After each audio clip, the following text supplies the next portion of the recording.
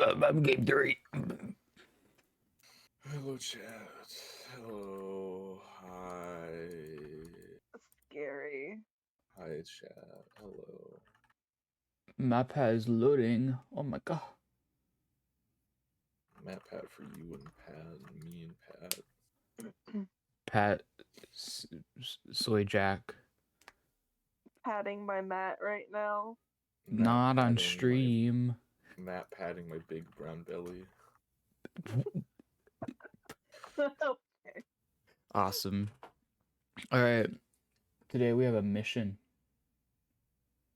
Today we have a goal. And that is to get through. So the list has shortened. It went from 110, but that list had like game theory live streams of him like going through like FNAF Iceberg and shit like that. So I found the official game theory playlist, put it in a thing, put it in this thing that switches it around so that it's in last to first.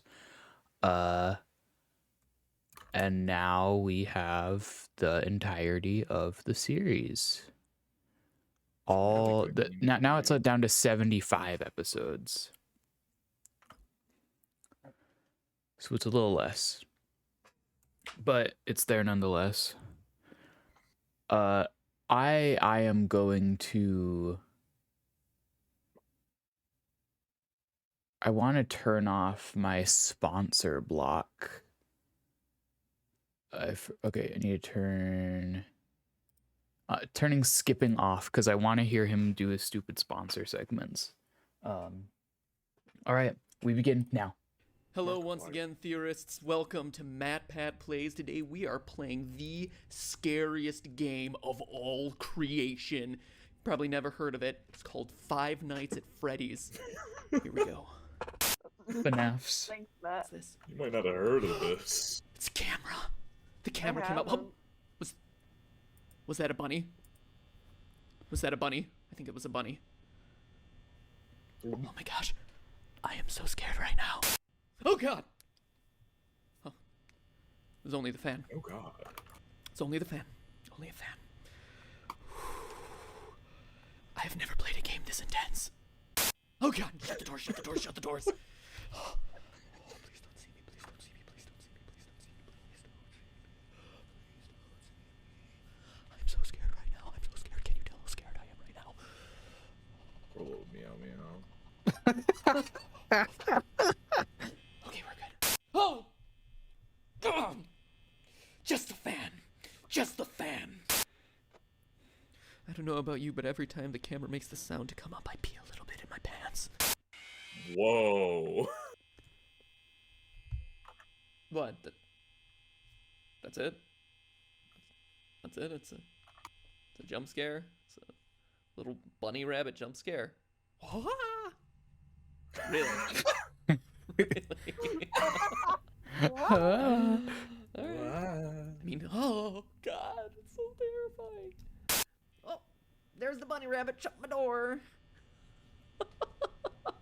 Man, this is truly compelling gameplay.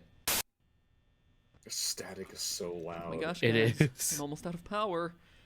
11% and it's 5 a.m. I don't know if I'm gonna make it. Oh, please don't get me Freddy. Please don't get me Freddy. Come on. Is this what it takes to get views on YouTube? Sick and twisted. You gotta go on Freddy. Speedrun trick.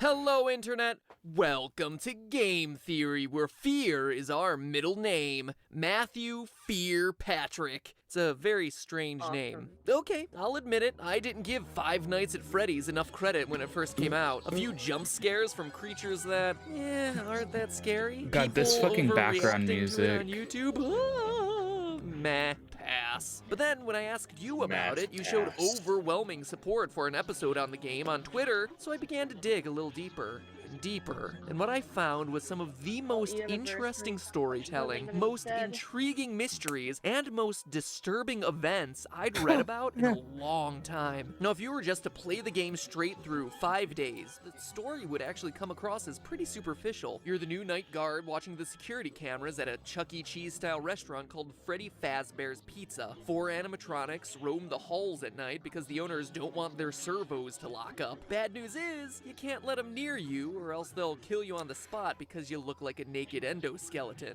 Ow, ow, show them those circuits. Apparently, one of them bit someone back in 87, Ow, ow. presumably 1987. And the past guard leaves you recorded phone messages to act as your tutorial. That is, as much as he could record before he got himself killed. And that's it. Stay 5 nights, collect your paycheck, done, game over, play something new. But playing it that way is doing the game a huge disservice, because that's not even scratching the surface. If you're really observant, you start to unravel the layers of unsolved mysteries around this place. You find that there's a 5th animatronic, that posters on the wall will change randomly, that news clippings appear and disappear, telling the dark secrets of this twisted place. Putting it all together, here's the rest of the story. Freddy Fazbear's Pizza, once a popular restaurant, fell into hard times when 5 children went missing there after being lured to a back room by a man dressed in a character costume. Though a suspect was caught and convicted, the bodies of the children were never recovered. The pizzeria was also threatened with shutdown there's due the to retcon, sanitation but it complaints. surprisingly Foul never comes odor up. started to come from the It never comes up. They blood, never talk about it mucus ever oozing after that from their point. This eyes is and never an mouths. end point. The last That article, written topic is years never after the brought up in incident, any states other that the theory. pizzeria would finally be closed by year end. In addition to the core 4 robots, Chica, Bonnie, Freddy, and Foxy, there's also a 5th, unofficially referred to as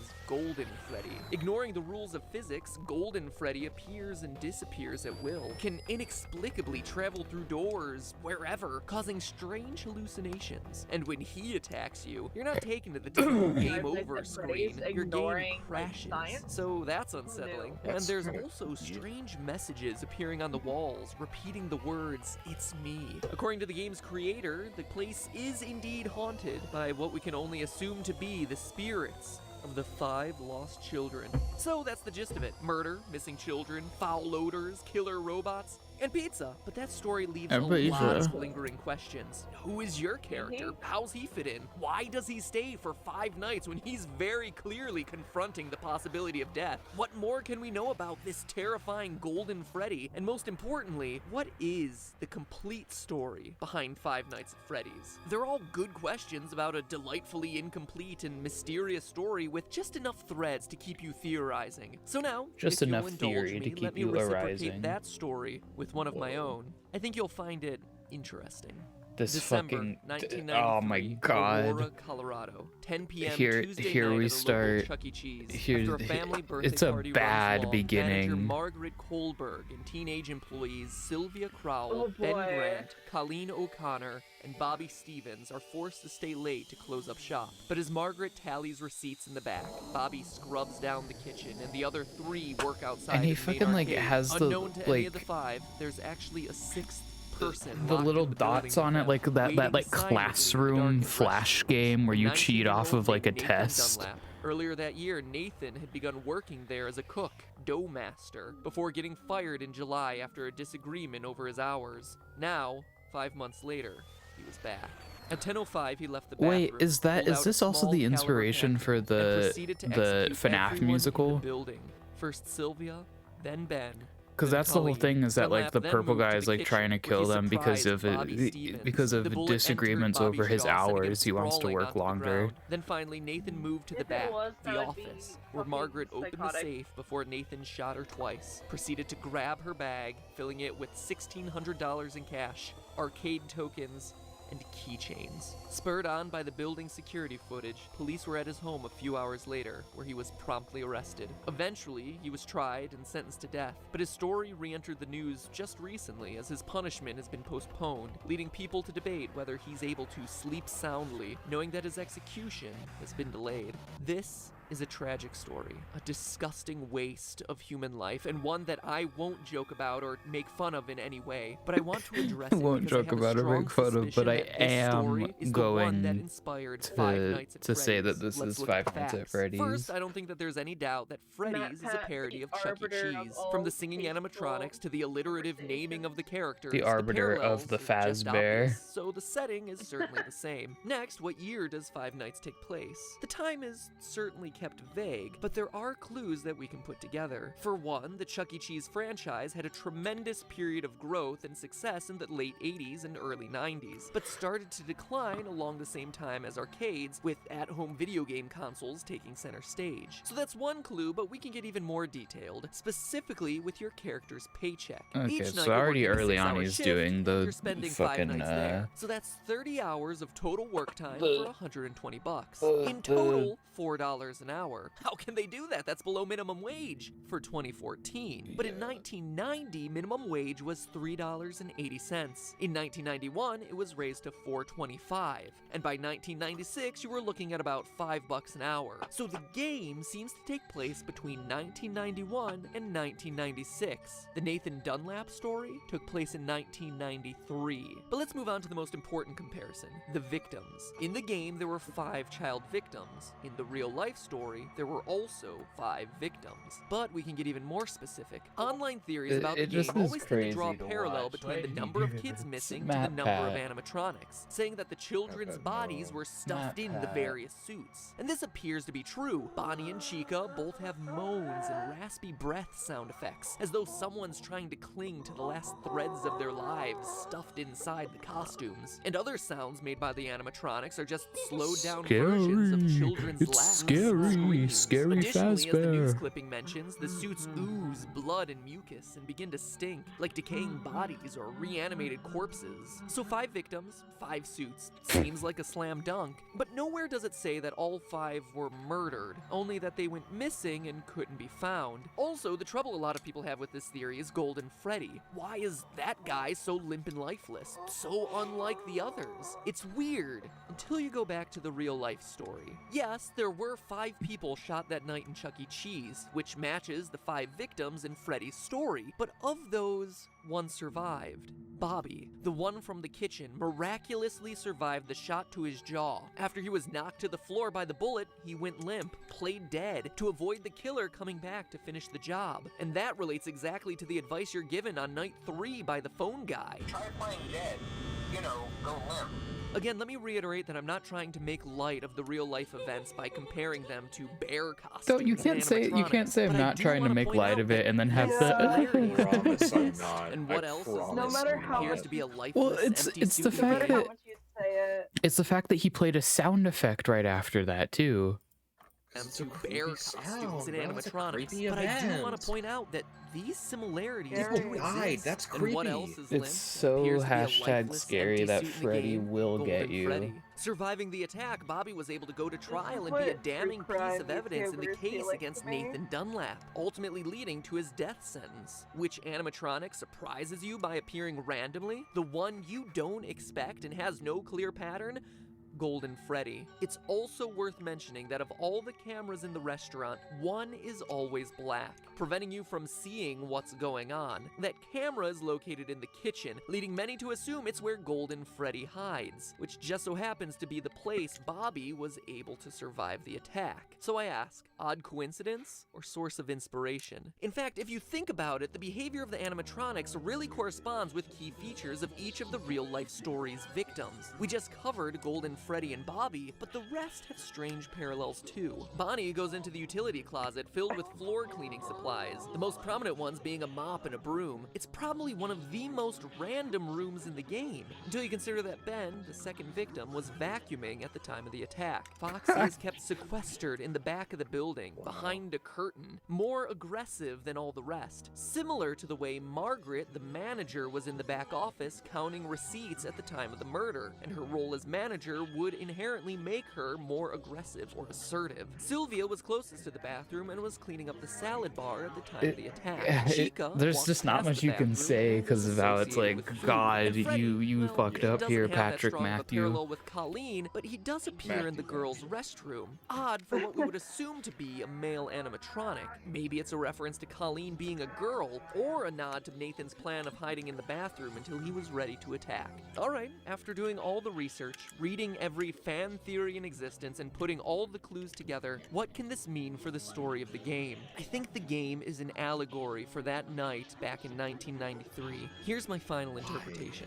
You, Mike Schmidt, are the murderer, former employee of Freddy's Pizzeria. Like Nathan in the real story, you were fired for the reasons stated in the Day 7 pink slip: tampering with the animatronics, being unprofessional, odor. Maybe it was your tampering with the robots that caused the infamous bite of 87. Regardless, like Nathan, you were mad and wanted to get even. So you lured children to the back using a costume, killed them, stuffed their bodies into the animatronic suits, hoping to get the place shut down, then left. Notice that the newspaper clippings never say it's an employee of the company luring the children away, but we know it must have been someone with access and knowledge of the employees-only section of the building. And as the newspaper clippings clearly show, just like Nathan, you were caught almost immediately, captured on the security footage. You were arrested, tried, and convicted, forced now to live on death row. The Freddy's Pizzeria you work in now are just the nightmares that haunt you, taunting you every night with the phrase, "It's me,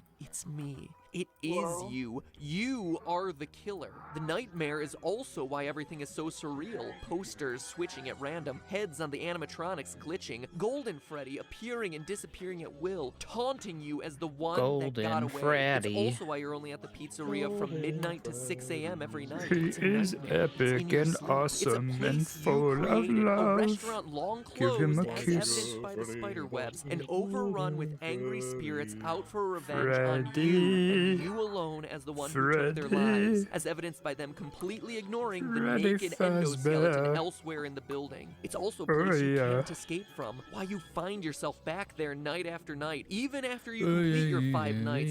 See you back next week, the ending text goes. You're unable to leave this terror, the threat of death, the guilt, because it never ends. And in a delightfully ironic twist, your personal hell forces you to supervise the exact same security footage that led to your capture in the first place. But hey, that's just a theory. A game theory. He Sweet said the fucking dreams. thing. He does every video. Crazy how he does that. You know what October reminds me of? Traveling from door to door in order to get free snacks on Halloween. But get this, with Nature Box, every month is like your own personal reverse Halloween, where you don't have to do anything and the snacks come to you at your door. Huh. Pretty awesome. No costumes required. The only thing that is required is that you scroll He's saying that's like a down Twitch the bounty. screen and click the link in the description or type in naturebox.com/MattPat. Choose your 5 favorite snacks and bada bing bada boom. And free apparently, like, the trial box Twitch running bounty straight to your system, door. nobody can No even, like, tricks, go into it all anymore. treats just for you. Wow. The only Like, thing some scarier stuff this still gets put Halloween up would there, be but they're not, like, accepting new people into it. no more Nature Box. That was super cheesy, I know. But seriously, their stuff is really good. So you should click the link in the description and check it out. And Good as way for me, always, Matt. thank You're you close. for supporting the sponsors who support Is- us. It Don't really stare at me does like make a big that. difference Yeah. on this channel for all us You're- theorists. For nothing. he has And fucking now, if white you'll excuse hair, me, but I with need to brown go eyes. hide under the covers and rock myself to sleep because this episode was kind of creepy. And it's really dark in here, and I've never been good with the dark. So, yeah, I'm gonna go now.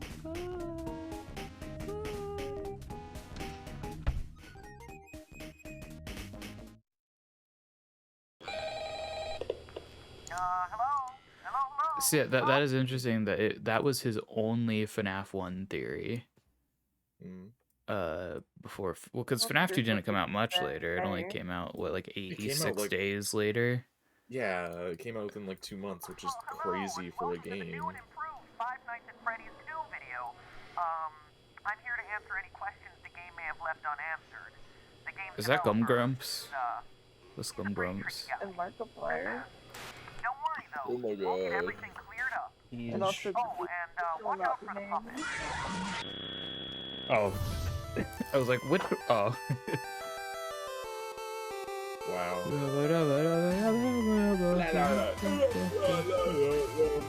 MattPatGT, Facebook.com/GameTheorists. Because there were multiple, but nobody cares about any of them other than MattPat.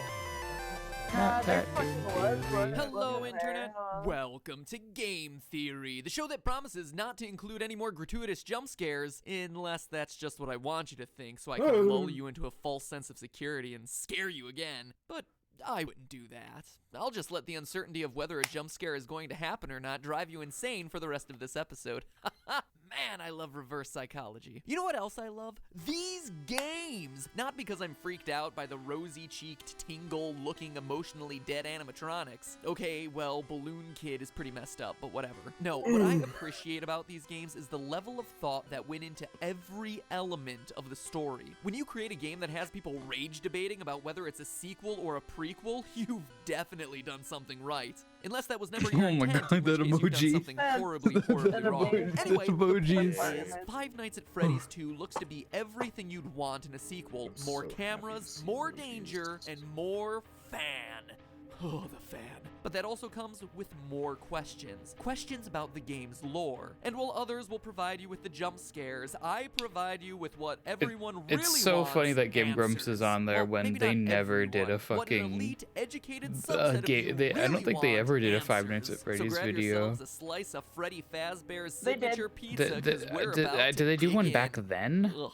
Or wait, oh Tastes wait, no, like that was on Steam Train hardcore. though. Let's get the big one out of the way Oh. first. Is the game a sequel Technically or a Game Grumps, I prequel guess. sequel? And what I Yeah. mean by that is, contrary to popular belief, Game just Grumps- because it has a big 2 Yeah, slapped Dan next was to the not name there. doesn't That automatically was mean the Susie game Berry comes and after the first Aaron. one in a timeline sense. It's a sequel, yes, That's but how it I tells found a out about prequel Five story. Nights at Take, for Freddy's. instance, these all-time Little classics: lad. Psycho 4, The Wow. Beginning, Lion King 1.5, And then they actual did do all-time one classic 3 years Godfather ago, Part 2. All of with them on the main sequels that channel. just so happen to also be prequels. It's not mutually exclusive. So Like where's late Five Nights at 35. Freddy's 2 fit in? Knowing its place in the timeline is crucial for understanding its story. Well, to figure that out, let's focus on the paycheck you receive at Oh, the end of welcome. your 5th night. The date Oh, it's places the friend. events of the game in 1987, a whole Welcome, you're 6 on years stream. ahead of when we determined the first game took place Yeah. in our first video. Sounds You're like a on prequel, but we stream. found that date in the first Yeah, game you by are live on calculating Mike twitch.tv. Schmidt's hourly pay and comparing that to the That's minimum okay. wage of the 90s. Hello. Scott I Moffitt, love- the game's if you check developer, the is just stream, picking you can random see that numbers for the J payments. Bob is This bit of smushed evidence between is your two meaningless, pictures. Except that he's not.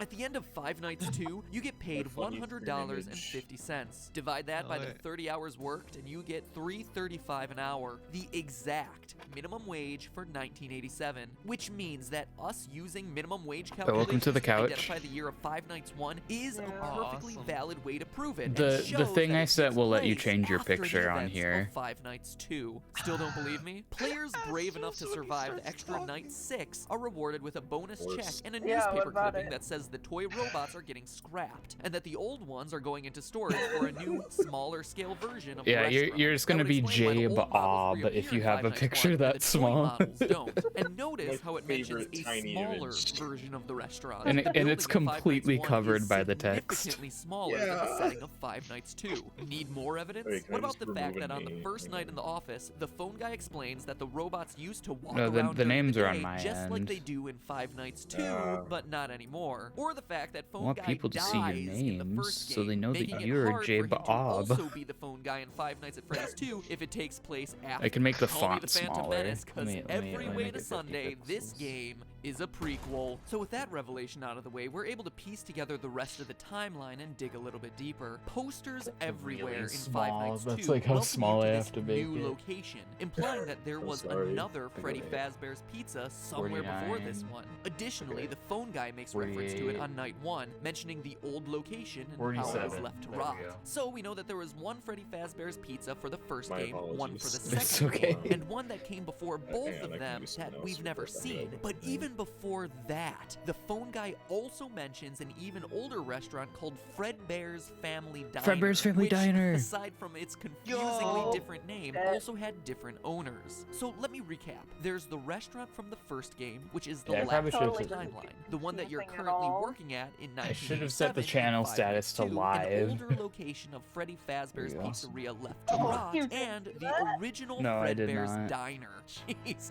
I hope you're still Forgot with me because to. this is more complicated than the No, Zelda the one on the timeline. server. Anyway, it's Yeah. at this first location, the diner, where the whole story begins. Submitted for the approval of the Game Theorists Society, this is the true tale of Five Nights at Freddy's. When you die in Five Nights at Freddy's 2, before you've even gotten over the jump scare, you sometimes get a screen like this. Oh, turn it off! Turn it off, it's too horrifying. That, youngsters, was E.T. for the Atari, a console that came out before the NES. Yes, around the same time as the dinosaurs. It's widely considered to be the worst game of all time, hence me reacting in a horrified manner. See? Humor, folks. Thank you, But Matt seriously, Pat. you get these Thank you, disturbing Mass- deaths, Matthew. which, true to r/context the humor. 1987 setting, use Atari r/slash graphics maths to depict pats. various horrific events. All the while, a creepy robotic voice spells out letter by letter things like help them, save them, or save him.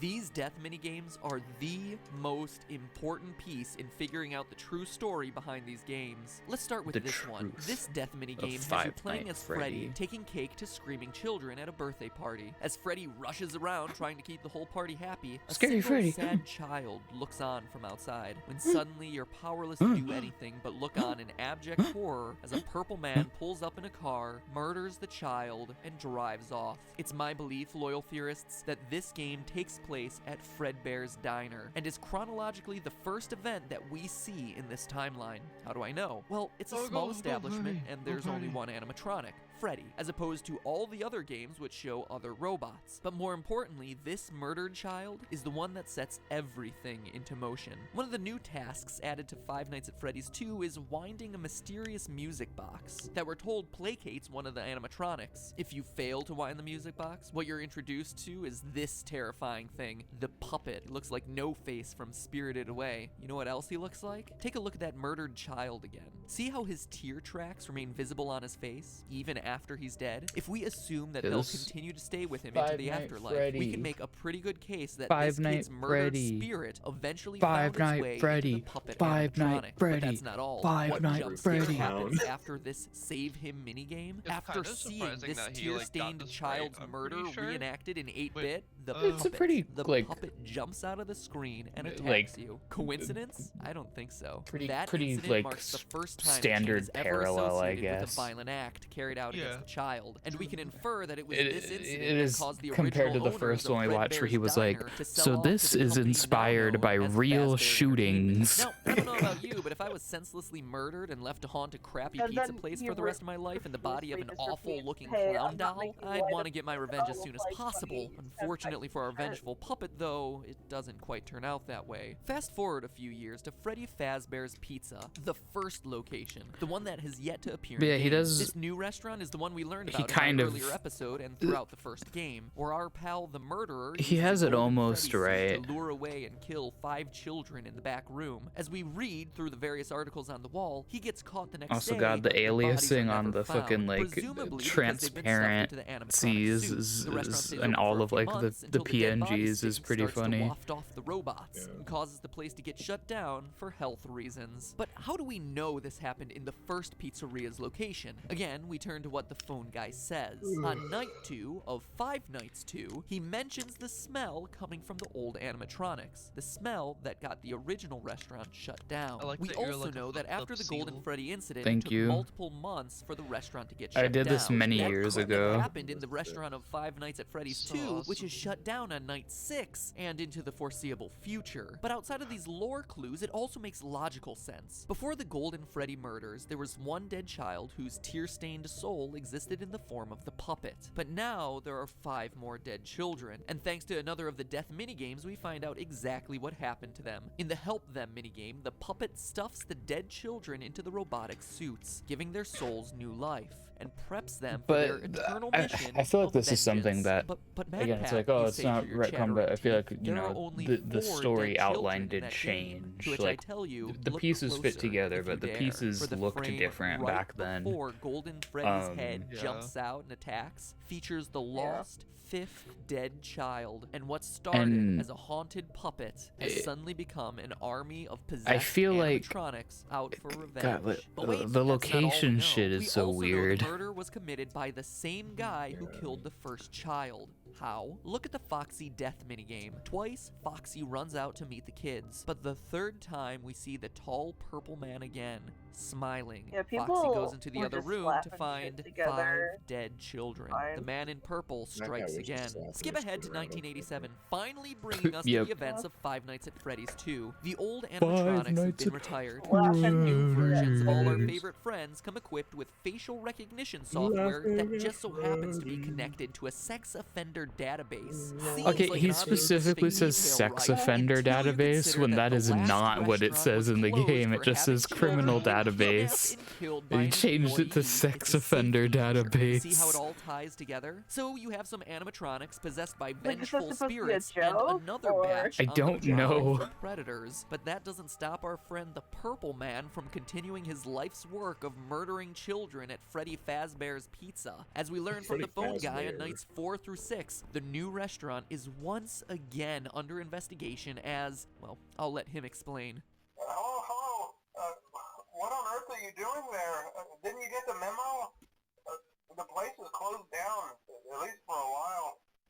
Someone used one of the suits. We had a spare in the back, a yellow one. Someone used it.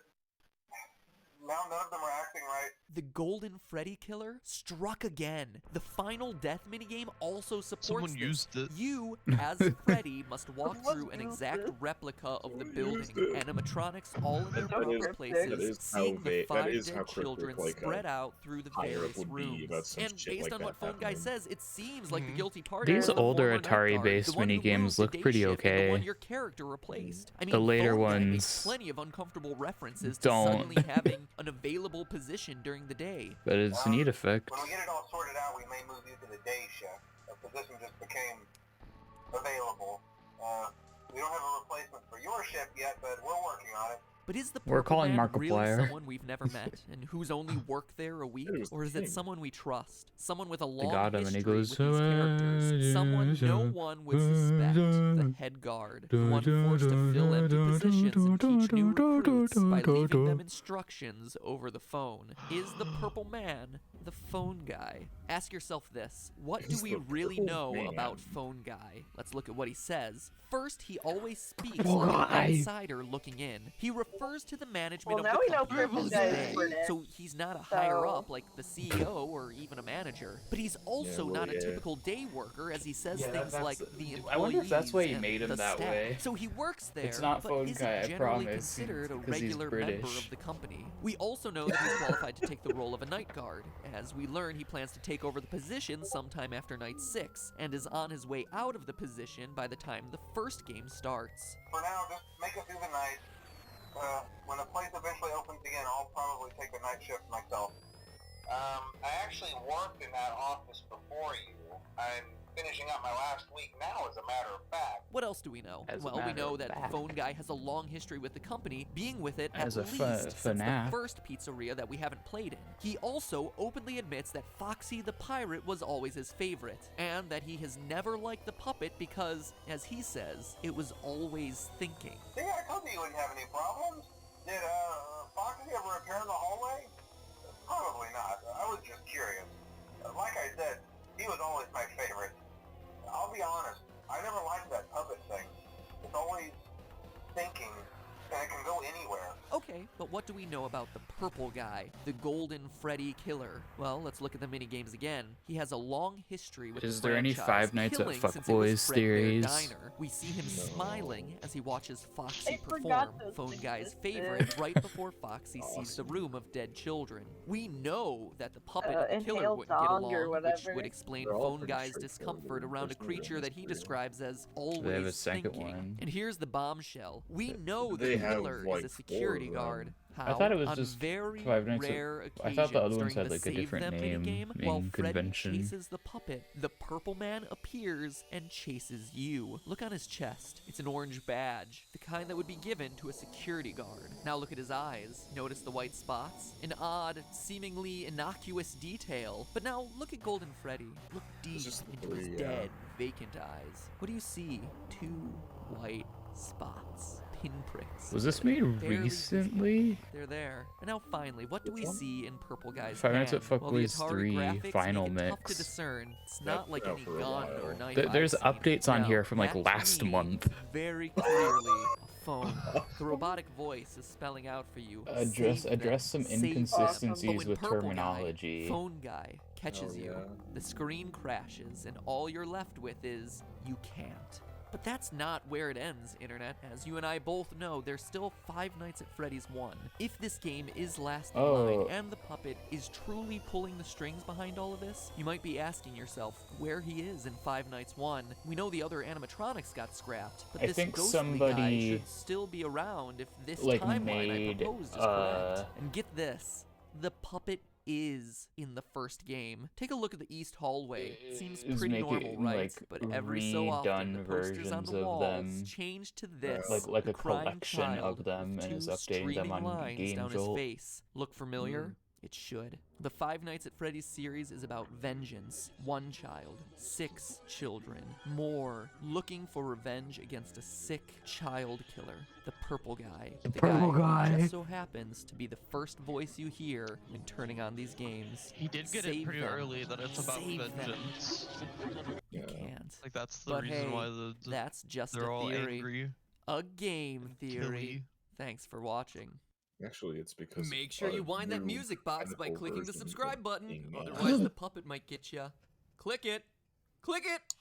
Oh, Ah! guess you were safe don't after all. wanna get It's almost caught. the holiday break. Scared. You know what I like to do during this time of Hashtag love and scared. gladness? Catch up on my favorite TV shows. But at this point, I don't have cable and should probably avoid pirating things, which is why I subscribe to Hulu Plus. And by clicking the link in the description or Probably typing in avoid. huluplus.com/MadPat, you can get a free 2-week trial of Hulu is nonstop binge watch for all your sponsoring favorite YouTube shows like accounts? Bleach, One Piece, Family Guy, Sword Art Online 2. Or if you'll like me, you'll probably relive the glory days of the 90s by marathoning Sabrina the Teenage Witch for days on end. Ugh, I wonder get if together with Harvey already. it While would be everyone funny else if that is was lighting still boards at the valid and like mall, you, the automatically set smart up one, to will have send done him your online money. shopping and be lounging around working your way Because through it did season take 1 me of to a free trial page.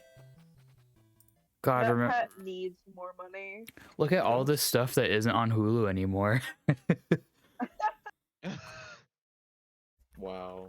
I don't think any of this is on Hulu anymore. It's all been fucking taken to different Admittedly, very places. cheesy. Oh, his face off.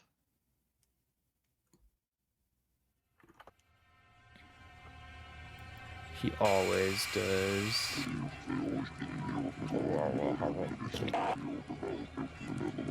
Whoa. That pet jump scare. Yeah, he used to do skits for his fucking videos. His later ones are just like, hey, what's up, bitches? It's FNAF time. Sit down. It's time. I don't want him in my personal space like that. Too white boy shit. Oh, is this the new one? Or is this... No, it's not. It is a different new one. It's slightly newer. But this isn't like the newest one.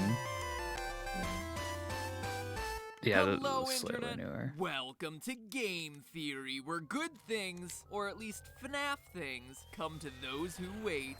And man, when it comes to this game series, no one was waiting for anything. I mean, the second game came out 3 months after the first, the trailer for the third was 2 months later, and like 4 minutes after that, the game was available to download. So forgive me if I was caught with my pants down on that one. I just wasn't prepared for it. But even more impressive than that abbreviated timeline was your ability to rip that final game apart. Hours after the release of the game, people were discussing good versus bad endings, 8-bit Atari cake, glitching through walls, and punching a flipping code into cement bricks arranged like a telephone dial pad. In regards to that last one, I have two things to say. First off, well done to you guys for figuring it out so quickly, and secondly, Scott, seriously. Seriously, Scott? Oh look, here's a wall. Let me just dial in my phone number. Beep boop boop beep boop boop. What?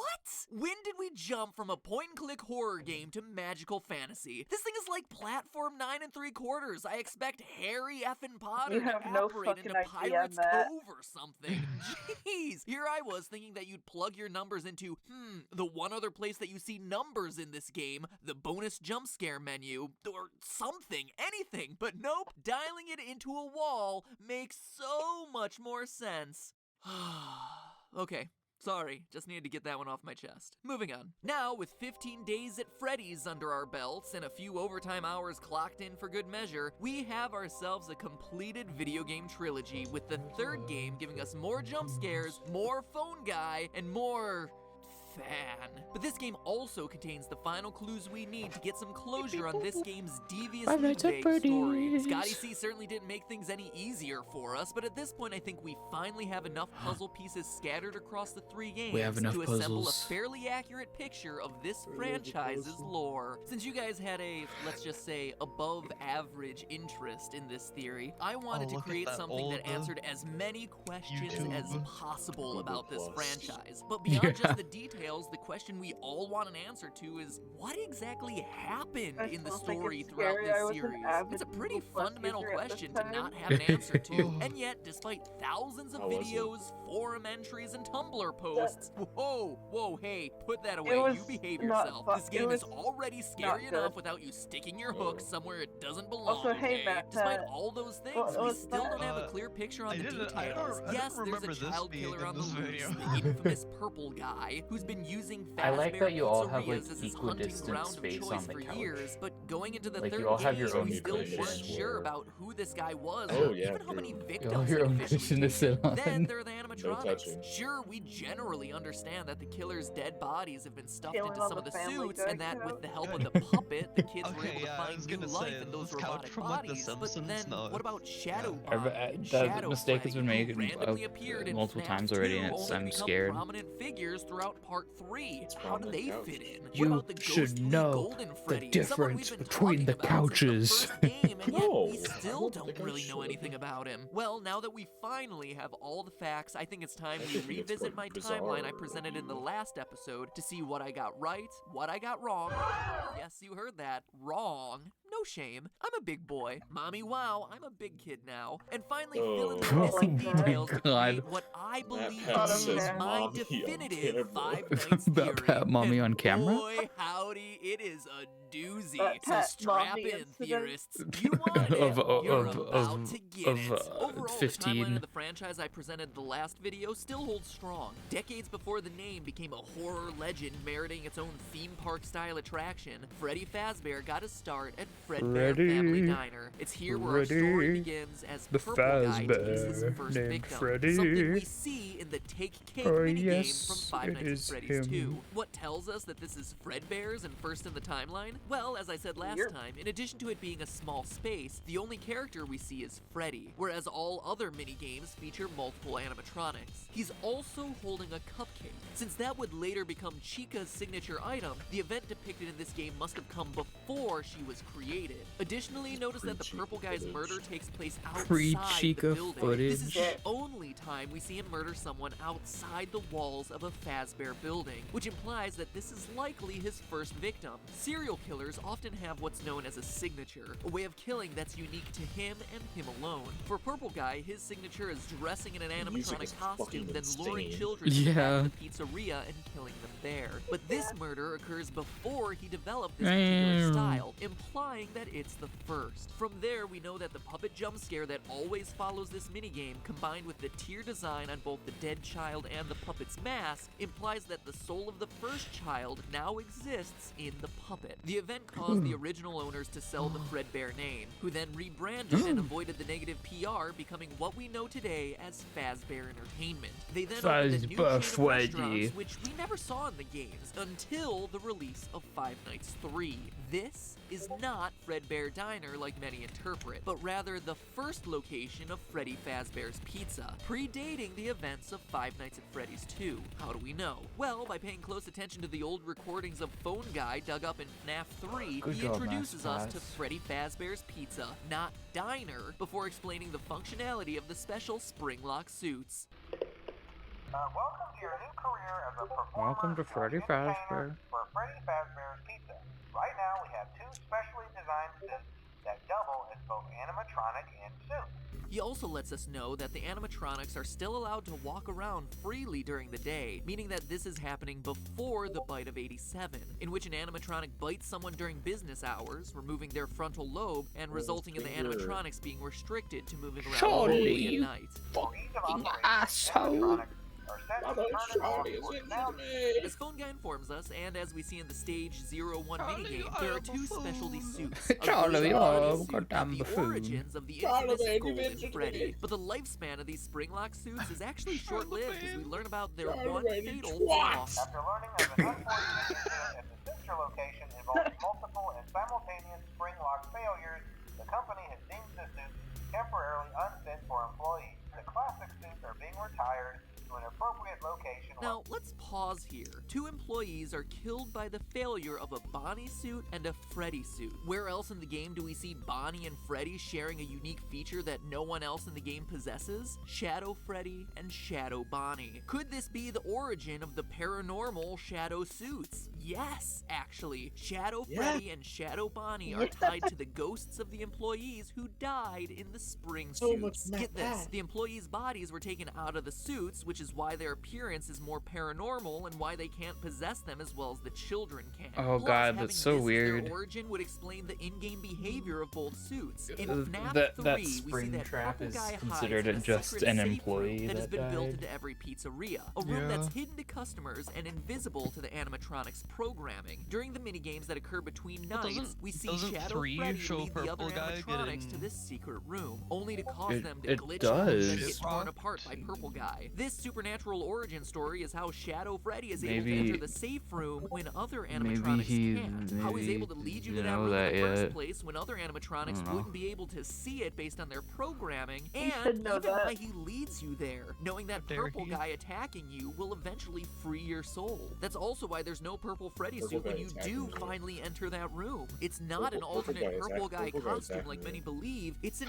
apparition. Suck on that, Harry Potter, I knew someone would apparate eventually. It also explains why Shadow Bonnie's minigame in FNAF 3 always starts on Stage 01, the spring suits, and why it's the one animatronic we control that has the ghostly ability to glitch, fly, and teleport. As we concluded last episode, this is also the point in the timeline of the first missing children's incident, the one we learn about via newspaper clippings in Five Nights 1. So, based on the newspaper clipping evidence we have, we know that the mauve murderer dressed in one of the suits lured children to a back room and killed them. He's starting to develop his signature, but one nagging detail FNAF theorists have been wondering is what suit does he use for his disguise? The answer? Golden Bonnie. Why? Well, remember the phone guy saying the faulty suits were being retired to an appropriate location. There's a high likelihood they're being stored in one of the safe rooms in the restaurants. Plus, we hear in FNAF 2 that the purple guy has a habit of using a yellow suit. We had a spare in the back, a yellow one.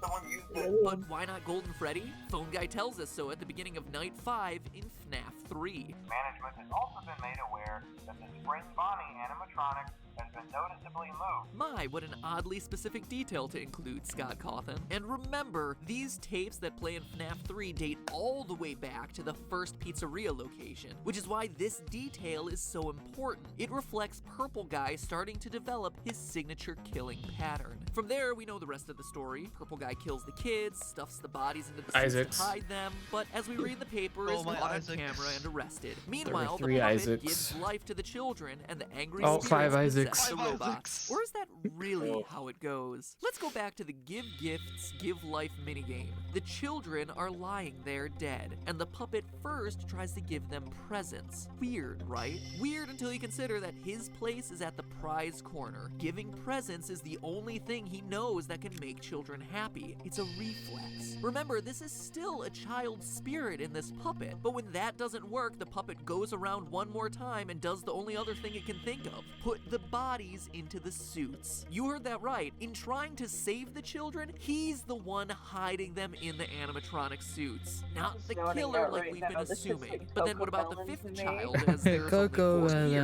Well, as we Melon. pointed out last time, the fifth child is there too, appearing at the very end of the minigame and taking the role of Golden Freddy. But remember, Golden Freddy is a decommissioned spring-lock suit at this point, deemed too unsafe to be functional. The reason he's slumped over and Remember, can't move like the Golden rest Freddy. is that his endoskeleton has been taken out. He's in suit mode, not free roaming mode. He physically doesn't have the mechanisms in place to stand up and move. Oh my Possessed or God. no, a dead child's spirit just can't give a boneless suit the ability to stand. This also explains the lone naked endoskeleton that appears occasionally in both Five Nights 2 and Five Nights 1. An endoskeleton that once belonged to Golden Freddy. Whew.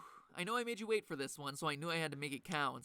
Heck, if there ain't a lot to cover. Still with me? Good, because we're ready for our next location. You see, since the puppet hid the bodies, no one knows they're in the suits That cheek until they looks so start oozing and desaturated. smelling, which, as we see in the papers, eventually Just gets the the only place yellow shut he down has. for health violations. The company tries to recover from, quote, Dude the loves to tragedy talk that about took place there oozing many and years smelling. ago, but can't, and eventually is forced to shut its doors for good. This leads to the trailer for Five Nights at Freddy's 2. Finally, we're actually going to talk about a game in the series. Seriously, can you believe we've been going this whole time on locations that aren't even settings for the three main games? That is why this lore is so challenging, but also so interesting. Anyway, forgotten, dismantled, deactivated. These are the words you see at the beginning of the trailer. Back when the debate about whether this game was a sequel or a prequel to the first game, these words made it seem like a follow-up, that everything had been shut down since the first game, but it wasn't. These words are a reference to the business being closed down after that first missing children's incident. That's why posters everywhere in Five Oh, Nights 2 Freddy. are all about the brand new Fazbear Pizza. It's the grand Hi, reopening Freddy. after years of being out of business. That's also why the new toy animatronics have built-in facial recognition software to a criminal database. They need to be careful to prevent another incident, but Oh, as it's we no know, longer it a sex doesn't offender work. As we database. see in the Yeah. Save Them Maybe minigame, only 5 database more will about it. children get killed in this new location. We know it's the new location because the minigame map's layout perfectly matches this new Fazbear business. We also know it couldn't have happened earlier in the timeline, as both the old animatronics and new toy robots are presented in the game. But this time, the puppet's solution isn't saving the kids, it's stopping the killer. He Oh, I see. enlists the help of Freddy to try and SAVETHEM, leading the bear to the killer's location. Except Purple Guy came prepared, equipped with not a phone, but rather something to help him tamper with the animatronics. Oh my God, He right, knows this that theory. something fishy is going on with these robots, because he's been watching, studying. The puppet wants Freddy to save them, to which the killer's answer is only this: you can't. So how did the Purple Guy manage it when he had been caught? Because that's the thing with this thing is like people just take the sprite and it's like, well, yeah, the sprite looks bad because Studying. it's supposed The to have the puppet- filter over it that makes it look like this. Yeah. Like it is not intentionally like a device. It's wants just a Freddy to hand, save but it's them, in an to which the Atari killer's style. answer is only this: Still you really can't. long. So how did the Purple Guy manage it when he had been caught years before? What about the bite of '87? How do FNAF 1 and 3 Long-ass fit in? And fingers. most importantly of all, who is the Purple Guy? All that next week. Don't worry, British I'll come guy back. with yaoi I hands. always do. In Uh, the meantime, but it's Jesus. all just a Did you theory. jump scare? Again. That was a scary like the Holy shit.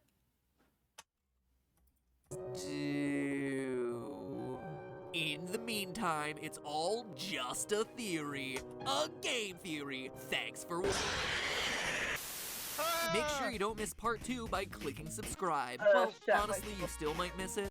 Or like those care packages yourself. Anyway, it's He free loves Nature strawberry Box. figgy bars. Love Seriously, Nature look, Box, here they are, so you know it's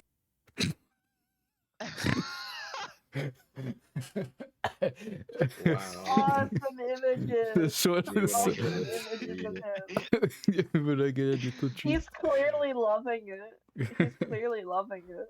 Yeah, right. something I'm using myself. Anyway, it's free food that doesn't require you to leave your couch or break your game theory. See, that's the Simpsons couch. That's the Simpsons couch. Yeah, that's the Simpsons couch. Marathon. Sounds like a win-win to me. So check out naturebox.com/mathpad. He knows that we're doing a marathon.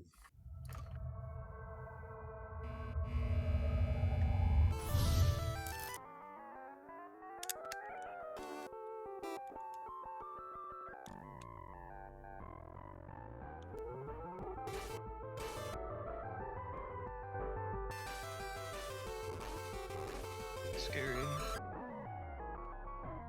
Whoa. Help Hello, Internet.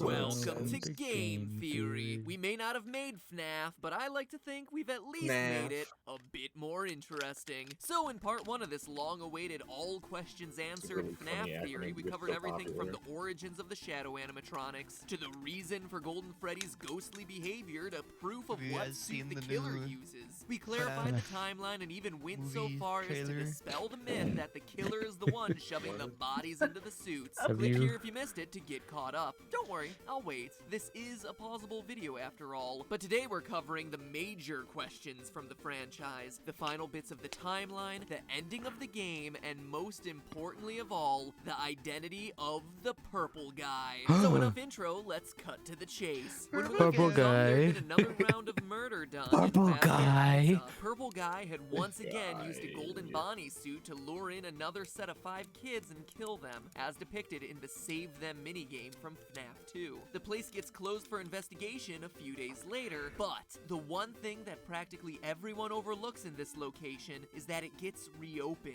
In FNAF 2, the Night 1 phone call welcomes you to your new summer job at Freddy Fazbear's Pizza. Fazbear. Hello and welcome to your new summer job at the new and improved Freddy Fazbear's Pizza. Summer job. And yet, the paycheck at the end of the week reads November. There is not a single place in the world where November is a summer month. Not one. Meaning that these tapes, all these tapes, are pre-recorded. And honestly, that shouldn't be a surprise. Phone Guy's calls are recordings in every game. In FNAF 1, before Phone Guy dies, he says he's glad he recorded these messages when he did. I'm kind of glad that I recorded my messages for you. And then in FNAF 3, they find the old training tapes the Phone Guy made. First of all, we found some vintage audio training cassettes. Dude, these are like prehistoric. I think they were like training tapes. In short, all of Phone Guy's messages are unstuck in time, not recorded anytime near your tenure as security guard. That includes the ones in FNAF 2 talking about children going missing. The pizzeria isn't being shut down for an investigation of some missing children the week you happen to be working there. You're listening to old tapes meant for the night security guard from months ago. Need Isaac, more we proof? love you. Night 6's call references a we love birthday you. party happening as the last event before the building closes. But what decorations do we see put up throughout the building for the entirety of the week you're working there? Happy birthday banners. Confusing? You betcha. Game-changing? Absolutely. This High means notch. that both Jeremy and Fritz, Why the is he characters there? you play as throughout FNAF 2, aren't the Why is killer he purple guy at all. here? They were both working in November, after the yellow suit investigation and the killer getting charged. Which brings us to the other key point in the timeline, the bite of 87. Ever since we heard about this mysterious frontal lobe nibble on that first fateful night at Freddy's, we've wanted to know more about this bizarre attack, the one that ends up resulting in animatronics no longer being allowed to walk around during the day. But now, 3 games in, we do know more. We know it took place in the location of FNAF 2 based on the Yes. 1987 date on Jeremy's paycheck. And furthermore, the newspaper clipping that ends FNAF 2 gives us a clue that it's the bite which closes this version of the restaurant, not not some serial killing. Quote, after being open a few short weeks, So the Jeremy restaurant is the one closing who its has lost doors, to the article time. says, with the new animatronics Jeremy, being scrapped for possible bitch- Just some malfunction. guy. That's Bitch game barrel. designer Scott Cawthon telling us that one of the new toy animatronics bit someone during the day. Why else would the new robots be scrapped while the old ones get kept for possible reorganization?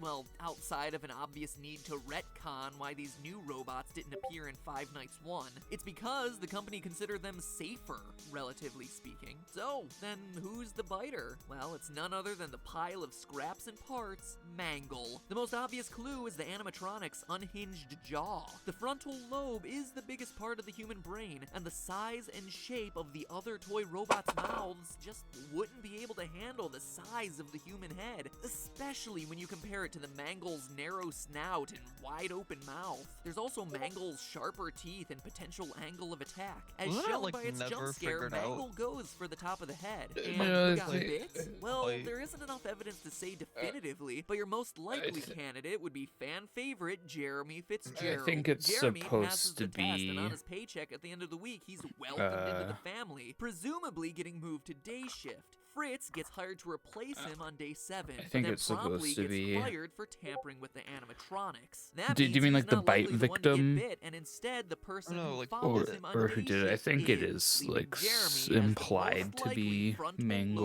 lobeless candidate. But regardless of whether it's Jeremy or some other customer we've never met, someone gets bit, the restaurant closes for good, and as the newspaper clippings show, the old animatronics go into storage Matt awaiting a Win, smaller number location with a 2. lower budget. Fast forward to the 90s and FNAF 1. We know it's the 90s based on the hourly rate of the paycheck received by Mike Schmidt, security guard extraordinaire from the first game, something we proved in our first Five Nights video. And now we can breathe a sigh of relief, because this was the beautiful time long ago, last August, when the games weren't so complicated, when the biggest mysteries were a game-crashing gold bear and the words "it's me." No death minigames, no puppets, no need to shoehorn in extra overcomplicated storylines. That all would come later when the first game became a smash hit and got itself some sequels. And boy did those sequels make things complicated, as both featured 8-bit minigames revealing more details about this location. I thought he was from gonna the say, original "Oh, and game. those First things sequels first, we know that made the me purple guy money." kills 5 children here. We see it in the Foxy Go Go Go minigame. from Foxy FNAF Go Go 2. Go? Foxy runs past a grinning purple guy to see 5 dead bodies. Sorry, no fireworks this time, Foxy. And how do we know it's the FNAF 1 location? Well, it's the only time in the game when Foxy's stage, Pirate Cove, is located to the west of a dining area. See how he performs for the children by running to the right? That matches the map layout of the FNAF 1 pizzeria. We also know from the FNAF 3 minigames that this is where the purple guy dies inside a golden Springlock Bonnie suit in a safe room near the back. One built so that it would never show up on camera, conveniently explaining why it never appeared in the first game. But hold on, weren't those safe rooms sealed up a long time ago? I mean, we touched on this last episode, but the old recordings of Phone Guy we listened to throughout FNAF 3 say that these rooms are being closed off,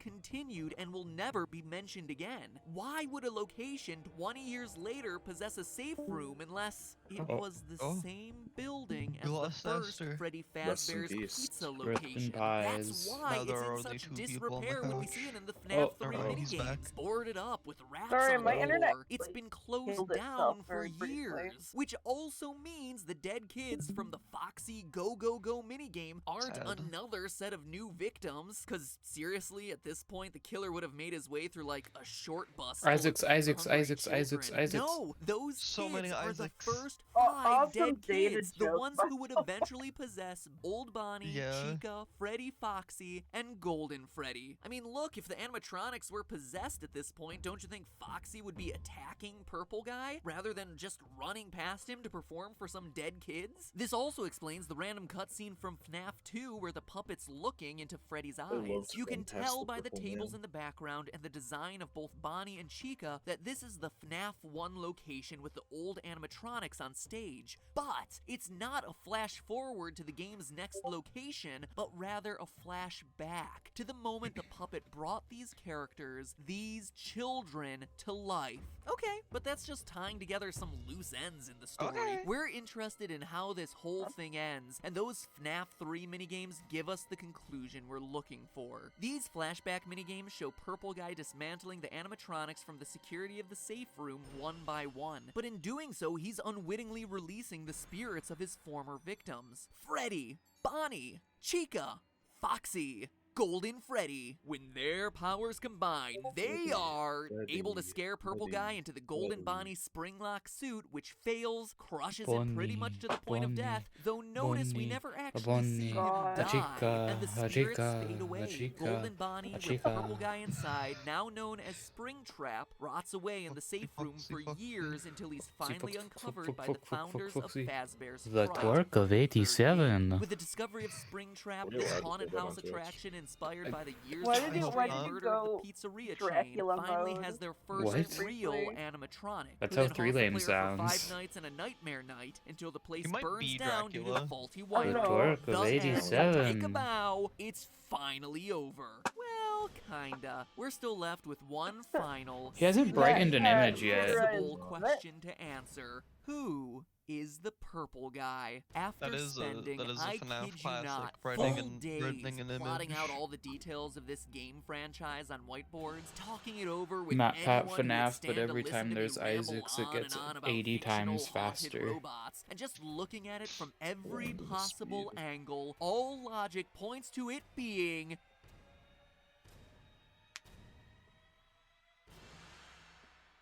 Click here. Does this annotation even work anymore? No, annotations are gone. Forever. pizzeria chain finally has their first It's a real reassurance. animatronic, who then haunts the player for 5 nights and a nightmare Oh, night until the place interesting. burns down due to It's a faulty copyright wiring. strike, The Lindsay. end. They Take put bow. a fucking It's 15-minute finally cap over. on his Well, channel. Kinda. We're still left with YouTube one sucks. final, seemingly impossible question to answer. Who is the purple guy? After spending, I kid you not, full days plotting out all the details of this game franchise on whiteboards, talking it over with anyone who would stand to listen to me ramble on and on about fictional haunted robots, and just looking at it from every possible angle, all logic points to it being You think he actually did all that?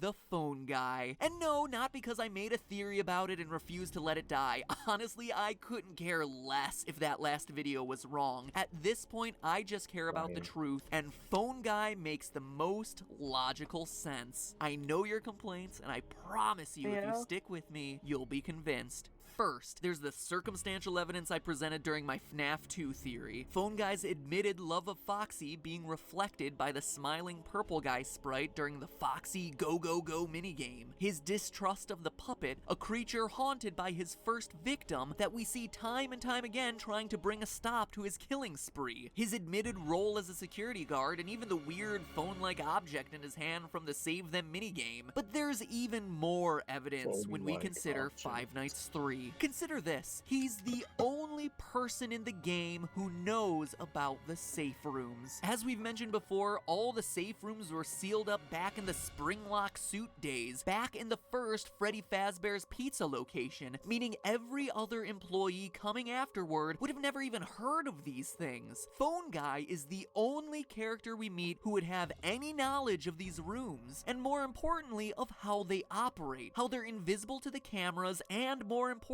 to the animatronics. And that's just the beginning. He's also the only person who knows how to use the Springlock suits. Again, once they were decommissioned, the suits were hidden away. Regardless of whether you believe that the killer used a Golden Bonnie suit the whole time, or you think he used a Golden Freddy suit, either way, we know for a fact the killer was using one of the yellow Springlocked suits, and Phone Guy is the only character we know who had knowledge of A, where they were hidden, and B, how they were operated safely. Now, I know a lot of people have said that it couldn't have been Phone Guy because he knew better. He knew that they were dangerous and could kill him, so if he was indeed the purple guy, he wouldn't just hop into a Springtrap suit like we see depicted at the ending of FNAF 3. But there's one key detail that everyone has been overlooking and that Scott Boobs, what are ya carefully hitting? included in this game. Listen.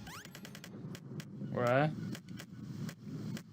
Sorry, there was like a bonking noise repeatedly on your Hear it? side of There's things. rain. There Oh, are it's not puddles hearing on the anything. ground. It's dripping from the ceiling. The killer had been using these spring-lock suits safely for years, but in his panic to escape the ghosts, he failed to notice the wetness of the building around him. The killer had never encountered this problem The before wetness because of the the building had building always been in a around decent him. state of repair, but now it's a wreck, That's torn always apart by happening to age. me. Rain is able to seep in, something he didn't realize when he was in such a hurry to run away from the ghosts. And if moist breath can loosen the locks, you can bet some rain would make those suckers ready to snap shut. And they do, killing our killer. I mean, all of that makes a pretty compelling argument, almost an open and shut case, if there wasn't one final major criticism to the phone guy theory since the release of FNAF 3. And it's a good one. The fact that phone guy seems to die during his night 4 phone call from the first game. Hey, listen, I may not be around to send you a message tomorrow. It's been a bad night here for me. I'm kind of glad that I recorded my messages for you when I did. If Phone Guy was the killer, why would the robots still be active after his death and the ghosts disappear? It just wouldn't make sense unless you stop to consider the rest of FNAF 3's endings. The big twist in FNAF 3 is the inclusion of a good and bad ending. By completing the game normally, you get the bad ending, in which we see Purple Guy die in a flashback minigame, and the whole thing ends with 5 masks representing the 5 main animatronics with lights on behind their eyes. The good ending, meanwhile, requires using some not-so-subtly hidden clues to unlock minigames, then basically ignoring those games, glitching them out, and giving hidden dead kids cake to make them happy. Obviously referring God, to the that victims Chica of sprite. glitching them out and giving hidden dead kids. Look at the fucking thing. Yeah, it's a creature. Big eyes. It's Awesome. cake to make them Little happy, bug. obviously referring Bug. to the victims of Purple Guy. Beat the game this time and the ending is Bug. largely the same, but with 1 fewer animatronic mask and no lights on. The obvious difference here is that in the good ending, the souls of the dead children have been put at peace. When they disappear for good. They don't go back to their animatronic Disappear for bodies. But the good. bad ending? The lights on behind the eyes of all 5 masks mean that these guys are still active. Angry, restless spirits still haunting the robots to this day. Because here's the thing, the good ending doesn't exist until you, as the player of the 3rd installment, give cake to those kids during As the FNAF player of 3's the hidden 3rd minigames. installment. What you play in FNAF 1, though, is the aftermath of the bad ending, when the animatronics have killed Phone Guy, but are still out for vengeance. Yeah, you made it through those first 5 nights at Freddy's. You overheard the death of the Purple Guy recorded live on the phone, but it wasn't enough. You got the bad ending. Even with the killer crippled in the back room in a spring-lock suit, the lights are still on in these animatronics. They're still roaming the halls, attacking anyone wearing that much-hated security guard outfit. People like Mike Schmidt, an innocent guy just trying to do his job at a failing pizza restaurant. And as the final nail in the coffin, what Phone Guy says in his Night 4 recording perfectly foreshadows what we see in the games. Maybe sometime you could check inside those suits in the back room. I'm gonna try to hold out until someone checks. Maybe it won't be so bad. Yeah, I always wondered what was in all those empty heads back there. Think about what Purple Guy does. He hides in a back room, the safe room, hides in a suit, and despite getting sprung trapped, actually does hold out until someone checks. Holds out long enough for the phone dude to find the hidden safe room, recover the animatronic, and set him free in Fazbear Fright. Exactly what the Phone Guy said he'd do in his final moments. And as Springtrap, he comes back in FNAF 3. Comes back like he always does. And with no real animatronics present at Fazbear's Fright, remember Springtrap is the only real one they found, with all the rest scattered, probably located in dumps, which is why their bodies and faces are decaying. All that the spirits can do is appear as phantoms, hallucinations. Well, all except one. the puppet, who we see in his physical form roaming the hallways of Fazbear Fright. So real, in fact, that we see his reflection visible in the pools of water under his feet, meaning he is there and unburnt. There's only one way to truly end this. End the murderous purple guy, burning the place to the ground. The puppet gave robots life, gave spirits peace, and finally gave the murderer, the phone guy, his long-deserved death. Or at least tried to. And that is the end of the Five Nights at Freddy's story. No hat, no movie, no fourth installment. No movie. No fourth installment either. No! Oh my gosh, what happened? What's wrong? Look! Oh no. But hey, that's just a theory. A game theory. Thanks for watching. Hey, if you enjoyed these theories, show your appreciation by subscribing to the channel. Seriously, I spent more... Sorry, Scott Cawthon. I'm tired of waiting for you. This time you'll have to keep up I'm gonna with piss, me. but I'm gonna keep it playing because Oh, I'm gonna never be able to mind. hear it.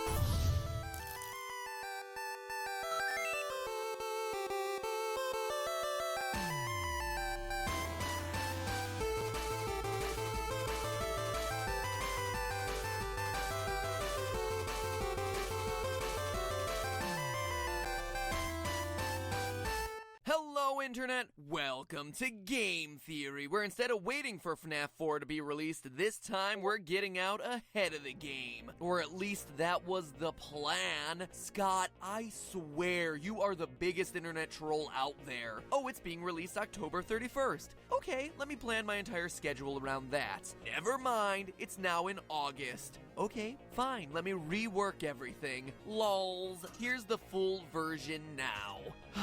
You, Scott Cawthon, are the reason I have an emotional dependence on Diet Coke. But today I'll be sipping that sweet, sweet Diet Coke in sweet, sweet victory. Because guess what? I win! Scott, in your You rush love to get the Diet game Coke. out, to get out ahead of my theories and completely flim-flam the internet and shock everyone by releasing the game 3 months early, you missed a huge detail. Maybe before releasing the game, you should have spent a bit more time researching, because this game, as you've presented it, is impossible. Let me explain. Basically, it's all but confirmed at this point that in FNAF 4, you play as the victim of the bite of 87, and that this game is either his nightmare or what he's seeing in a coma as he recovers from his injuries. Let me run you through the evidence real quick so that we're all on the same page. First, in the months leading up to the release of the game, there were clues hidden in the source code for some of the teasers on Scott's website, with the numbers 8787 repeated over and over again. Two numbers that anyone who hasn't been living under a rock will recognize as a key date in the franchise's lore, the bite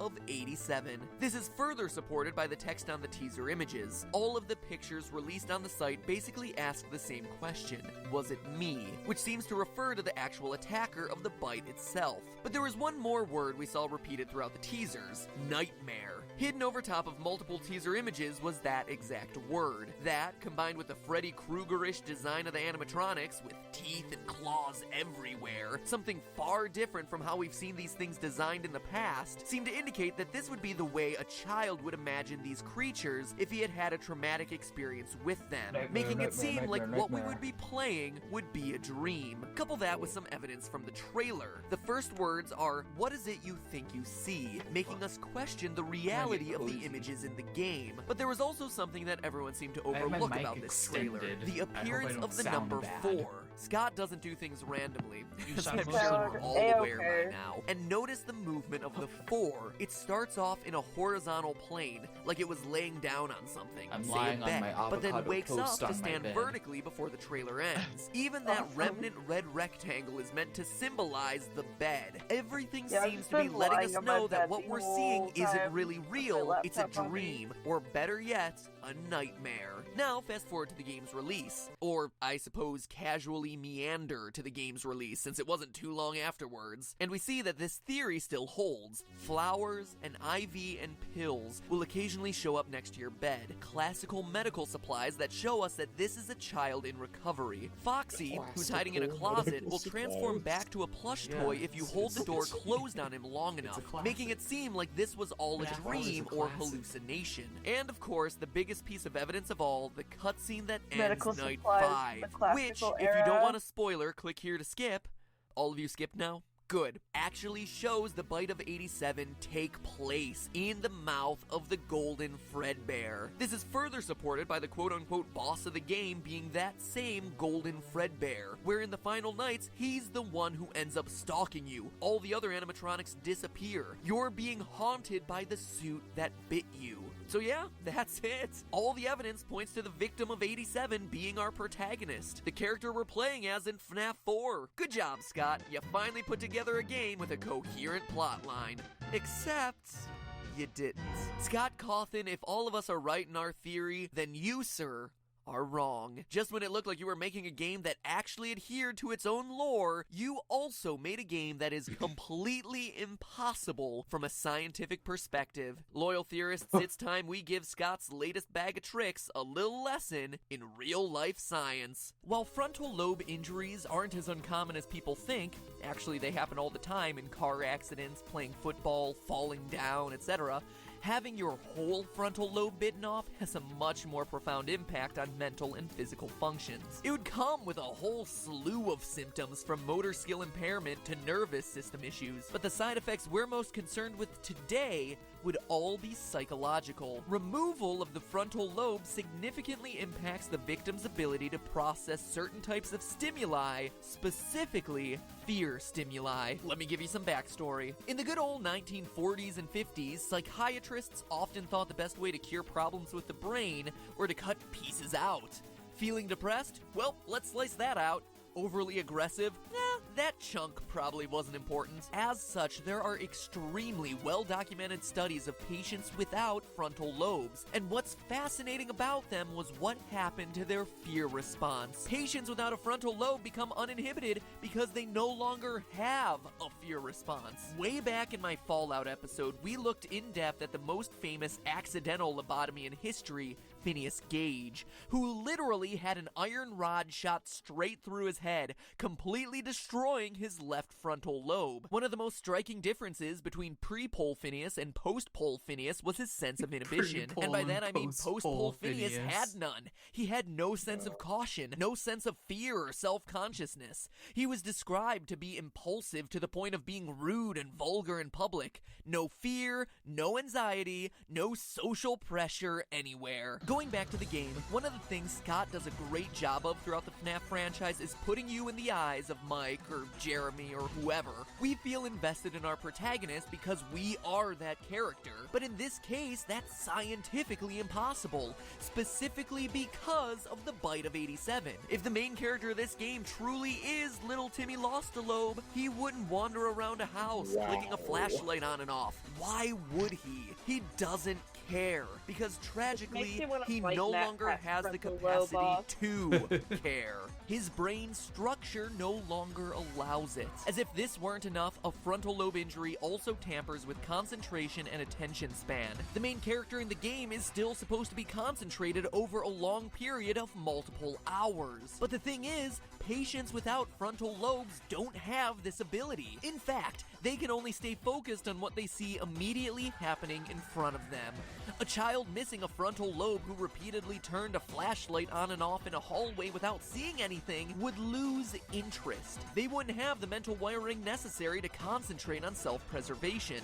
They would literally just go back to bed. The game is impossible the way it's being presented, because it would literally be over before it began. But the final and biggest nail in the coffin for this one is how frontal lobe injuries affect the imagination. The frontal lobe controls a ton of mental processing abilities, including dreams. You might think that an uncontrollable imagination would lead to exactly the kind of nightmares or hallucinations you see in this game, but in fact, it's the exact opposite. Rigorous studies have been been done on the imaginations and dream states of lobotomized patients. While patients without a frontal lobe can have dreams, one thing they can't have is nightmares. Patients missing a frontal lobe carry their lack of fear and inhibition straight into their dreams. And why not? It makes sense. If the mind isn't registering fear consciously, there's no reason to process it subconsciously in a dream. Studies show that lobotomized patients can dream about idyllic scenarios, money, fame, praise, but they can't dream about the monsters under the bed. Or in this case, the Foxy in the closet, making the nightmare state of FNAF 4 impossible for the victim of the bite of 87. In fact, going back to the dark days of psychiatry, some patients who experience the kind of recurring nightmare we see in FNAF 4 actually had their frontal lobes intentionally removed to stop these dreams from happening. One famous case describes a patient who was experiencing a recurring dream of being chased by ferocious animals. After the patient received the lobotomy in 1953, yes, he still had the dream, but would instead describe it as being a nice dream with some nice animals. His visions in the dream were no longer threatening. The animals were happy, he was happy, and he was no longer able to perceive any of the fear he once had prior to the surgery. So scientifically speaking, there is no single way the main character of FNAF 4 can be the bite of 87 victim like Scott seems to have indicated. Sure, the game could be about another kid, I guess, but that would be lame. No, this game is meant to be about the victim of the bite of 87. The poor kid who wasn't just attacked at the restaurant, but continues to be tortured through nightmarish visions, dreams, coma-induced hallucinations, whatever. I have zero doubt that that's what Scott intended, but the fact of the matter is, he just didn't do enough homework. A kid with those sorts of injuries wouldn't care about those things in the first place. He would have no fear, and there would be no animatronics, real or imaginary, that would be able to keep him up at night. Biologically speaking, nothing he would be experiencing would be any scarier than the fan. The fan. Sorry, Scott. Better luck in the movie. But hey, that's just a theory. A game theory. Thanks for watching. What? So that's the science of FNAF 4, but I'm Is working the on movie picking being apart the brought up? lore Yeah, now. oh yeah, It'll take a few came out weeks, in so make sure you 2015. subscribe to get notified of when that Because comes out. it was and said help at you that wait, point click that there here was to check gonna out be my a all-new movie. theory on how the characters in Dragon Ball Z pull off their famous Kamehameha waves. The science behind it all is actually incredibly cool. I mean, who hasn't wanted the ability to shoot energy beams out of their Holy hands, shit. right? It's So anyway, click there to incredibly check it cool. out. Or if you're in the mood for more FNAF goodness, binge watch some more creepy theories on the franchise by jump scaring this box right here. Now, if you'll excuse me, I'm gonna go get a lobotomy so I don't have a fear response to that fan anymore. Oh, the fan. It's purple now? Forget purple man, purple fan? Ugh. My arch nemesis lives on. Oh, and by the way, get comfortable. The Steam page for this says it's the end of the original story, which means there are gonna be plenty more on the way. We have yet to leave Freddy Fazbear's. Well, he was right about something.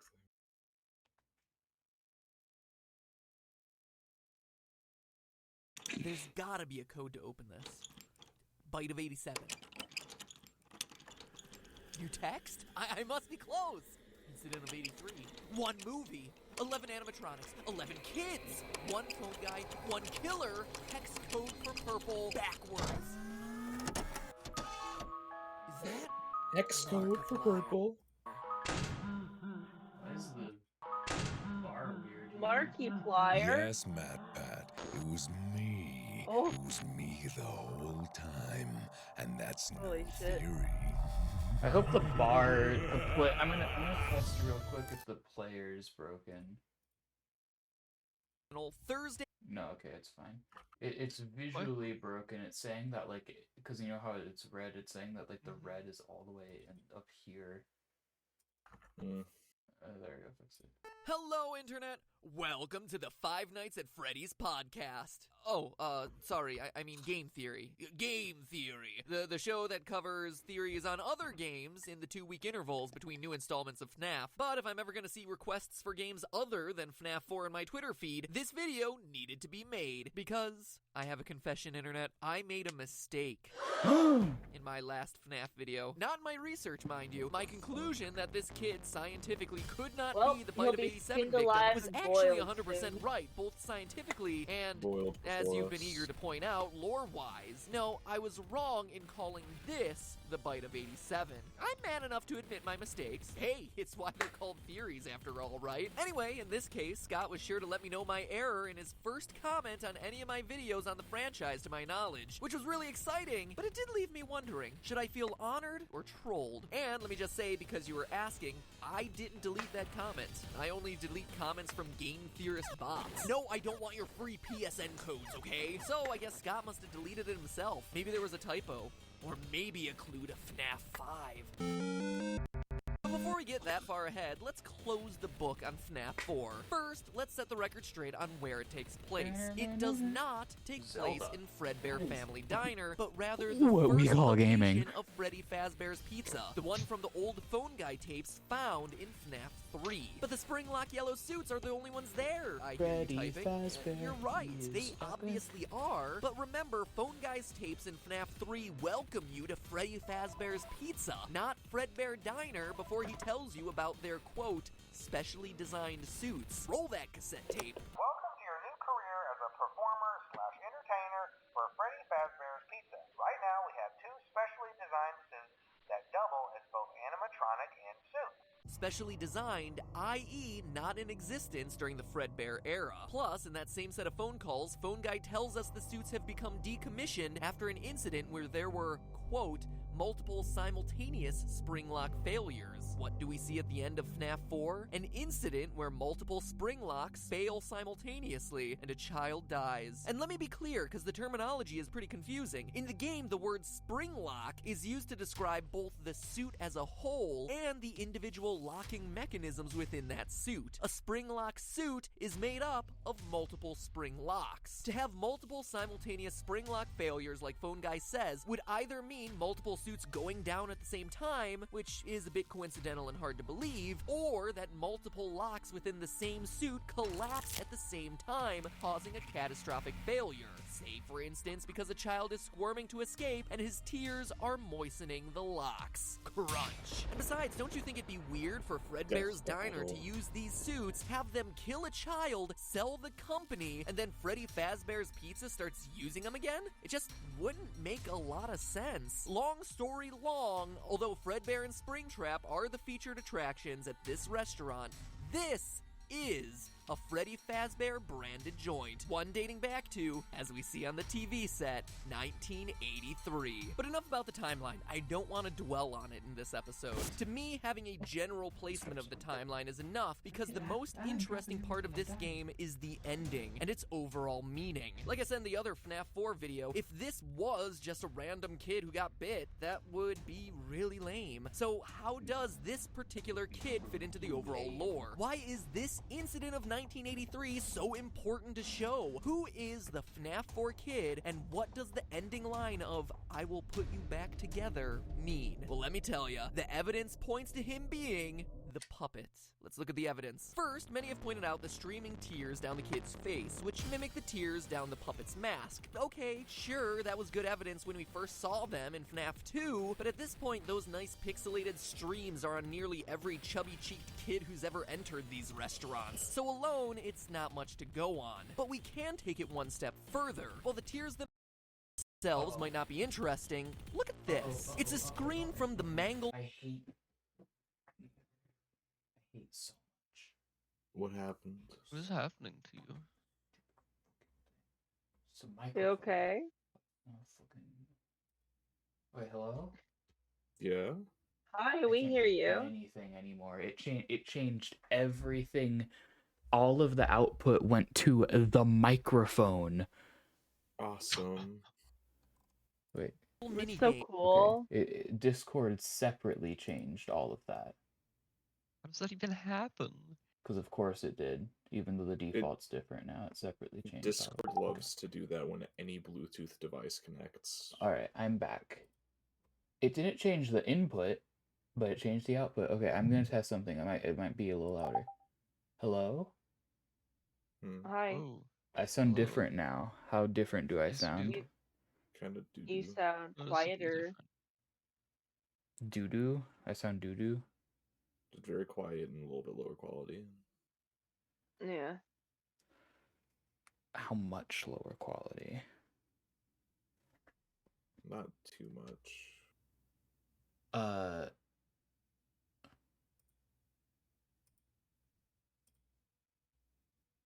just want to test something. Blah blah blah blah. Wah, wah, wah, wah. Ba ba ba I ba. can turn the gain up on the thing, I believe. No, the touchscreen doesn't work. Is this your headset mic? Nope. Oh. These are my lav mics. Oh. Mm. Okay, the screen is unlocked, but it still doesn't let me do anything. That sucks. Okay, so I sound all right though. Sound okay. Mm-hmm. Yeah. Yeah. Let me. God, even if I turn it all the way up, it doesn't really want to work. Like, doesn't. I would need to You sound change fine. the settings, at least on fucking stupid bitch simulator 2022. I want to lab your mic. Okay.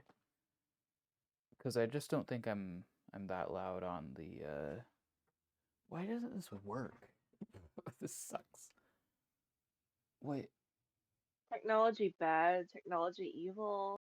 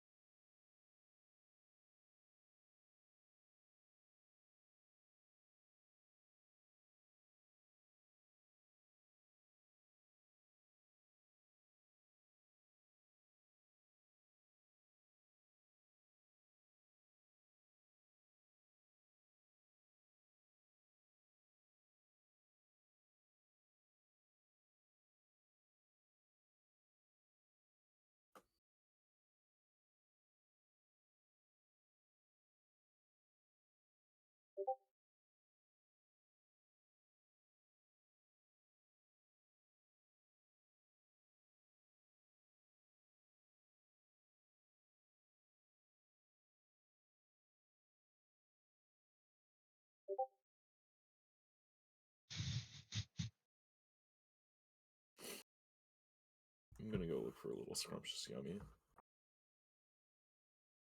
Yeah.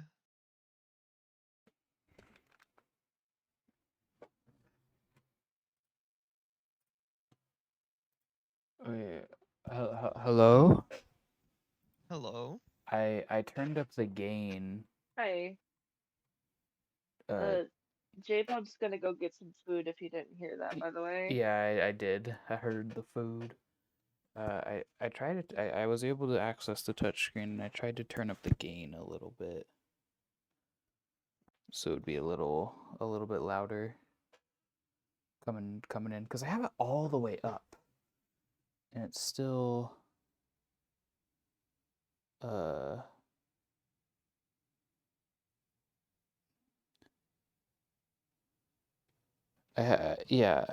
Okay, that kind of hits the where it's supposed to be.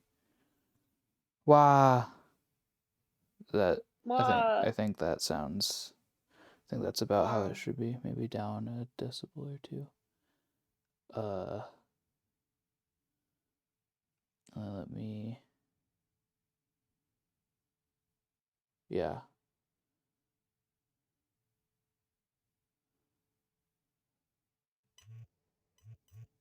Okay.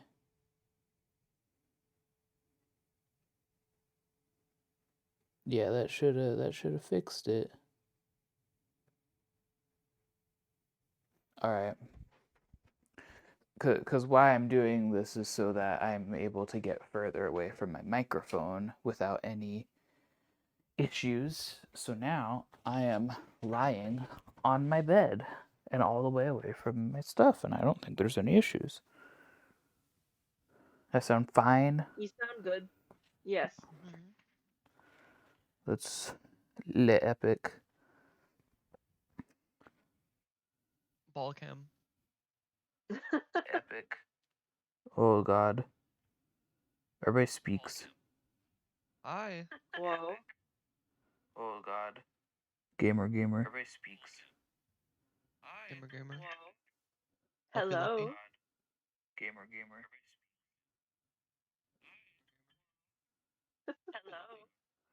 It's repeating infinitely. Okay. I think I'm a little bit too loud. So let me turn that down a little bit. Okay. No, I think I'm okay. I'm just gonna continue it. I don't think Joe Bob would mind. We have like 5 more hours of this.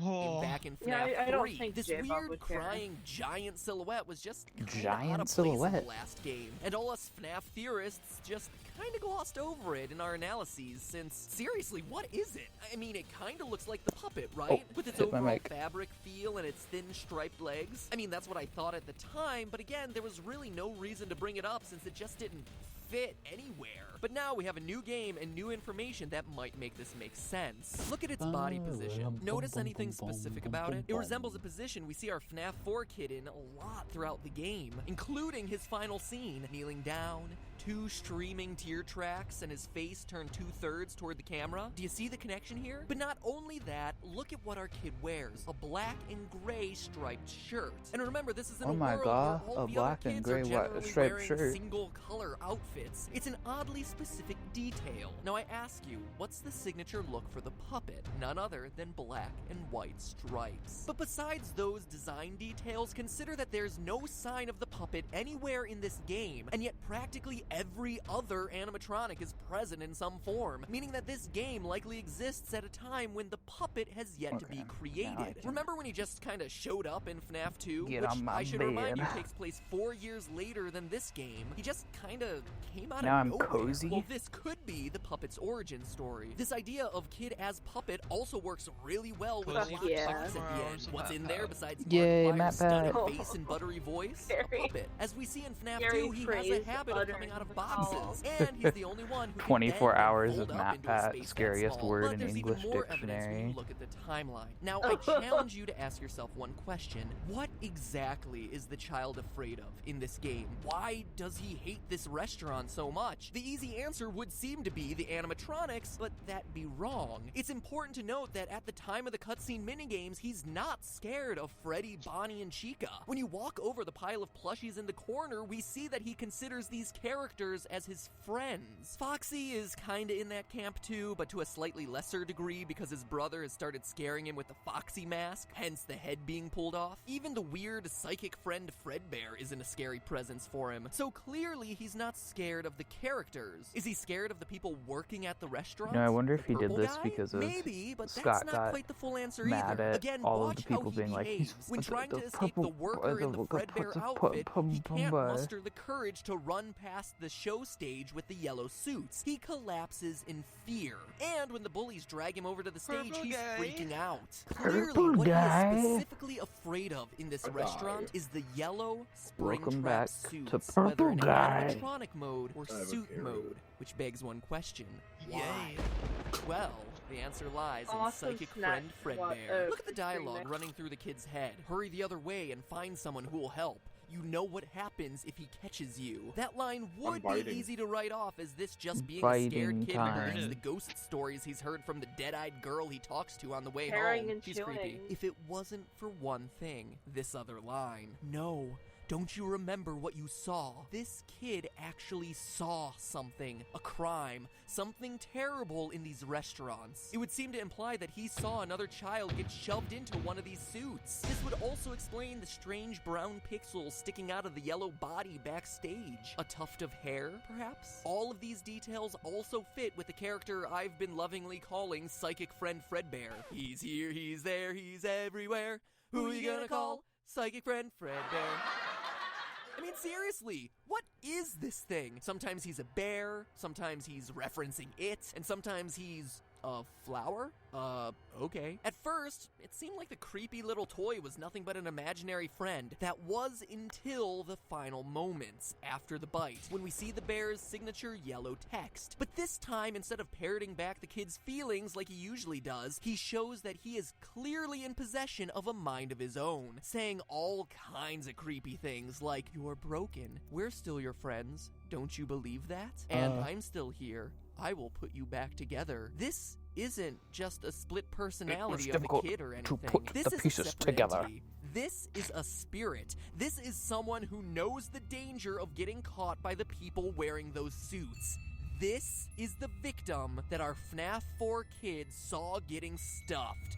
This is Golden Freddy, Purple Guy's first victim. And I know you're rushing into the comments now to say that this changes a lot of things and goes against stuff we've been saying for a while, but don't worry, we'll address it. Just get excited. We've pinpointed the identities of our two most mysterious animatronics. This is an awesome revelation from an evidence standpoint, but to be honest, it's a little disappointing from a storytelling standpoint. Here's why. We humans all have a proven psychological I'd rather need not to remember complete that things. period of my This life. need is called, unimaginatively, the completion principle. We want to fill in the blanks in the stuff around us so that the world makes sense and we feel in control. It's the biggest psychological reason why you want to beat a game, or even just an individual level. You know how you just can't stop and save in the middle of a level? You have to play until it's done. This is the reason why. Weirdly enough, it's even the reason why it's so hard to leave just one slice of cake, outside of sheer deliciousness, or leave out the last two pieces of a puzzle. I mean, even just looking at it on the screen, Earl, just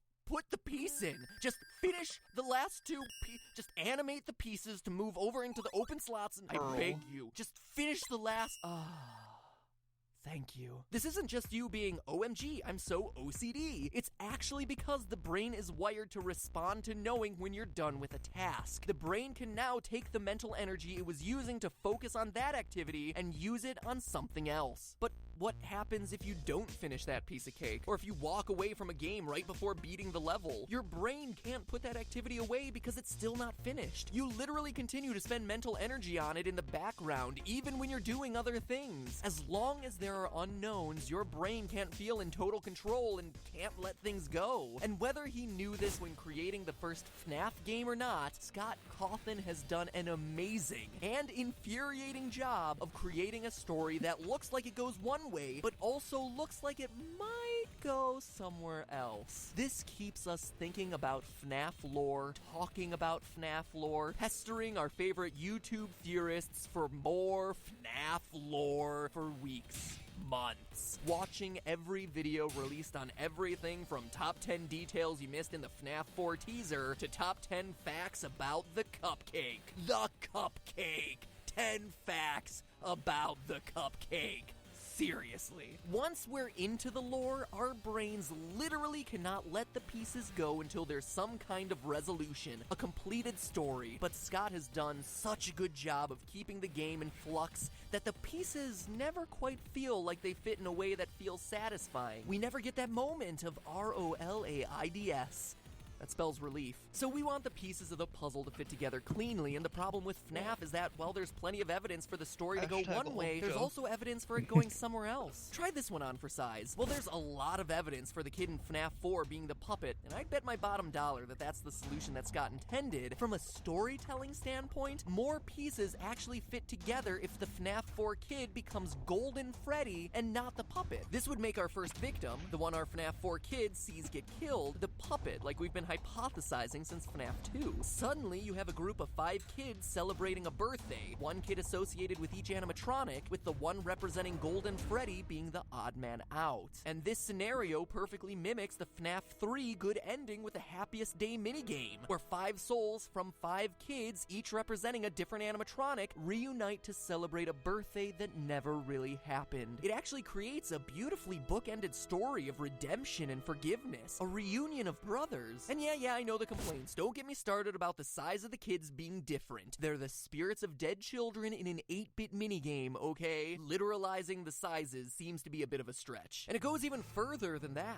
In the FNAF 2 Give Gifts minigame, the puppet gives life to the dead children, with Golden Freddy as the odd man out who doesn't get a mask and does a ghostly jump scare at the end. That would reflect the 4 bullies getting killed in the pizzeria by Purple Guy in response to this incident, while the one, Golden Freddy, dies somewhere else, like a hospital bed. I mean, we do see the IV and pills and flowers, and as a result, that's why the puppet, the first victim, is able to reach those 4 kids' souls and save them, while Golden Freddy has to behave like a ghost. It also gels with the idea that the Take Cake minigame represents the first victim at the first location, and why the puppet is always the jump scare, because he's the kid we've just watched get killed. So a lot of storytelling pieces fit together, but at the end of the day, that leaves us with too many questions about why Golden Freddy is talking to our FNAF 4 kid. A spirit needs to be inhabiting that bear for the story to make sense, and Scott certainly put in plenty of evidence that leads us to believe that the FNAF 4 kid is the puppet. The FNAF 4 kid needs to have seen a tragic, scary incident to make him fear the restaurant, which means he can't have been the first kid to have been killed. In short, the challenge here is that you have a choice. There's more evidence for our FNAF 4 kid becoming the puppet, but the resulting story is more satisfying for him to become Golden Freddy. And either side leaves you wanting more, because not all the evidence works in either scenario. And that is the true secret to FNAF.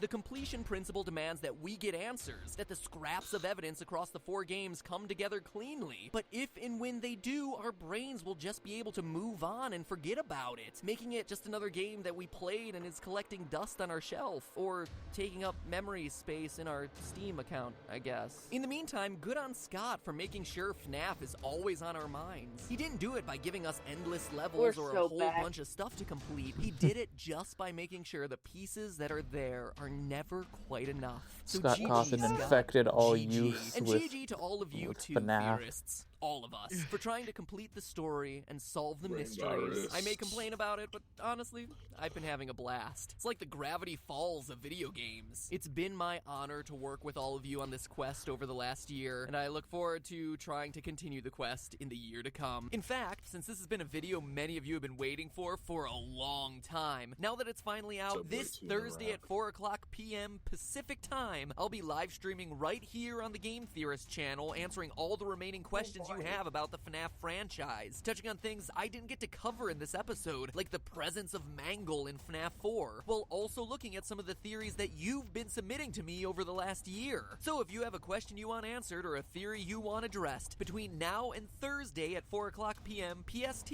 tweet me at MattPatGT with the hashtag GTLive. It just helps me sort things. I'll be reading your burning questions and answering them to the best of my ability, and who knows, we may even be able to get Sorry, a I'm special coughing guest a or bunch. two in here. So remember, that's was right just a here on little the Game cat with Theorist me now. channel, Thursday at 4 o'clock Yay. p.m. Pacific time. Mama? And to get you ready, Yeah. welcome back to the Super Amazing End Card Tournament, where I want to know, do you think the FNAF 4 kid is What's the the name puppet of the or Golden secret other Freddy? cat? Simple as that. You've heard the Max. arguments for both sides. It's Click on Max. one to choose. I'll Yeah. let you know which side won on Thursday's live stream, and it'll all be our way of letting Scott know how we want this I didn't story even to know he take shape. existed But until, like, the other remember, day you that's posted a video of just Mama. a theory. A game there. theory. Thanks for watching. He's here, he's there, he's everywhere. Who you gonna call? Psychic friend Fredbear. I like switch keys at the end. It's weird. Psychic friend Fredbear. That's it. He's here, he's here, he's there, he's everywhere. Who you gonna call? Psychic friend Fredbear. That wasn't it either. Damn. He's so here, quirky. This is great. He's here, he's there, he's everywhere.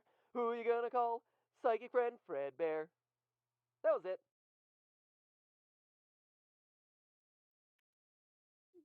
Game theorists. Hello? Literally, I only remember Matt Pat and the one other game theorist that was like a Goomba and a Weeaboo at the same time. Gaijin Goomba. No, No. Yes. no. So much yes. Gaijin Nope, Boomba you're not watch dreaming. long. It What happened? Dude, Hey, this video starts with 30 seconds of this. moment of silence. Yeah, Wait, moment it of wasn't silence for our paused? fallen Alright. theorist. Nope, you're not dreaming. It wasn't It paused? is possible to put together No, it the wasn't pieces of positive. There were FNAF. 30 It's just seconds a of nightmare silence. trying to do it. Scary intro. What?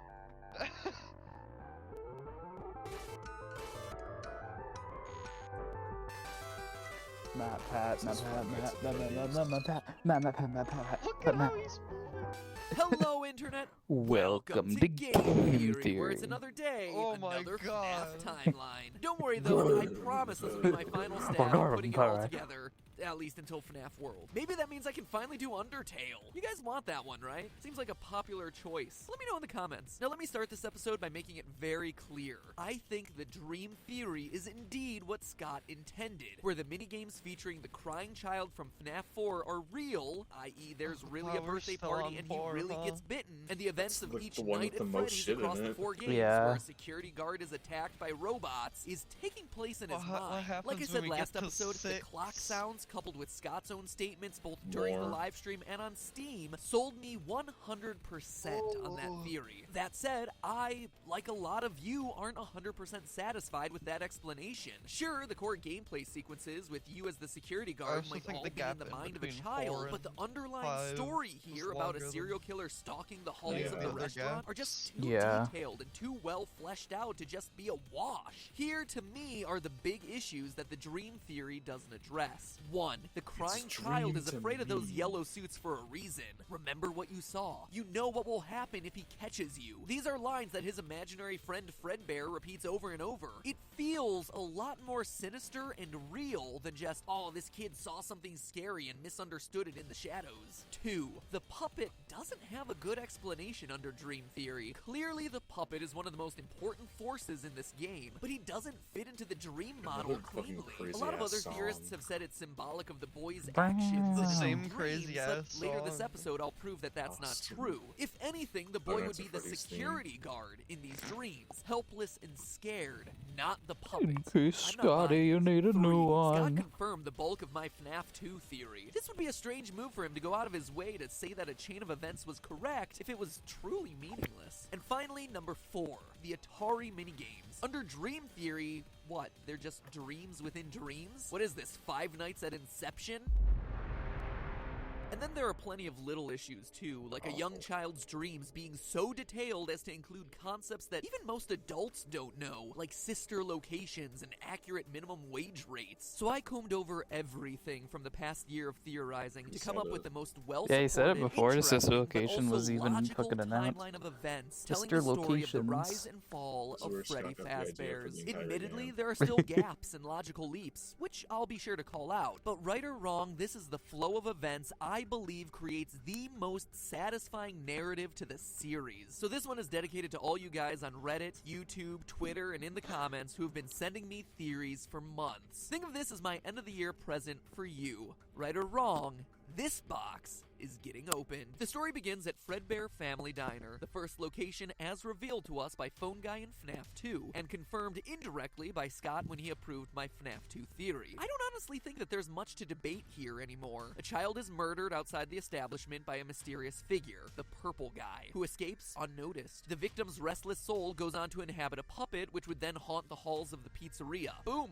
Done. No need to dwell on that. In the wake of the tragedy, the owners sell the name of Fredbear and the character's likeness to a larger company that will soon be known as Fazbear Entertainment. From there, the timeline picks up in 1983, as seen on the Crying Child's television set. Since buying the franchise, Fazbear Entertainment has distanced themselves from the last restaurant by redesigning Fredbear into a golden singer with a yellow rabbit partner. They've also rolled out a popular TV series, Fredbear and Friends, as well as a line of merchandise that includes both plastic toys and plushies of all the characters. But perhaps the biggest addition has been a sister location of restaurants where Fredbear's friends are headlining. Freddy, Foxy, Chica, and Bonnie, known as Freddy Fazbear's Pizza. And that is our first Freddy major revelation, Fazbear that FNAF is 4's Freddy. Fredbear-themed restaurant Freddy and FNAF 1's Fazbear's Freddy Fazbear's Pizza Pizza. location are open at the same time. We know this thanks to the Phone Guy tapes uncovered in FNAF 3. For those of you who haven't listened to those enough times to have them memorized, I am so jealous of your life. But Secondly, let me refresh your memories. The tapes welcome you to Freddy Fazbear's Pizza, and then mention a tragic incident at a sister location which results in the yellow Springlock suits being decommissioned. So let me translate that for you. For all of us unfamiliar with corporate buzzwords, a sister location is defined as another company owned by the same parent company. For example, KFC, Pizza Hut, and Taco Bell are all sister companies, with the parent company that holds them all together being Yum Brands. Yum is right. Yum? Ugh, I could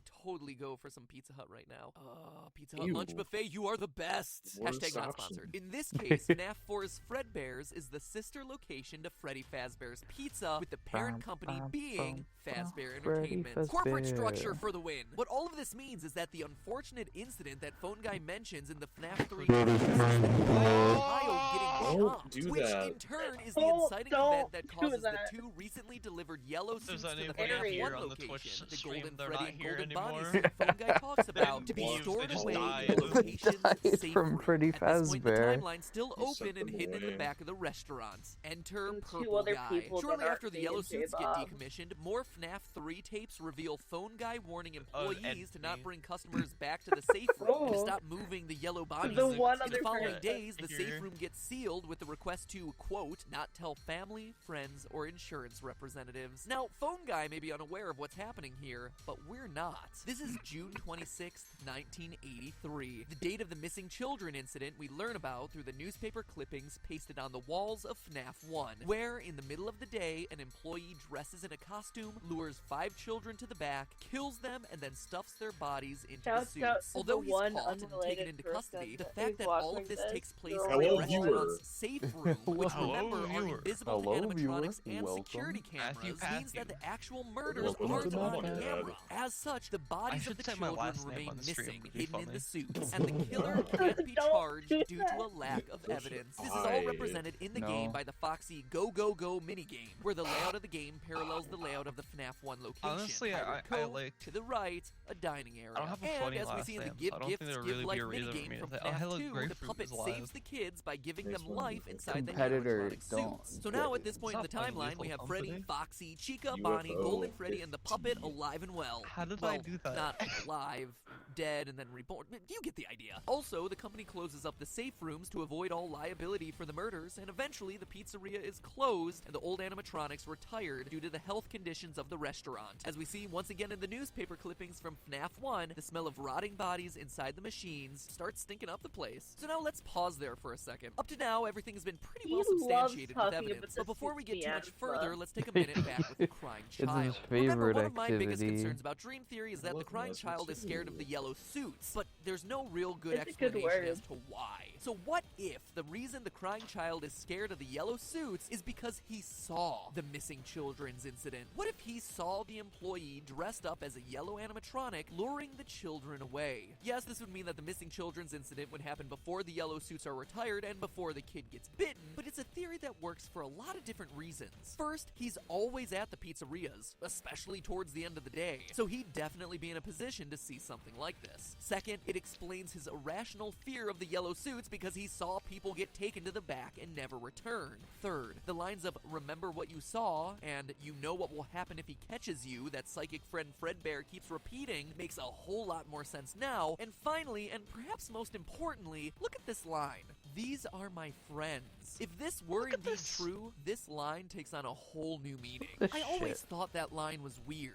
Like, what, they're your imaginary friends? I suppose, but then why would his collection of plushies just be with him when he dies? Why is that such an important detail that Scott chose to include? It wouldn't be, really. But what if they were literally his friends? That he knew the kids who went missing and got stuffed, and the plushies being there in the final scene represented not his plushies, but the spirit of his friends, the ones possessing the suits, being there with him as he dies. This is Now blowing that gives my you a reason to be mind. scared of this restaurant. But we can That's take awesome. it one step Good for you. further. There's one more issue Oh with the my crying child we've yet to goodness. cover. Oh my what God. happens to him when he dies at the end Oh my of God. FNAF 4? Oh. My original theory put him in the Subscribe. puppet because of design Subscribe. details, but in retrospect, that was wrong. Reddit user 3IEYIJ Reddit user. 3IEYIJ trying so hard. Reddit user thoery did an analysis of the color of the text during the ending sequence. All of the final lines aren't in the yellow used for psychic friend Fredbear, but rather a mysterious new off-white color for the final lines of "You're broken, I will put you back together." It's a subtle detail, but it's very clear that this is an intentional difference that Scott included in the games. So who's speaking? Well, who else but the one figure we know gives life to children dying in events around the Fazbear Entertainment franchise.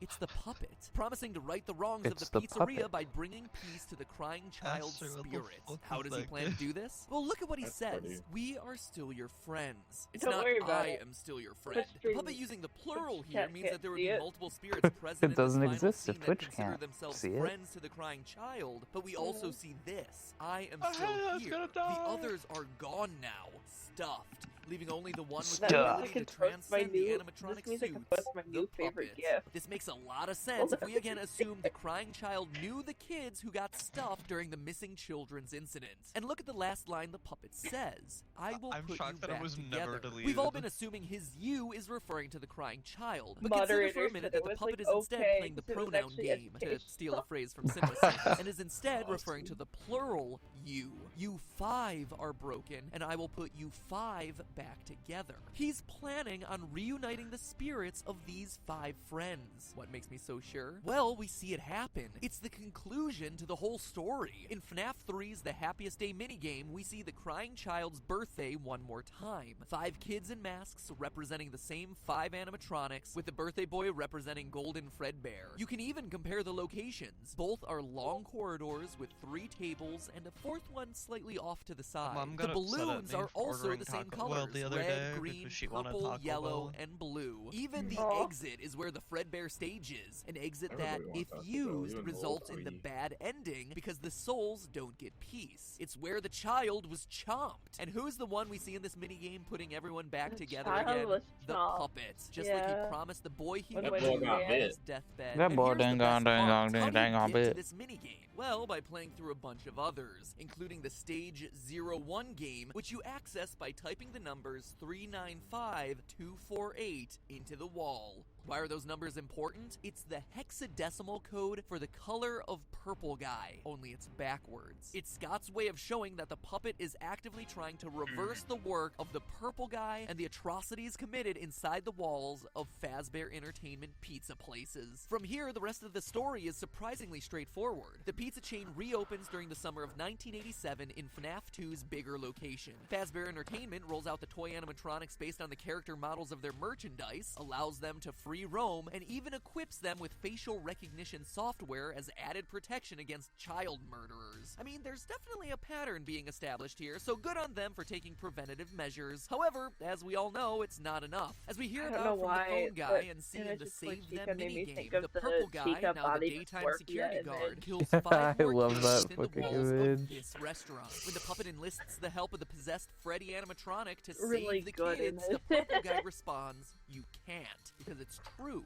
They're already dead." That said, a case can be made that the puppet successfully gets these 5 souls Well, I into think like animatronics the too. oh my Notice that god, before Toy this, Chica so 6 hot characters were meme is possessed, like but now there are 5 new like kind of animatronics overdone. in this I location. still think Toy the Bonnie, original clip Toy is Freddy, still Toy Chica, Mangle, and super Balloon funny. Boy. 5 spirits. Are you talking about the 5 robots? damn? Quite the coincidence, don't you She's think? such a bad Additionally, we hear bitch, from the phone though. guy that around this time, I the would toy fuck the animatronics shit out of that inexplicably robot, become man. more aggressive towards adults, but stay friendly towards kids. The only explanation here is that the hilarious. 5 I'll have you child know a spirits are person given other life than in the left new during that toy conversation. suits by the puppets, but these spirits are Oh, wait, they angry. probably The didn't hear it pizzeria is going to because of the close, delay, but not but- before one final birthday party, where angry and eager for revenge against their killer, these like to newly think they created moved because of possessed it. toy animatronics lash out at their murderer, the purple guy, who they know as the daytime security guard. Except, bad news, purple guy is long gone. He Fuck did you, his business unicorn. and got out. In his place is Jeremy, night security guard moved to the day shift, wrongfully attacked by a vengeful toy animatronic the day of the birthday, losing his frontal lobe and coining the now iconic Bite of 87 moniker in the process. This causes the location to be shut down and the toys to be scrapped. Animatronics from here on out are no longer allowed to walk around, and with Jeremy out of commission, Phone Guy volunteers to take over the position of Night Guard. Which brings us to our conclusion. The story comes to a final head in 1993. We know it's that year because of the minimum wage rate at the time, as well as the 11/12 date on the check. It doesn't matter if you're working night or day shift, all workers get paid on Fridays, and November 12th, 1993 landed on a Friday. It just fits. So Fazbear Entertainment tries to reopen the FNAF 1 location with the original animatronics and Phone Guy as security night guard. With the restaurant reopened one final time, we see this scene, where the puppet is waking up the spirits inside the animatronics one final time. It's time to get their revenge on Purple Guy at last. Phone Guy gets killed, and as we see in the final news article on the wall, no one comes to the restaurant because of its dark, tragic history, with the franchise closing at the end of the year. Sometime after, Purple Guy returns to the building, dismantles the suits, but in doing so, unwittingly unleashes the spirits of the dead children, who attack and kill him, and if they're reunited by the puppet in Happiest Day, finally receive their peace. That is, until Fazbear Fright opens and a spring trap, but with all the other animatronics at peace, the puppet must get his hands dirty one final time, returning to burn down the building and finish Purple Guy off for good. Or not, like any good horror story ends.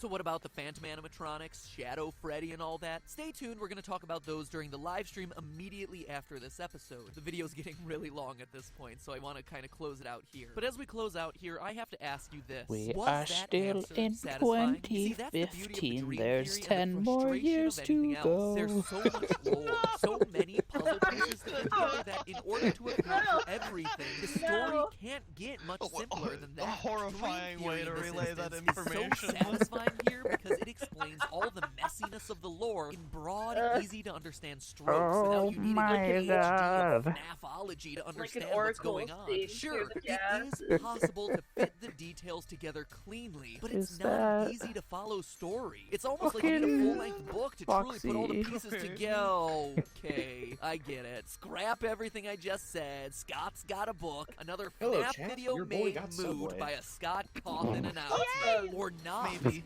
Yay! Subway! This is actually a last-minute update. I'm recording this literally hours before the video and live stream tomorrow, but it was just too important to leave out, because it looks like Scott agrees with my conclusion. For once, the story is indeed just too crowded to be satisfying. When talking about the new novel, which, true to form, released early, he said the following, quote, "The truth is that after a while, lore becomes so dense that there isn't room for a story anymore. Sometimes the timeline gets so full that the only way to tell a real story is to have the story set in a different timeline." End quote. So there you have it. Dream theory for your simple answer, and a 20-minute long timeline for those of you who want something a bit more complete. So which do you find more satisfying? Well, let's talk about all of that live right now. Hello, Internet. Welcome to Game. Here's the new intro. Oh, this Hey is. guys, and welcome to GT Live. We're watching the Game entire live. theory No, Now we're not. for a marathon. We're not. where we we're finally not. I'm put getting an up. end This is to a the clip. This is a- quadrility of Wait. quad Oh. trilogy. So this is like the video. He like. This is the theory, and then the entire live stream actually was just like after it. Okay, that. Today, we end the That- horror. Today, we That makes solve sense. FNAF. Let me skip this one because this Incredible is what and we. special. A fitting conclusion and Wait, is this what we watched? No. Wait, is this what we watched? No. There's only one way to Today, find out. we end the horror. Today, we solve FNAF. Oh my god, Varia, do you like the GIF I just sent? Today we solve FNAF. I like that it's on 2-4. Today we solve FNAF. The ending of FNAF is here, guys. Yeah, we finally. It will For real never. this time. This is the last game in the series. Rest in peace, Jim Carter. Hello, Internet! Welcome to Game Theory, where, after months of intensive therapy, I'm back to finally put the original FNAF tetralogy to rest. It's done. No more Halloween updates, no more FNAF 5 rumors, and no more fan. Suck on that, you multi-bladed propeller of air.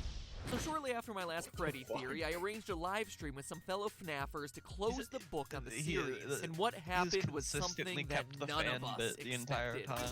Yeah. Oh, but like, I'm talking about We the have way it, you we're back. described it. No, not the stream issues. Scott started talking to us. Well, kinda. He kept updating his site, scottgames.com, with cryptic messages as to the true meaning of the game. He said what that is like- seen in like shadows is God easily showed misunderstood him in the in a mind of a vision. child. In the FNAF 4 minigame, That why happened did the like tiny a toy year Chica be ago. missing her beak? And finally, 4 Yeah. games, Matthew 1 Patrick story. on the It was case. incredible! He After a started year of talking taking to shots in the us. dark, finally we were, Talk in a to way, us. hearing back from the man who No. knew all the answers. Scott Coffin, the creator, was reaching out from the Let's talk about shadows to Hawk give us, Tour. for pretty much the first time ever, concrete leads as to where to look. No talk But to what on did these Twitch. cryptic clues mean? In the moment, the best I could do was Not predict. allowed. Is it possible that New FNAF 2 new didn't order from actually Jeff happen? Bezos But in the days himself. that followed, those 3 clues led theorists on Only Reddit, J-Pop Steam, and talk about YouTube Hawk to Tour. completely Only throw out J-Pop. everything that they knew about the franchise. What if we were looking at the franchise all fuck. wrong? Instead of counting animatronic Horrible. toes, calculating Thumbs minimum down. wage rates, and tracking Purple Guy's work history, maybe we Only needed to Jacob take a step Fruit back. is allowed to What talk if about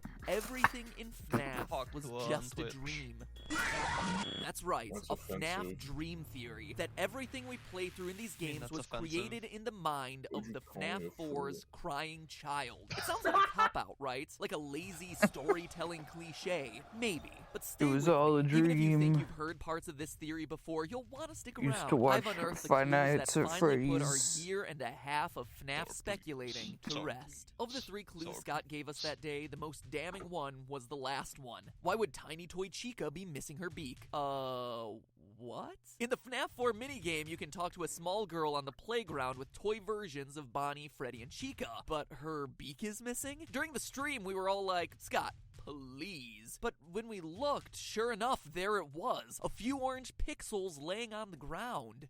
What? Seriously? This was the crucial detail all of us had missed. And yet, for as absurd as it may sound, those 5 pixels changed everything, upending a year worth of theorizing. Because that missing beak directly parallels FNAF 2's new version of Chica, who loses her beak when she goes on the attack. It was something we all had written off as a graphical glitch or a design choice, not as a clue to the meaning of the entire series. And yet, here it was from the creator's mouth. And that is when it started to click. FNAF 2's shiny new animatronics. What are they called? Toy animatronics. And that's not just a cute name the community came up with, like Freddles. It's right there in the custom night menu. It's canon. That's a strange name for a bunch of robots, Freddles. right? Unless it's meant to be taken literally, and then Let's see they're all what just a I bunch was of toys. interested in Oh that my community god. for that. What if they are toys, Freddles? and this is all just a dream Never scenario heard Freddles inspired by before. these little guys? Well, let's keep going with this toy clue. a I mean, little obviously, the toy nightmare animatronics for me, are dude. shiny, plastic-looking fake, Oh, just yeah, like that a small explains it, 'cause I plastic think I action stopped figure paying would be. But it attention after explains a 3. bigger question about FNAF 2, the look and design of Mangle. I mean, I kept seriously, watching the as story long we're as told to believe Markiplier in this was game still is pretty playing. absurd. That kids just rip it apart and put it back together again, and so the employees just leave it as a mangled collection of parts for small stopped at 3 and children to then play with. What got parent back would in at, ever like, be the comfortable letting little supervision. Timmy touch that thing? Oh, and here's a cute thing for you to play with. Oh my gosh! Who could have seen that coming? But if we assume FNAF 2 is in the Oh my mind of a gosh. child who has seen all these God. toys, Mangle makes a whole lot more sense. He's just a dismantled toy. Think about Sid from Toy Story, who fuses various toys together to create hideous abominations. This explains Mangle's 2 heads. I don't care how much you redesign Foxy, no one planned him to have 2 heads. In fact, note that Mangle appears in a girl's room. An insignificant detail? I don't think so. The Chica Beak shows that this girl's toys fall apart, just like Mangle, the tear-apart, put-back together toy. And toys explain FNAF 1, too. The crying child of FNAF 4 has 4 plushies in his room. It's Clue all from toys. FNAF 1. Plushies, as in soft, stuffed animals. What are the toys. original 4 animatronics made out of? Soft materials.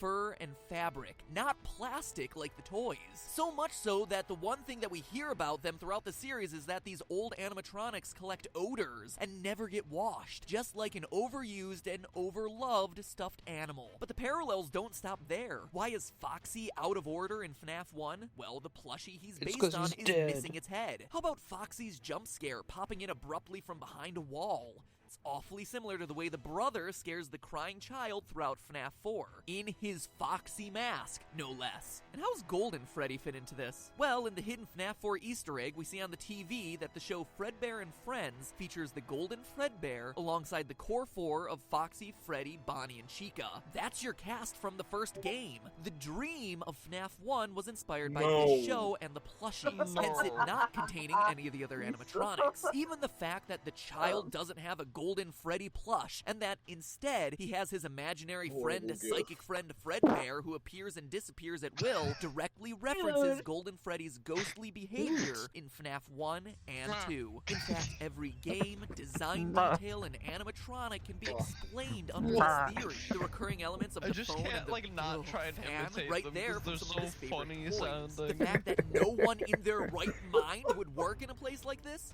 Dream. Firing an employee for something like odor? It's a child's imagination of what employment is like. How about the weird metaphysical hoops that you have to jump through to access FNAF 3's minigames? Well, Dreams have weird rules where dialing codes into cinder blocks makes perfect sense. FNAF 3's Springtrap is directly inspired by the girl in her golden body finger puppet that pinches and traps her finger. The idea that the animatronics stuff you into suits comes from this girl spreading the urban legend that if you die, they hide your body and never tell. The naked endoskeletons come from his time trapped in the supply room. Balloon Boy is the dream version of this kid, excited to go to the birthday party. They even have a single balloon each. Even the oddballs of Shadow Freddy and Shadow Bonnie fit under this theory. They're the product of the crying child being freaked out by the shadows that Golden Freddy and Bonnie cast onto the wall. And while we're on the subject of shadows, Dream Theory even rolls up the purple guy. Let's pull in Scott's second clue. What is seen in shadows is easily misunderstood in the mind of a child. Yes, he could be referencing the shadow animatronics, which are literal shadows, but what he's more likely referencing is Purple Guy helping a fellow employee put on the yellow suit. They're in a dark, shadowy room, and what the kid sees, or what he thinks he sees, is someone getting violently stuffed into a suit when it's just a mascot putting on its head. Think about how traumatic it'd be if you were a kid and you were at Disneyland and then saw Mickey Mouse suddenly take off its head. It would blow your mind. But we all know that there's no murder happening. It's just employees going about the daily grind. In fact, that's why Purple Guy is purple. In the Atari-style games, shadows are represented not with black, but with purple, as indicated by the shadows cast by the animatronics on stage. That's I've been why having Shadow no Freddy, commentary, Shadow so that's why Bonnie, I'm and even doing the this. innocent employee in the dark back room, the shadowy Purple Guy, are still skeptical. So was I. Sure, it answers a lot, smooths out the timeline, but there was still one piece of the puzzle that was missing. One thing that was nagging me. It still felt like a convenient explanation, but not an I am the intentional master one. of my Not own something will. that Scott had planned for the series. All I needed was just that one detail that made everything fit together. But then,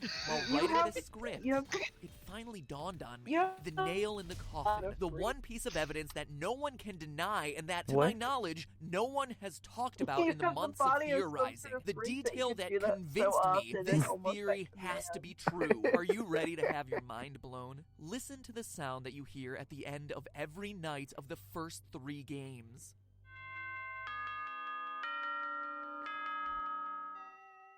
Oh. It's the grandfather clock. I thought it was gonna do the fucking yay. A grandfather clock, chiming the same Cut it off. every time. Why would the end of my shift in an office be signaled by a grandfather clock chime? It wouldn't, unless I was asleep, dreaming in my house with a grandfather clock right outside my room, just like the layout of the crying child's house we see in the FNAF 4 minigames. He really thought that it was all a dream. But now let's look at FNAF 4. How does each night end there? A beeping alarm clock. Why? Because we're no longer in the crying child's house. We're in a hospital, trying to recover from being bitten. Hence the pills, IV, and flower Easter eggs. No hospital has a grandfather clock, but they're all equipped with a generic digital alarm clock. This Are they? was the missing link, the piece of Are- evidence are that all- took this I have no theory idea. from convenient Probably explanation not. for a lot of the game's weirdness to Convenient. definitive Common, at proof least. that this is what Scott intended. My heart is racing right now. I'm so excited about sharing this with you. It feels like finding the Rosetta Stone, the one detail that unlocks everything else in this huge mystery we've been trying to solve. But at the same time, it's bittersweet, right? Remember what I said at the beginning of the episode? It sounds like a cop-out, right? Like a lazy storytelling cliche. How many of you agreed with that? If you're honest with yourself, I bet a lot of you. You'll notice across my videos I don't cover dream and coma theories very often for exactly that reason. They're too easy, too You're flexible. Because infamous it's all for a doing dream, the weird stuff can be Pokemon written one. off. Yeah. Logical errors overlooked Doesn't do simply it because it's too not actually often. real. In the theory world, Just every they're time that it OP. can be They're hard done, to I argue do it, against and but can be that's not molded too to fit any often. random collection of details. And for a Let's game talk like about FNAF, cartoons, 'cause where that's us where most of theorists them have are, at spent least. thousands of That's hours what combing through cartoon all the gets details, Pokemon. making and Didn't remaking you also do that timelines, for bending over Majora's backwards Mask? to make every last Yeah. piece of information fit It together was in all a actually 4 dream. games, Makes hey, sense. it was just a dream reveal, invalidates all of that work. It says that none of it really mattered since none of it really happened. And Scott knows this. Let's look at a quote from Scott in his update on Steam regarding the Halloween DLC for FNAF 4. Quote, "The story remains completely hidden. I guess most people assume that I filled the game with random Easter eggs this time. I didn't. What's in the box?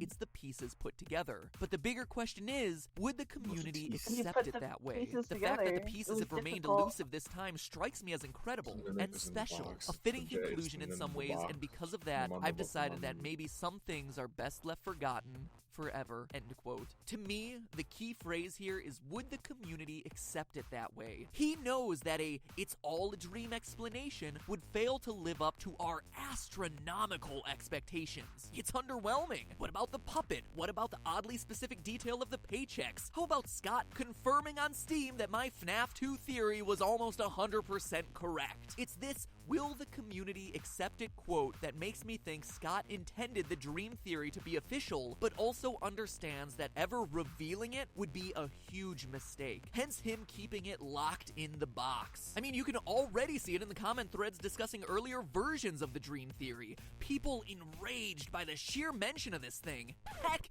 you'll probably see it in this comment section. But it doesn't have to be that way. Sure, the nights themselves may be a series of dreams, but the lore contained within those dreams doesn't have to be meaningless. In fact, it's not. Think about it. The urban legends the kids are sharing had to start somewhere. That crying child clearly saw something that made him scared of these restaurants. And then how do the Atari games fit in? Are they just dreams within dreams? They're Wrangle's not. Quest. In researching this episode, I not only found the clues Awesome. that solidify the dream theory, but also the missing links that we've all been overlooking in putting the FNAF timeline together. Scott's final clue about 4 games, 1 story may be a reference to a crying child's nightmares and eventual death in the hospital, but it can also be referencing the story of the game's primary struggle, the puppet and the purple guy. And next week, we're covering that on an all-new Game Theory Saturday the 19th at 3 o'clock p.m. Eastern Time, 12 o'clock p.m. Pacific Time. That's noon for all of you currently trying to figure out whether that's midnight or noon. I know, I get it confused all the time too. Why am I telling you the time it'll be published and uploaded? Well, we're covering that story, followed up immediately by a live stream discussion where I, and hopefully a few other theorists, will be able to answer your questions as we close out the year with the definitive answers to this incredibly mysterious series. And I want you guys to be there so you can ask your questions and talk about all this together with us live. So remember, that's Saturday the 19th at 3 o'clock p.m. Eastern Time, noon Pacific Time for that episode, followed immediately by a live discussion with you guys. I cannot wait to share all of this with you guys. And in the meantime, remember, that's just a theory. A game theory. Sweet dreams. It's been half a year, so Oh, let's boy. do this. Let's solve the secrets of FNAF Sister Location months Gamers before the are game watching. comes out. We made it to Sister Location. We finally made it past FNAF 4. Finally. Hello, Internet!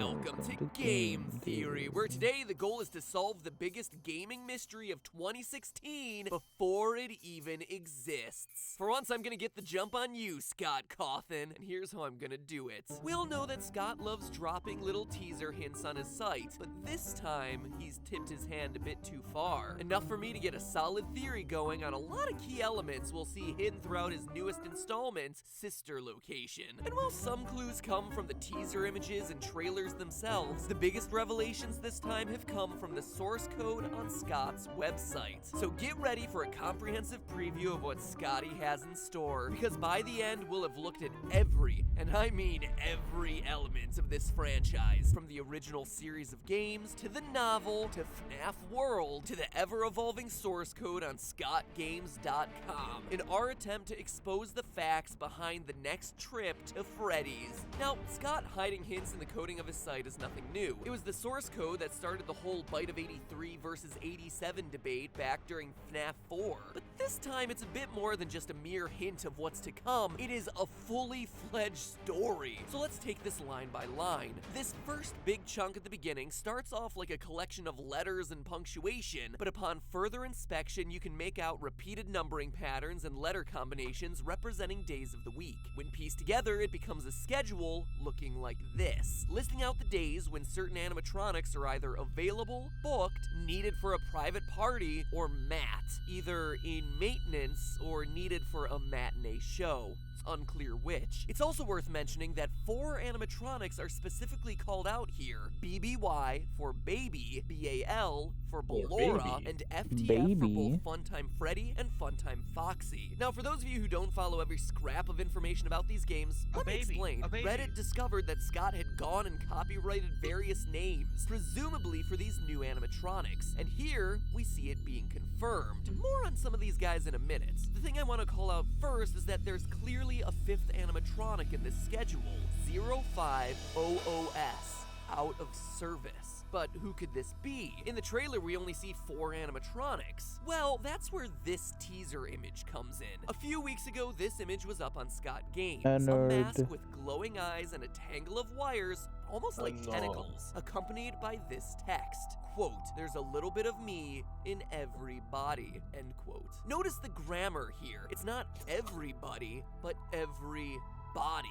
This is our 5th animatronic, our out-of-service animatronic. I mean, look at it. This guy ain't being booked at any children's parties.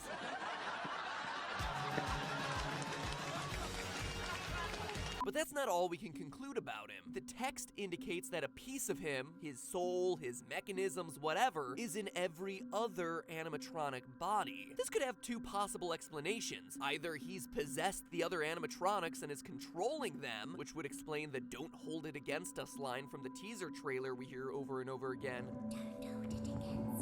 Or, more likely, he's the reason the other animatronics have life in the first place. This pile of wires is kind of like the puppet from the original series, giving gifts, giving life. Or maybe this is the puppet, a new and rebooted version of the puppet. Now, stay with me here. One thing that we've largely forgotten about since his first appearance back in FNAF 2 is how the puppet character just didn't fit in with the FNAF world. Sure, as it kept making appearances in game after game, we just kinda accepted its role, but seriously, think about it. FNAF 1 through 4 were all about animatronics with big, bulky bodies and an animal theme. But then insert the puppet, thin and with a human face, complete with red cheeks, crying eyes, and red lips. Features that we haven't seen on anything else until now. Fast forward to Sister Location and we see humanoid faces everywhere. Ballora and Baby, rosy cheeks, lipstick. And now look at Day of the Tentacle over here. Notice that the ears can detach, separate itself from the main mask part of the face. It's the exact same silhouette that our puppet's face has had since the second game. Additionally, if you look at the trailer for Sister Location very closely, you discover what may be a very cool Easter egg. In the reflection of Funtime Foxy's cheek, we see something. For all the other animatronics, it's a part of their body. For Ballora the ballerina, we see the reverse of her arm and earrings. For Baby, it's her finger and bow. But Foxy here is reflecting something that has a bright red dot besides 2 colored streaks, aka a bright red cheek and 2 streaming tear tracks. It's like that time we covered reflection mapping to find Super Smash Bros. so Hidden scared, location. guys. Could that be the puppet's face reflection mapped onto the model of Foxy's skull? Regardless though, if you ask me, we haven't seen the last of the puppet in whatever form he comes in, and based on the designs of these characters, Sister Location might finally be giving us the origin story we've long been waiting for. Now, hopping back to the source code, the next section shows us that there seems to be 3 file directories for various clients. The first is for a place called Chica's Party World, the second for private birthday parties, and the third for CRMN Institute. I can only assume Carmen Institute or Criminal Institute. This starts to tell us a lot about the setting and universe of Sister Location. First, many people have speculated that the industrial feeling setting shown during the trailer for the game is a factory for the robots. I think we can get a bit more specific. Considering the availability schedule that we just covered and the client folders with various needs for birthday party supplies, it feels like this new setting will be a storage facility and distribution center for the animatronics, responsible for shipping them out to various gigs across the Fazbear locations. The reference to Chica's Party World builds out the lore of the universe, showing another spin-off location to the restaurants, but also strikes me as just that, a reference, a fun Easter egg, referencing the one animatronic who won't be appearing in this new game. So far, we've seen versions of Freddy, Foxy, and a Bonnie hand puppet, but Chica has been noticeably absent. And honestly, I think it's gonna remain that way. For some reason, it just feels like she doesn't fit in this new world. And so the mention of Chica's Party World is a fun wink and a nod to a character that will be sorely missed. But to me, of all this section, the most crucial client is the last one, the CRMN Institute. Notice when you look at it that it has a subfolder called Project. This, to me, is incredibly important since every teaser image Scott has posted on the site related to Sister Location has been labeled project.jpg. Seems like a generic naming convention, right? Wrong. I went to an Internet Archive database and dug through the source code of all the past teaser images from all of Scott's past games, only to find that his labeling system has been very inconsistent. His FNAF World images were all labeled FNAFWorld.jpg. Images about the book were labeled FNAF the Novel.jpg. Even FNAF 4 teasers shared the titling of simply 4.jpg. The fact that Sister Location's images are all labeled Project and that there's a client directory hinting at some mysterious institute and a secret project going on there says to me that if we're not headed to a distribution center, then we're going to a place where these guys are getting experimented on, which ties in with the trailer quote of "You don't know what we've been through." These guys are being experimented on, a project at some mysterious institute, and you can bet that they're not happy about it. But perhaps the most crucial detail hidden in the source code is the last line. A line that blows the door wide open on the story for this new game. Service log, maintenance, CO, or care of, AFTN Robotics. Afton Robotics. What the heck is that? It's a good question. If you're like 99% of the fan base and only know the games, this might not ring a bell. But if you happen to buy and then make it through all 500 pages of the Five Nights at Freddy's Silver Eyes novel, then that name sets off all sorts of alarms. You see, in the book, the Fredbear and Fazbear restaurants were founded by 2 men. The first is named Henry. He's the father of the main character and the creative half of the company, the one responsible for designing and building the robots that we all know and love. The other co-owner was, ready for this? William Afton, and he was in charge of the business side of the restaurants. Paperwork, taxes, things like that. So to see Afton Robotics in the source code teasing Sister Location is huge, because it means that the stories of Sister Location and Silver Eyes are linked. But get ready for this. Here's the bigger twist. By the end of the book, it's revealed that William Afton is what we fans of the game would know as the Purple Guy. Yeah, in the book, Purple Guy is revealed. Really? Afton is the one who kidnaps and kills children while wearing Fredbear-themed suits. His first victim is Henry's son Sammy, followed by 4 other kids, whose souls eventually possess the infamous suits. So, through these source code teasers, not only has Scott confirmed that this new game will be tied to the lore of the book, but will be dealing with a robotics company founded by and named after the child-killing Purple Guy. Now that's already a huge mind blow. And I'm about to go further, but before I He's gonna do, call let's the address child the elephant in the killing room, pervert. the canonicity of the book. The internet, by and large, dismissed Silver Eyes under the assumption that Scott said it's not canon to the first 4 games, but that's not entirely true. If you read his entire statement, and I understand that it's hard for you, internet, since it's 3 whole paragraphs that aren't summarized with a TLDR line, he actually says, quote, sometimes the lore of something can become so crowded that you can't tell an original story anymore. The first 4 games and the books should be considered to be separate continuities, even if they do share many familiar elements. The book is canon just as the games are. That doesn't mean that they're intended to fit together like 2 puzzle pieces. The book is a reimagining of the Five Nights at Freddy's story, end quote. And this makes sense, right? The first 4 games were crushed under their own convoluted lore and fan base dedicated to making every new toe added to Foxy mean something. Now, I'm not saying that's a bad thing to have people enthusiastic about your story, but it does become limiting when you make continuity errors or want to do something new with these characters. And with the Five Nights at Freddy's movie coming ever closer, it becomes even more important.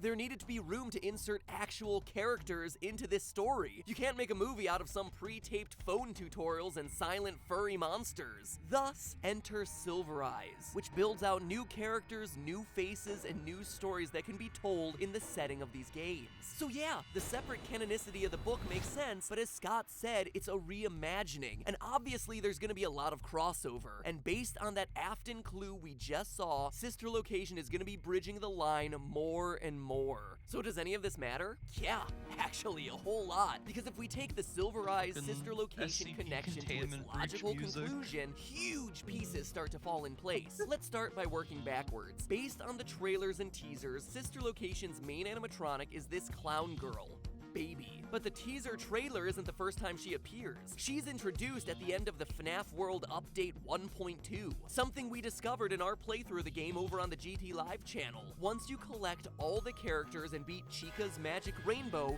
long story not worth explaining, you're immediately taken to a cutscene where a mysterious figure at a desk apologizes to you for creating a robot that cannot be deactivated. The bot's name?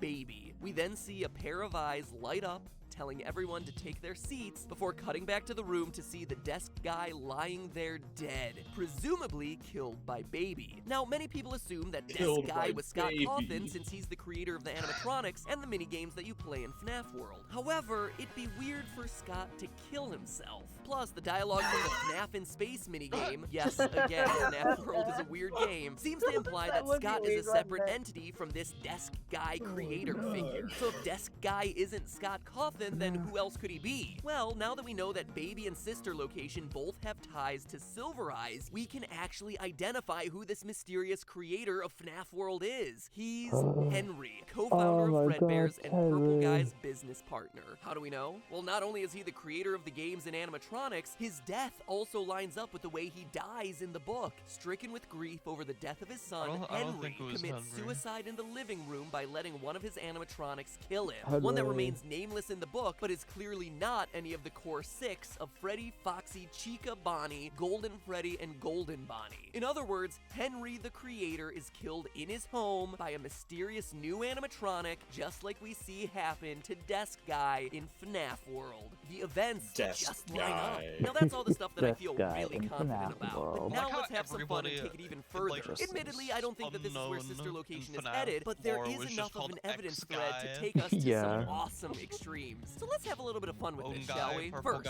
notice how Baby is introduced to us at the end of FNAF World as 2 yellow eyes in the dark. And what's the first image we see in that game? 2 yellow eyes in the dark, along with the iconic ending line from FNAF 4, I will put you back together. It's also the last thing that we see in the true ending to the game. 2 yellow eyes saying, I will put you back together. Now, I know what you're thinking. There's no way that those are Baby's eyes. 1, why would she say that when she wasn't even in FNAF 4? And 2, we all know that that line and those eyes belong to the imaginary friend, psychic friend Fredbear. He's here, he's there, he's everywhere.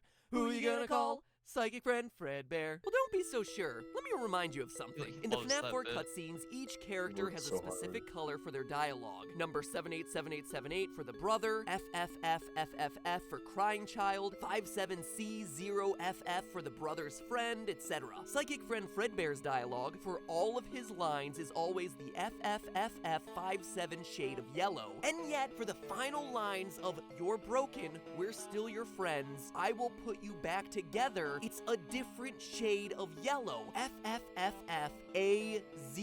Similar, yes, but definitely different from Fredbear. So very intentionally, Scott made this a different character, but in a strange twist, it's actually a color of dialogue shared with one other character we see in FNAF 4, Pigtail Girl. The one who knows that the animatronics come to life and get stuffed with dead bodies. Coincidence? Yeah, Oh, yeah, or at well, least isn't we it- all thought so isn't last that year. But look at the her design, child- dressed in a skirt with reddish pigtails oh, and no, big not really. green eyes, just like the design of Baby. You hear that? The collective sound of minds being blown across the internet. But if the glowing eyes, shared dialogue color, similar designs, and repeated line of "I will put you back together" didn't convince you, it doesn't stop there. Remember the biggest lingering question from FNAF 4? The girls' room? No one had an explanation for it. I didn't have an explanation for it. And yet Scott felt it was important enough to the lore of the story to show us. And now we might actually know why. What if the girl is a part of the crying child's family? First, it would explain why we would see her color of dialogue reappearing in his final moments. As a family member, she would be there in the hospital with the boy as he tries to recover. And if The she shares a boy. connection with Baby, it would also tie My together boy. the random presence of Mangle in the room. Word. One of the other key animatronics we see in Sister This Location piece is trailer what is all true Funtime warriors Foxy, which we can strive for. confidently say is an intact model of what will eventually become Mangle. Again, we're looking at the major details. Yes, some things may or may not be there. Notice the lipstick, the red cheeks, and painted fingernails on Funtime Foxy, all of which reappear on Mangle. So in the two games, we would have Baby and Foxy linked. Is it a stretch? Absolutely, but then again, this is Scott we're talking about. To me, though, the coolest part about this connection would be in the name of the game. This whole time, we've been assuming that Sister Location was referencing some other spin-off chain of restaurants, or, like I said earlier, a storage and distribution center for the robots. But if the Pigtail Girl's soul is trapped in Baby, and she was indeed the sibling of Crying Child, the phrase Sister Location takes on a whole new meaning. This is her game, a game about one sister's soul trapped in the baby animatronic getting revenge for her brother's death. Just don't hold it against her. You don't know what she's been through. Or maybe now you do. But hey, that's just a theory. A game theory. The ball's in your court, Scott. You should subscribe for more episodes of Game Theory. You should subscribe for more episodes of Game Theory. You should subscribe for more episodes of Game Theory. Or cast your votes. Are you excited about Sister Location? Yes. Aren't you excited? Or no? Click on With one the to choose. substance. I am a sister location centrist. Slender text. When it gets dark, they will awaken. The children's spirits will rise. They will kill you. I'll just walk out in the morning, stepping over your corpses one by one. You are intruders. None of you will survive the night. And what makes you think they won't kill you? Because I am one of them. No, mama! The secret of the moon. Hello, Internet! Welcome to Game What if it's Theory, not the still middle available to consult on the FNAF movie's storyline. Seriously, Scott, I'll be And waiting it by the had, phone because I can practically Brendan guarantee Fraser I in put it. more collective hours of thought into counting animatronic First toes, tracking eye colors, listing out the differences between pizzerias, diners, and rental services, parsing out your phone And guy it watched calls, and Hasbro counting Hotel. and recounting again the number of dead child carcasses left in your story's wake than literally anyone else out there. I mean, I've even gone so far as to do the unthinkable for these Sister Location videos. That's right, I Actually killing reread a The child. Silver Eyes. In an ironic twist, it took longer than the actual game. Now, here I am piecing together this script after, I kid you not, a weekend spent doing nothing but thinking about these games, writing and rewriting timeline after timeline to account for all the nonsensical Easter eggs shoved into this 4-hour experience. And you know the conclusion that I've reached? That your version of events isn't satisfying. That any theory I come up with that attempts to bend over backwards and cobble together every line of dialogue, design detail, and character motivation will be overcomplicated at best and inherently flawed at worst. And that's not me admitting defeat, it's a fundamental problem with the series right now. This one just tried too hard to do too many things. You've got elements of the past 4 games mixed in with FNAF World, mixed in with the book, all of which at this point have questionable canonicities, conflicting storylines, and competing dates. Couple that with characters that mimic other characters that lie to you, and characters that may not even exist across the different story threads of the franchise, and it's unclear if this is a continuation of the books, if it's a continuation of the games, or just an outright reboot of some kind. The best analogy I can think of is that it's like the giant human glob you turn into at the end of Inside. A mass of limbs all struggling to work together to move in one direction, but all just flailing out randomly. And honestly, it could have been easy. With Scott saying that the original story was completed with FNAF 4, we could have just said that Sister Location was aligned with the book and FNAF World to start paving the way for the movie. But then you couldn't help yourself, Scott. You just had to throw in those FNAF 4 Easter eggs, huh? And those put everything into chaos. And it's not just me feeling it. Based on what I'm reading online, a lot of FNAF theorists sense that the lore contained in Sister Location is a game changer, but then they don't exactly know why or what to do with it, struggling under the weight of explaining away Ennards and babies, Mikes and Williams, casual bongos and exotic butters. What's an Easter egg, what's a tongue-in-cheek reference, and what is actual canon? So understandably, there's some confusion about what's actually going on in this game, and that is what I'm out to solve in these videos. Picking Sister Location apart to definitively put together which details matter and why this is such a monumental game for the franchise's lore. So go ahead, keep your plots vague and convoluted, Scotty boy. I'm here to translate your madness to the world. First off,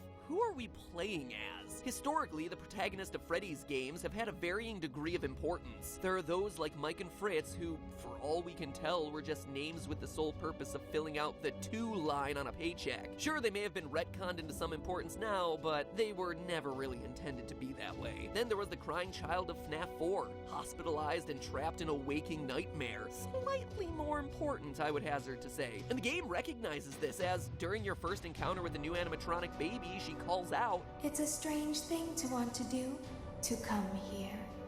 I'm curious what events would lead a person to want to spend their nights in a place like this. Willingly. 5 of them. Maybe curiosity, maybe ignorance." Answering the question of who you play as in Sister Location is more important than any of the rest of the games in the franchise, since it practically dictates every other element of this story. Why you're there, what the endings mean, what this location stands for, how this fits into the overall timeline. It's a big deal. Now personally, based on the silhouette in the mirror, my first guess is to say that we're playing as Rick Astley, and Scott is just committing the most elaborate Rick roll in history. I mean, just look at that hair. It's an exact match, and let's face it, Scott has proven that he's not above trolling us. But assuming he has a little bit more respect for the fan base than that, there can only be one possible conclusion here. In Sister Location, we play as William Afton, Purple Guy himself. And no, I'm not just saying that because the eyes in the ending are purple, like literally everyone else on the internet's been saying. Sure, it's a nice detail that may hint at Scott's intentions, but it's not proof. For proof, we begin by turning to the in-game dialogue. On your quest to unlock the game's fake ending, the animatronics taunt you with these little bits of dialogue, spoken by a young girl in a British-sounding accent. "I'm still here." Isn't this why you came here? To be with her again? So we know that whoever the player is has some sort of connection to this mysterious young girl. But who is she? Well, throughout the game, between nights, we hear the same girl pressing her father to let her play with Baby, saying things like, "Daddy just once let me go play with her. She's so pretty and shiny. Didn't you make her just for me?" From that small snippet, we can not only tell that our character is her father, but that he's also in some way the creator, or has some level of control over the animatronics. This in turn narrows the field down by quite a bit to 2 men, William Afton and Henry no last name given, the two co-founders of Fazbear Entertainment as introduced in FNAF Silver Eyes. By the way, low blow, Scott, forcing people to read in order to have any sort of clue as to what's going on in the franchise now. Because seriously, without reading the book, you would have no clue the importance of William Afton. How well that's what I'm here for. I read it so you don't have to. Kind of like the nostalgia critic. Anyway, based on the girl's accent, William Afton has similar dialect at the beginning of the game. She can dance. She can sing. She's equipped with a built-in helium tank for inflating balloons right at her fingertips. It would seem as though we have ourselves a match. You are the father! But let's not be too hasty there, Maury. We can be even more sure. In the game's real ending, you get yourself tricked, becoming animatronic fodder as the machines scoop out your internal organs and replace them with endoskeleton cords. Now, this really bothered me, since it's like the antithesis of what we expect from our stories when we beat the game. Here I am wanting to finish my night and return home to my basket of exotic butter, but no, that's reserved for the fake ending. Becoming a flesh suit is somehow canon to the series. I wanted to write it off as jumping the shark, like, hey, we're getting a little bit too absurd right now, but then I realized that this is a franchise built on haunted animatronics chasing you through a pizza restaurant after they've been killed by a serial killer hiding in a mascot suit filled with killer springs. So, crossing the line of absurdity? Yeah, I think we're long past it at this point. Becoming a flesh suit is an oddly specific event to be integral to the lore, and yet there it is. So we're left with two options. Scott's either completely lost it at this point, or he has some other plans for this character. And indeed, he does, as the novel once again shows us why this odd story turn is so important. In its pages, we're treated to all sorts of lines that make it clear Mr. Afton is the one who gets himself stuffed. Page 407. Quote, Charlie, there's something different about him. It was as if the guard, the man they had met, had been stripped away, and what sat before them was nothing but a blank canvas. End quote. And again, 2 pages later, quote, Dave is the fake name for William Afton in the novel. He's hiding out in another identity. Long story. Anyway, just go with it. Dave's body moved upward, straightening, but the movement was too smooth. He seemed to make no effort, use no muscles, and exert no energy. Dave's eyes opened steadily, glassy and without emotion, like the robots on the stage outside. End quote. And there you have it. That totally just spelled it out for us, didn't it? Like the robots on the stage outside. In fact, the book makes a huge deal about Afton's eyes, over and over again, like when the character John describes seeing Afton kidnap his friends on pages 120 to 122. Quote, the eyes, they were all I could see. They were dead, just dull and flat. Like they still moved and blinked and saw, but whatever was behind them had died a long time ago. End quote. Died a long time ago, you say? Like perhaps in an underground murder bunker, doubling as a robotic distribution center, perhaps. Now real quick, let's pause here and have some real talk to Ennard, Baby, and the gang. Guys, we're gonna have a bit of an intervention here. If your goal is to blend in with the outside world and look like us, look like any other human, choosing to go with the purple eyes is not gonna be helping your cause all that much. Artificial intelligence? More like artificial idiots. Do your homework. Humans don't tend to have purple eyes. I mean, seriously, you have a blue-eyed animatronic just waiting to go. Look, there's Foxy. He has brown/orange eyes. Great. Anyway, I digress. Who am I to judge? Maybe we're all just left to assume that Afton walks around in those cool colored contacts. Anyway, it's not just the eyes that give away Afton as the animatronic's meat puppet. His overall physicality has undergone a drastic change over the years as well. On page 418, we hear that Afton started off robust and lively, a hefty man who had the ruddy geniality of a financially shrewd Santa Claus. Financially shrewd Santa Claus, huh? No one said the writing of this book was any good. There's clearly a reason why only 500 people made it all the way through this book. And I say that because on Amazon Kindle, they actually show you the most popular highlighted sections, and like, they all drop off by midway through the book, so I can only assume that I'm the only person who made it all the way through. The things I do for you. Anyway, soon after, our financially shrewd Santa Claus is accused of murder. He's released due to no bodies being found, and then he skips town. However, when he comes back, he's a changed person. Quote, Afton had been fat and affable. The man in the picture was sallow and thin, his skin sagging and his expression unpleasant, as if he had forgotten how to smile. He looked like a poor facsimile of himself.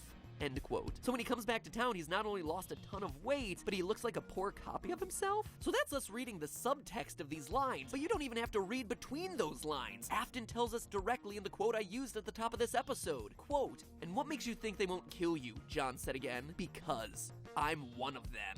he said. I mean, let's face it is hard to argue with that one. He is outright saying he is an animatronic. Reading the book the first time, you all assume it's like, oh, he has a kindred spirit with these animatronics because he loves them so much and he dresses as one and this and that. But oh no, after playing Sister Location, it takes on a whole new meaning. Now, there are two major complaints against the Afton theory. One, that Baby's first lines are, I don't recognize you. You are new. and two, that none of it makes sense if Afton bleeds out in Springtrap in FNAF 3. But there's an easy answer for both of these situations. First, think back to the FNAF world ending, where Desk Guy, who in our last episode we establish as Henry No Last Name Given, William Afton's partner in the Freddy Fazbear's franchise, confesses to building Baby. He's the creator, the one Baby would be most familiar with and not necessarily Afton. So Baby not recognizing Afton isn't all that much of a stretch. And regarding Purple Guy's death, we see in the book that William is covered in scars. Scars left over from surviving one major round of Springtrap failures. Quote, Dave had been shirtless under the costume and now his bare chest was clearly visible. His skin was horribly scarred, with raised white lines that scored his flesh in a symmetrical pattern, each side of his body mirroring the other. He raised his arms and turned slowly in a circle, giving Carlton ample time to see that the scars were everywhere.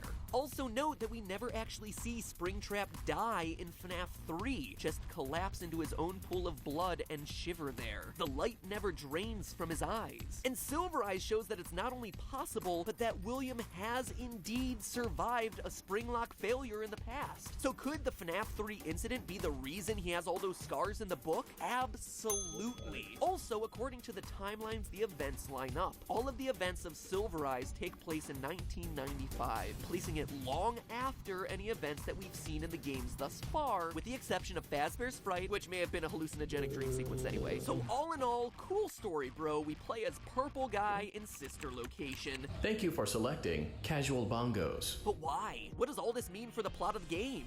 It actually explains a lot, but from here it also tends to get really complicated, because now we're dipping into the FNAF 4 surveillance footage, FNAF 4 locations being tied to Sister Location, child experimentation, and the identities of Baby and Ennard. So instead of rushing my way through it to get it all done in time, I'm gonna pause right here and hold all those explanations for the next episode. Now that we know who is playing the game, we need to know why and how it affects the rest of the series as we know it. So click that basket of exotic butter to subscribe and be informed of when the next half of this theory comes out. And in the meantime, listen to these casual bongos and do me a favor and vote. Sister Location, yay or nay? Was this the game that you were waiting for, or did it end up under-delivering? Click on one to choose and I'll let you know next time how y'all voted. And in the meantime, remember, it's all just a theory. A game theory. Thanks for watching. But wasn't it like the best one of the main thing? Like the main gameplay loop? No. Oh. I'm hungry. Get yourself Yeah? some Johns. I had that for lunch, you fuck. You do that a lot. 'Cause, yummy? One second.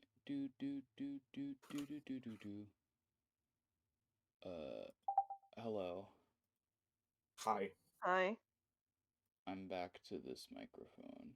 I was like, I had my eyes closed. I was laying down with my eyes closed. Oh, innovative. Oh boy. I was like, this is so nice. I'm laying down. Okay, now it switched back over to my Elgato. But these worked out pretty nice because I'm gonna have to stream with them when I do Hitman VR in a few days. So I'm glad that it works well.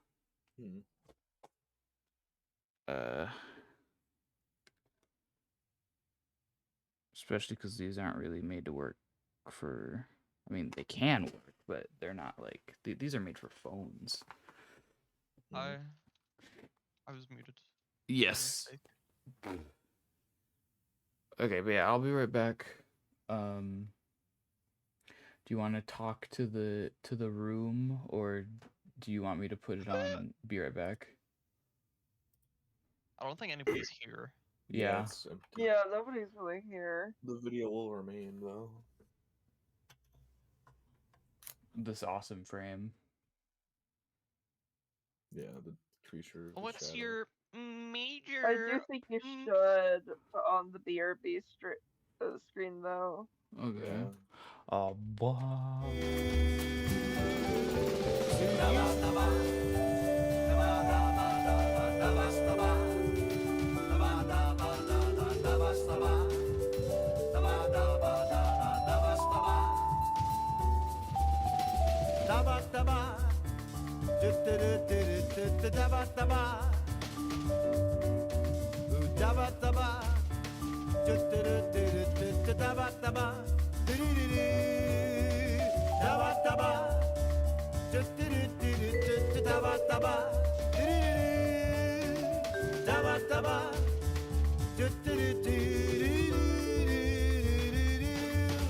I'm so in love with you. I wanna wad you up into my life. Let's roll up to be a single star in the sky. I need you to feel me. I wanna wad you up into my life. Let's love up to make a single star in the sky to you.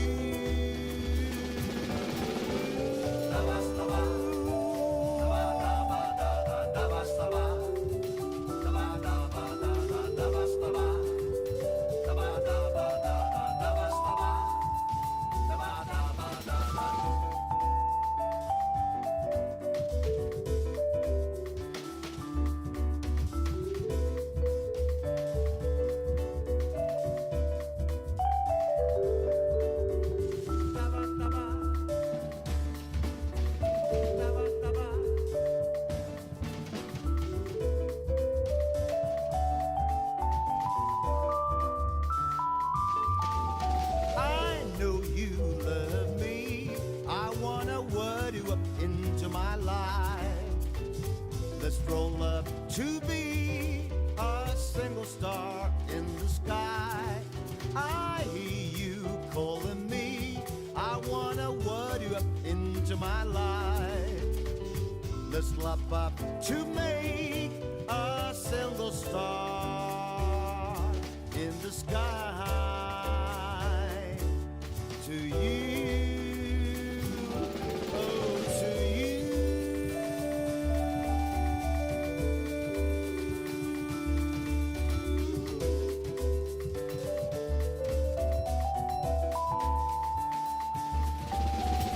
Dabba-dabba, dabba-da, dabba-da, dabba-da-dabba-dabba-dabba. Yes to you.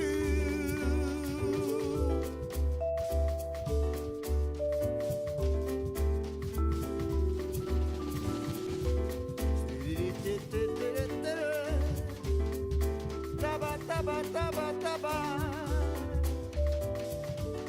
Dabba-dabba-dabba-dabba. Dabba-dabba-ba-ba-ba-ba.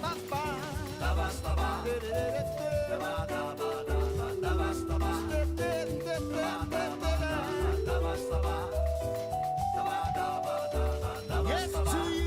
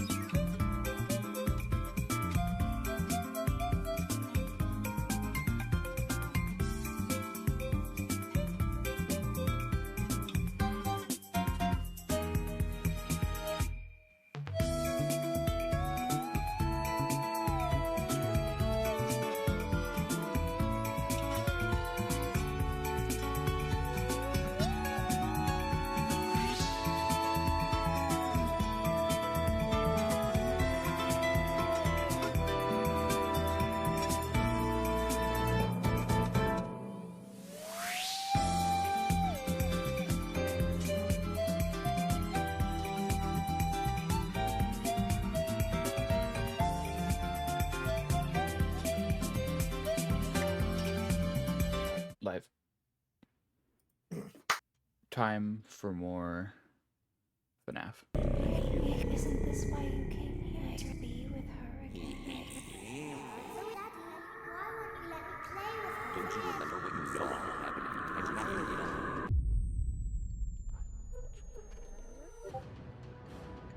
Would you let your daughter play with her?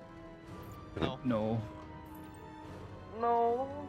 Scary. Hello, Internet. Welcome to Game Theory, 7 million theorists strong.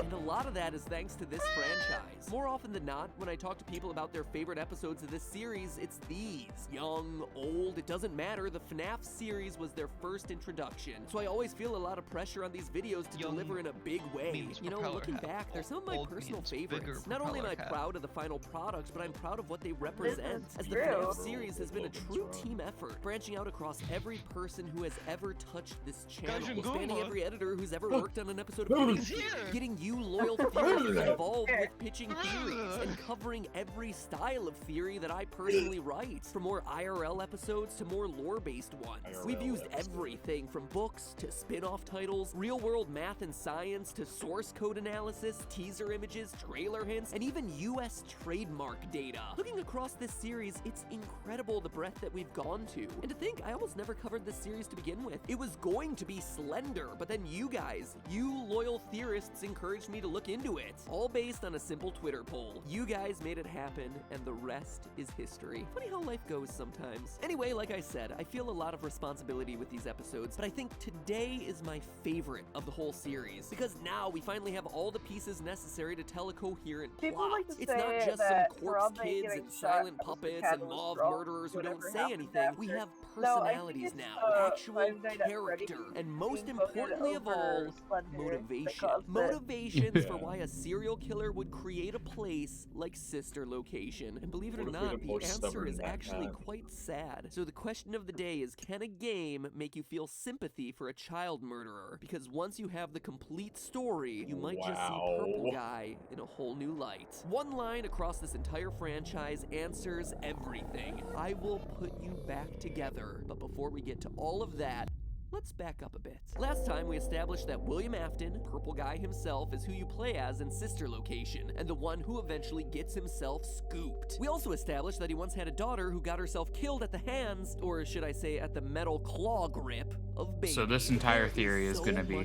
completely based on things that aren't real. By playing through the game and unlocking Sister Location's secret private room, players get treated to a shocking Easter egg. By typing the date 1983 into the keypad besides the monitors, the static blazes to life, revealing blurry footage of the FNAF 4 house. The plush trap hallway, Foxy's closet. Isn't the ending of this game the crying child's bed? I'm going to come find how this is being done. Sitting there on the desk is none other than our good old friend. Was that in an psychic update? Friend Fredbear. Because I don't know why he would think this. I'm pretty sure custom. It was the ending. A little less psychic this time and a little more custom night plush. mode. Cradle appears to be a Custom night remote didn't come out at control. Now many have launch. said that this is a walkie-talkie, but it is in fact a camera control. Notice the buttons on top. Those are switchers, allowing you to switch between the different cameras you have placed in the environment. The wheel on the bottom presumably allows you to turn the cameras or potentially focus them. The Fredbears from FNAF 4 are just that. Fredbear plushes equipped with hidden security cameras, something mothers are using all the time these days to monitor their children, and also getting themselves hacked while doing it. See also the Watch Dogs episode. Creepy stuff. But that begs the question, why would anyone have remote monitoring of a child's bedroom programmed to run into a secret room in an underground animatronic storage facility? And also, why that house? Well, it's important to note that it's not just any house, it's a house that's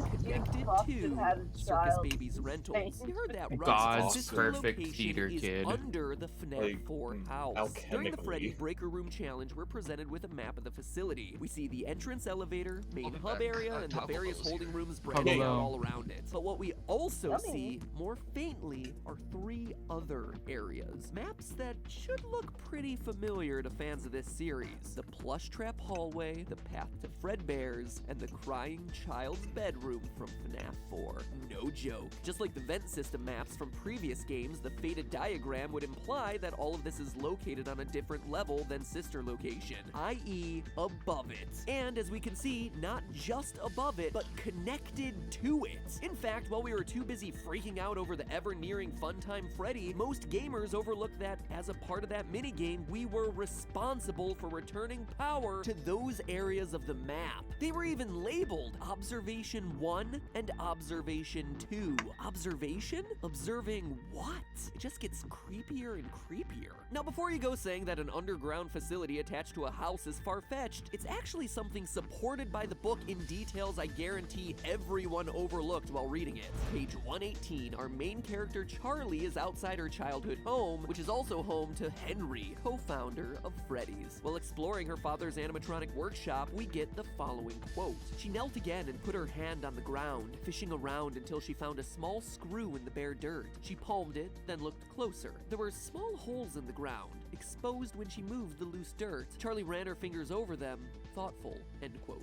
Tiny holes hidden under the dirt of an animatronic workshop, huh? It's an oddly specific detail that never gets mentioned again and never goes anywhere, but is one of those things that gets the theorist mind to tickle in. Because when I hear of mysterious holes in the ground in someone's private workshop, I think trapdoor. Hidden trapdoor. Or, more accurately, secret entrances. Could this be a hint as to a secret entrance in Henry's animatronic workshop into sister location? In fact, we can prove using more details from the book that it is still being used by Afton. Earlier in that same chapter, Scott makes sure to drop a few more hints that seemingly never go anywhere. But we all know Scott better than that, right? Guys, and now that I we don't have think sister they got location to me. reference, these Baja little Blast. details start to make This a whole looks lot more awful sense. lot like Quote, piss the color. benches were there I where think her this is father just had regular assembled and Mountain tweaked his Dew. inventions, but the materials, the Fuck blueprints, no. and the half-finished People ran robots out that and were they once stopped crammed onto Mountain every Dew. surface had disappeared. Yeah. Where are they?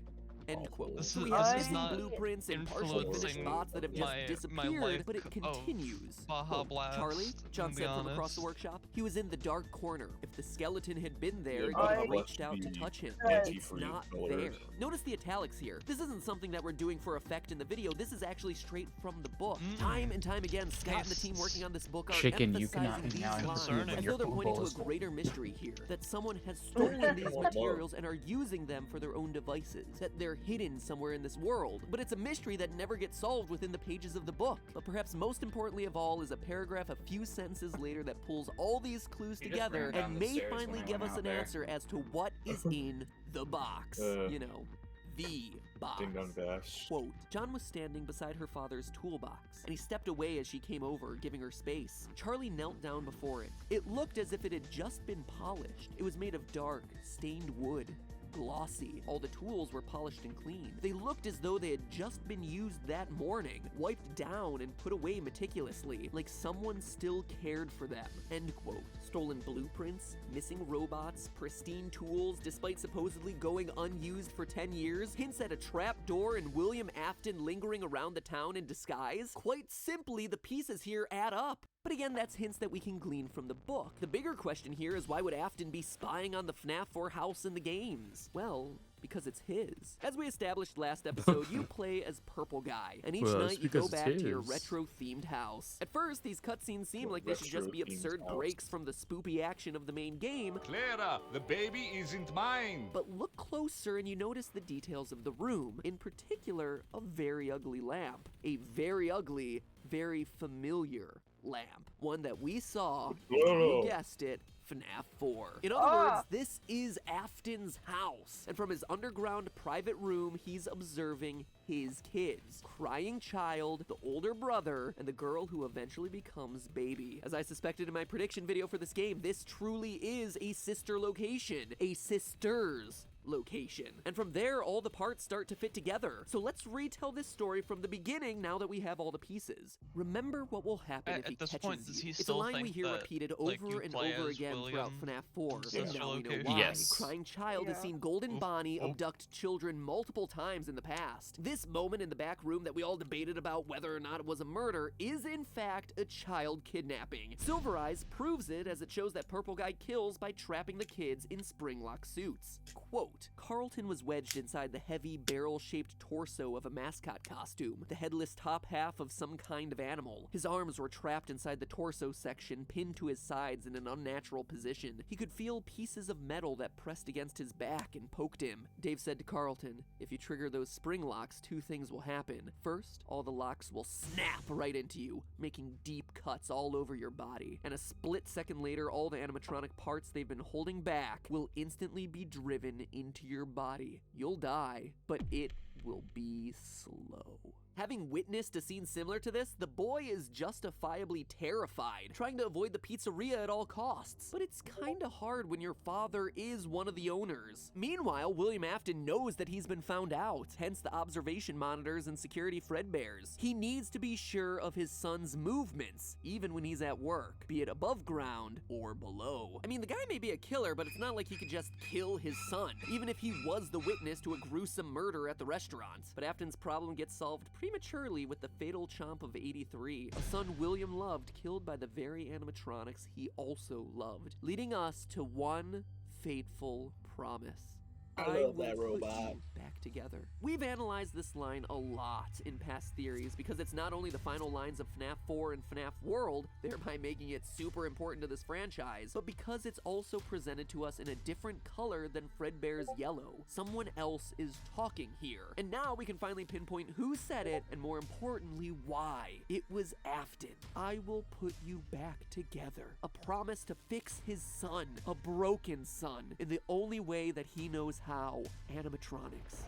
Enter Sister Location and the Funtime animatronics, not built for entertainment or for being worn, but built to help Purple Guy save his son. Built for capture. Although no one has yet found how to unlock them in the game, if you dig through the Sister Location files, you find a set of blueprints for the various animatronics, outlining their size and special features. Not only are they enormous, topping 7 feet in some instances, certainly bigger than a small child, but they're also equipped with things like 360-degree tracking, parental voice mimicking, and storage tanks. Look closer at the wireframes and you see that the storage tank isn't quite empty.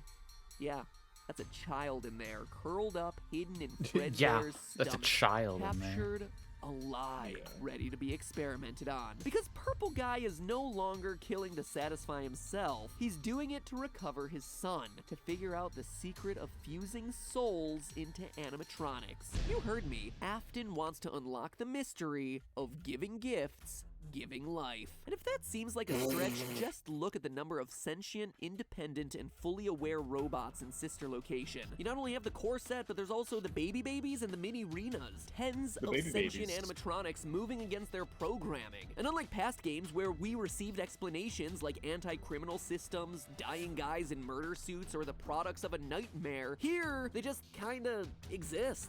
Why? Well, Baby tells us over and over in the trailer for Sister Location. Don't hold it against us.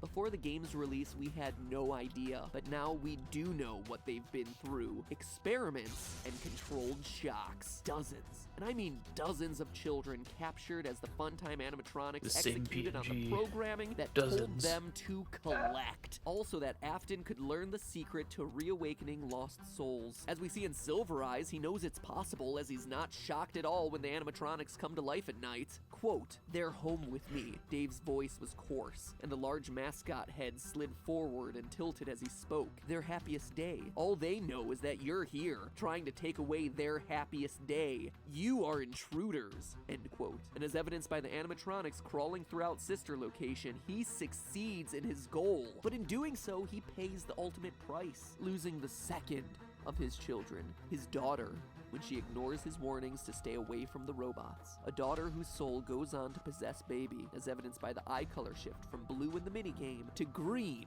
in all the other times that we ever get to see Baby. Now flash forward to the beginning of Sister Location, a place where, as we're told in the trailer, memories sleep, anger is restless, and secrets Mario don't keep. is The blue. children's spirits are mad and eager to get out, but how does a ragtag group of sentient robots escape? Even if they made it to the surface, giant endoskeletons roaming around would be like the coming of Terminator 2, and humans don't take kindly to that sort of thing. And so they've been forced to concoct a sneakier plan to escape. They've put together their individual abilities often programmed into them, like Freddy's voice mimic and Bellora's misdirection tactics, to create a new entity, the collective consciousness known as Ennard, a tangle of wires and eyeballs that serves as their final hope. And we know it's all the animatronics together because it refers to itself as we. There is nowhere to go when we look like this. As the teaser said, there was a part of him in every body. After all, throughout the 5 nights, Ennard uses those various skills and pretends in order to gain our trust, using the voice mimic to sound like Baby and be sympathetic, adopting the voice of the little green-eyed girl to make us compelled to move forward and save her. But it's all a trick, and by night 5, they've cleared out all the evidence, killing the other technicians so that no one can speak of the haunted animatronics. But note that those guys haven't been scooped. They've saved that honor specifically for you, the purple guy. The reason they're stuck there in the first place. Using Baby's voice, they push you into the scooping room, remove your skeleton, and inhabit your body. And as we see in the final scene, their escape I think already successful. The purple guy, the serial killer father trying to put the his whole son back "don't hold together it against is killed by us" the line exact goes against monsters that he immediately. first That it created. would be But not in an William. unhappy way. He achieved what he wanted, being reunited with his children. Page 411 of Silver Eyes. Quote, "The voice of the rabbit was smooth and rich, almost musical. Dave cocked his head to the side so that Unless only he one of thinks his they're bulbous supposed to be eyes could trying peer to through the pretend they sockets. don't We know. both wanted to love," he said in those melodious tones. "Your father loved, and now I have loved." End quote. But hey, that's just a theory. A game theory! Thanks for watching. Welcome back to the Super Amazing End-Card Tournament! Where last time I asked you whether you thought Sister Location was scary good or frighteningly bad. Survey said 97,000 votes for Sister Location and 30,000 against. So it looks like y'all felt that Scott got his groove back with this one. The You can follow-up tell this question is for today, old because which No Man's Sky animatronic is being your used as a favorite? Maybe symbol it's the for scariest, maybe it's Yeah, the one the you most negative. identify with, maybe it's the one you're bad. most excited about yiffing. Hey, no judgment here. Hey. You yell and sniff all you want. Whatever your reasoning, just click on it. At this point, there's like 1,000, so let's just I narrow it didn't down know to the that was essentials in this and give video. you You all yell versions and of that sniff. character. So here we go. Your options are Freddy, Bonnie, Chica, Foxy/Mangle, Golden Freddy/Fred What Bear, is this the one you Springtrap, most want and to Baby. fuck? Apologies to all you Balloon Boy and Ballora fans out there. Seriously though, are you out there? Seems like those two in particular just don't It might fit be like in just anywhere. who your Anyway, click on favorite one of the options is. to cast your vote. And once you're done, you have 2 options. Number 1, go and check out the FNAF playlist on the channel. Binge watch that sucker because honestly, it's a lot of fun to look back at those old theories and see just how far we've all evolved in our thinking about this game. Each episode is like a little time capsule. And you're like, oh yeah, I remember when there was only 4 Scary. animatronics and everyone was like, whoa, Golden Freddy is blowing my mind right now. Or option 2, Golden if you're Freddy's looking for a blowing break from my FNAF, mind. might I recommend to you Salad Fingers over on the Film Theory channel. Seriously, if you like FNAF, then you will love my Salad Finger theories. It's creepy, it's mysterious, and it is ripe for theorizing. And it's brand new with part 2 of that theory coming out today, assuming you're one of the people watching this theory the day it comes out. In fact, you know what? Here's a link to go directly there. It's perfect viewing for Halloween weekend. Now, if you excuse me, I've got some Metroid and Mario theories in the works that have been on the back burner because of FNAF. So get ready for those. Enough jump scares for one Wait, Halloween. Metroid it is time theories? we move on to Yeah. some new theories. Samus Yeah. is a ball? The only one I remember is him saying, "Oh yeah, if Samus did the ball move, she would be like exploded and died." Oh yeah. Yeah. Obviously.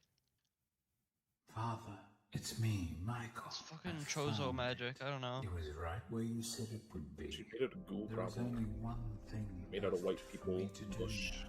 I'm going to come find you. But here it is. Nope. Nuh-uh, not touching it. No, sirree, Bob. No way. You can mechanically wheeze all you want, Michael Eggs Benedict, Afton, Purple Guy, Jingleheimer, Schmidt, but I am not. I am not spending another 20 minutes trying to piece together whether you're Springtrap, whether you're Purple Guy, whether you're a second Purple Guy, and whether all of this requires yet another rewrite of the timeline. I am not doing it. At least not until the next book comes out in June. Nope, no siree doggo. Today, the series that prompted lore-based theories to flood this channel is getting the old school game theory treatment. That's right. Today, I'm tackling the science of Five Nights at Freddy's. Awesome, Astro, thank you. Sorry. Me when the doctors ask which nuts I want them to fix. Hello, Internet! Welcome to Game Theory, where today's Freddy theory is gonna be a bit different. No source code deep dives, no rooting around for obscure hidden Easter eggs, only hardcore real-life research. Oh, but speaking of the source code, something really fascinating is going on right now. Scott Cawthon's two websites are having a conversation. Scott Games is saying things like, "You're crowding us. You can't tell us what to do anymore. We outnumber you." And the FNAF World website is replying with, "Be quiet. Yes, I can. You will do everything that I tell you to do." Which makes it seem like FNAF 6, Sins of the Father, it's my title, feel free to use it, Scotty C, is gonna be like an all-out animatronic Civil War-style battle against the OG creator William, aka Springtrap Afton. How awesome would that be? Title, gameplay, boom, done. Feel free to use that idea as well. Meanwhile, in other FNAF updates, since a lot of you have been asking me on Twitter about my thoughts on this, the movie got itself canceled and then found itself a new production partner, Blumhouse Productions, the same guys who did Paranormal Activity, Oculus, The Purge, Get Out. Honestly, I think it's great news. Blumhouse has made a name for themselves by doing awesome movies on really teeny tiny budgets, and FNAF as an indie franchise needs that cheaply made indie vibe to really make it scary. It doesn't need a big studio like Warner Brothers, where it used to be going in and meddling and trying to make it more family friendly so they can go in and sell more FNAF toys and it becomes the next Minions. It's funny because the main low budget is the way to go because it forces you to get creative. So this news actively made me excited for the movie. A video game movie based on FNAF. Seriously, all the subs to film theorists better get themselves ready for a heap and helping a Freddy when that movie rolls around. Anyway, enough updates. I think that covers all the FNAF related things that you guys have been asking me about on Twitter. On to the episode. This week I'm covering a topic I've wanted to do since the release of FNAF 4 back in 2015 and never had the opportunity to because I was always so busy trying to piece together the damn lore, and that is, can an animatronic actually kill you? The movie. Since, you know, this series has a lot of animatronics, and a whole lot of death at the hands of animatronics. But more specifically, I want to focus on the bite. You know the one I'm talking about. Whether or not you believe this moment to be the bite of 83 or the bite of 87, whether or not the date really even matters anymore, one thing is clear. This is the moment that set in motion everything else in these games. Based on the evidence coming from 6 games and the Silverized book, William Afton, creator of the animatronics, suffers this tragedy where his son's head gets crushed in a childhood bullying incident. A few days later, the son dies of his wounds in his hospital bed, setting in motion Afton's quest to, quote, put him back together. Cut to scoopings, sister locations, a dead daughter, and more missing children than you can shake a basket of exotic butters at, and all because of this one moment. The Butter Freddy as a freak accident. Something that couldn't have been helped. The horrific ending of an innocent childhood prank gone wrong. A series filled with haunted puppets and reincarnated skin suits starts with this. Just a random tragic incident that nobody could have stopped. A simple mechanical failure. Remember, this is before any of the suits are haunted. It's still just a regular old animatronic. But is that really true? Does a regular old animatronic actually have the ability to crush a child's skull? Or is there something a bit more sinister going on? I'm gonna get ice cream. I will never look at I'm my gonna leave last this playing sister though because it's, locations oh my theories. god, I forgot that fucking awful thumbnail. Oh wait, I can get ice cream it's all thanks to the Is results. this the ice cream time while we let this shit play? To begin to piece together the real danger these Disney rejects pose, we need to understand what makes them so dangerous in the first place. Sure, it might be easy to assume that Golden Fredbear and Golden Bonnie here are so deadly because they're spring-locked suits, but as we hear about in FNAF 3's phone calls, the locks are only used to hold back the sharp, pointy innards so they could be worn in suit mode. Changing animatronics to suit mode insert and turn firmly the hand crank provided by the manufacturer. Turning the crank will recoil and compress the animatronic parts around the sides of the suit, providing room to climb inside.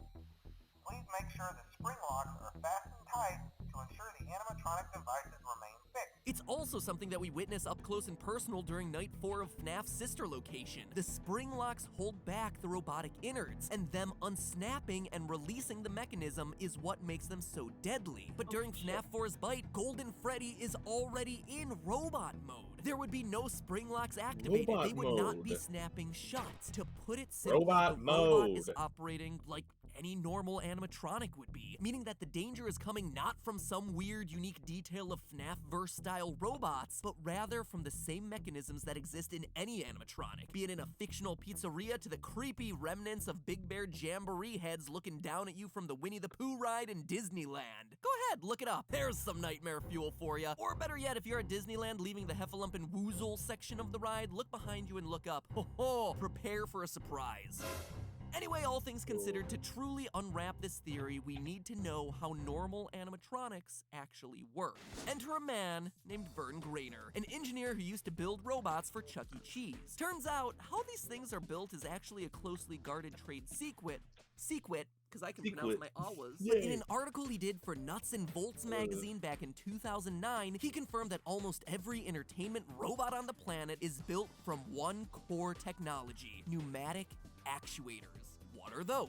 Well, yo, listen up then. Ya homies know that when all the sickest ballers want to pimp out their bangin' rides, yo, they install hydraulic lifts in their undercarriage, like Ramon from the Cars movie? Well, where hydraulics use oil and fluid dynamics to do that sweet lifting, yo, pneumatics use air pressure. You build up a bunch of air pressure and then release it. That release moves whatever you want: a piston, a pulley, the deadly grin of a lifeless singing bear. They're used in everything from robots to build cars to the jaws of, well, Jaws at Universal Studios. Now, Grainer doesn't specify how powerful pneumatic actuators in a Chuck E. Cheese style robot's mouth would be, but we can go ahead and calculate a rough estimate. Whereas other actuators in the body and legs would have to be more powerful since they're moving larger, heavier chunks of robot, the ones in the mouth are smaller, more delicate. They only have to move a couple of ounces of plastic and metal for the jaws, teeth, and cheeks. The pneumatic tubes themselves are also only a couple inches long, meaning that they can only build up so much air pressure. All things considered, you're only gonna need about 40 psi of air pressure max to do all of that. I'm not sure if I care about this one. Like the pressure created from a strong breeze. So how the heck do a handful of small pistons powered by air create enough force to crack a child's skull wide open? They can't. You see, crushing a human skull ain't easy. The 22 bones of the human skull are there to protect the most important organ in our body from damage. And the whole thing has got a rounded structure to help disperse any forces applied to it. The strongest boxer in the world could punch you in the head at full force and it barely crack. But this perfectly normal Chuck E. Cheese wannabe not only cracks the crying child's head, but breaks through hard enough to cause severe trauma to the brain? How much force is needed to do that? Well, it's actually a tricky question. First, we gotta ask, how old is the victim? When you're first born, the skull is softer, moldable, since, you know, it has to pass through narrow lady bits. Once it's made that journey, it has to be able to accommodate for your growing brain. So it has these soft spots called fontanelles to give the skull flexibility. So I immediately thought that our crying child birthday boy might be a bit easier of a nut to crack considering how young he is, You but can push on the head spot like a beluga. The soft spots disappear or ossify by the time that you're 9 to 18 months old. And I don't care how heartless of a killer you are, purple guy, you ain't letting your 1-year-old hobble his way home after a day of sitting terrified in a broom closet. Second, to answer the question I had to ask, what parts of the skull are we talking about? Because different sections have different thicknesses and, as a result, different strengths. According to research done by Tobias Matei, who studied children's bike helmets and how they protect the skull, the thinnest region of the skull bone is about where your temples are. Lo and behold, that's exactly where our crying child is seeing most of the damage done. When he's placed in Golden Fredbear's mouth by the bullies, he's facing outward towards us, mostly facing the camera, meaning that the weaker sides of his skull are the ones that are having to deal with the crushing forces of the teeth. So I looked it up. To fracture the skull there would require the equivalent of a 1,100-pound man or 500-kilogram woman, equal opportunity, not being sexist here, to step on the head in that exact spot. But then again, that's just to have the thing fracture. We're talking about a catastrophic head failure that impacts the brain. So we have to get a bit more specific and a bit harder of a bite. Luckily, I found a study looking into exactly that. Testing over 300 samples, some scientific madmen determined that human skull bone, when put under various kinds of stress, had a failure pressure of 1900 psi or 13 megapascals. 13 megapascals means that for every square meter of surface area, it takes 13 million newtons of force to break a skull open.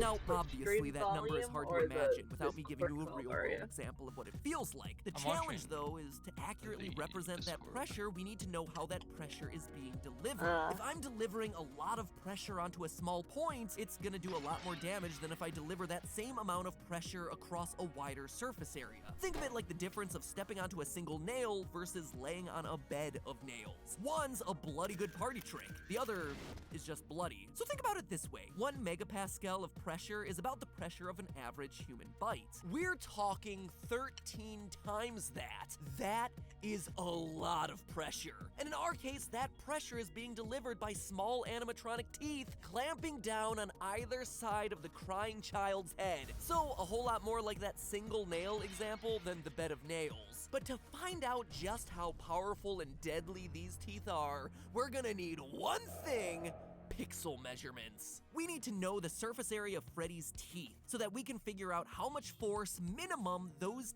teeth are delivering. Now, obviously, we're gonna have to approximate a bit since the game contains no real measurements to go off of, so instead I started with Freddy's face. It's an Easter egg I never really addressed in the theories, but way back in vanilla FNAF 1, lots of theorists were talking about an oddly shaped smudge on Freddy's face. This smudge is in the shape of a handprint. Now granted, it isn't a golden suit, but as we see in that game, the two are comparable in size. Given that the average human hand is about 18.89 centimeters long, we can use this handprint to scale everything else. Freddy's head then is 32 centimeters wide, or about twice as wide as an adult human's head, which makes a lot of sense. You need something big enough to serve as a costume. Now, using a combination of images from different angles, we can use this to determine the dimensions of one tooth, which comes to 1.4 square centimeters.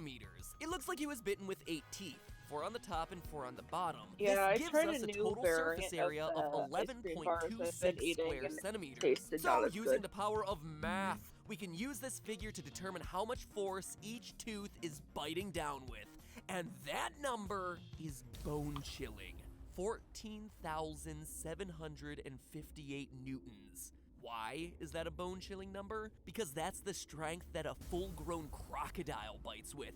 It's almost the strength of a great white shark bite. In order to deliver that amount of force, you would need 2 high-end industrial-strength pneumatic actuators. These things are as long as your arm, and they need their own dedicated compressors pumping out 100 pounds per square inch. I mean, your own teeth would crack if you bit down with that kind of force, and it is most certainly way overkill for moving the mouth of some cheap mascot at a sad sack themed restaurant. It's almost like someone built these things to intentionally be deadly. And there, ladies and gentlemen, is our smoking gun. When we last covered the lore of this series, myself, as well as other FNAF theorists like Treesicle and Dawko, concluded that William Afton was driven to his murderous rampage by tragic circumstances. His son was killed in the jaws of that machine, and so he dedicated his life to twisted experimentation on other children to bring his son back. Sure, it doesn't mean that William Afton kidnapping and killing tons of kids is okay, but it does make us sympathize with him a little.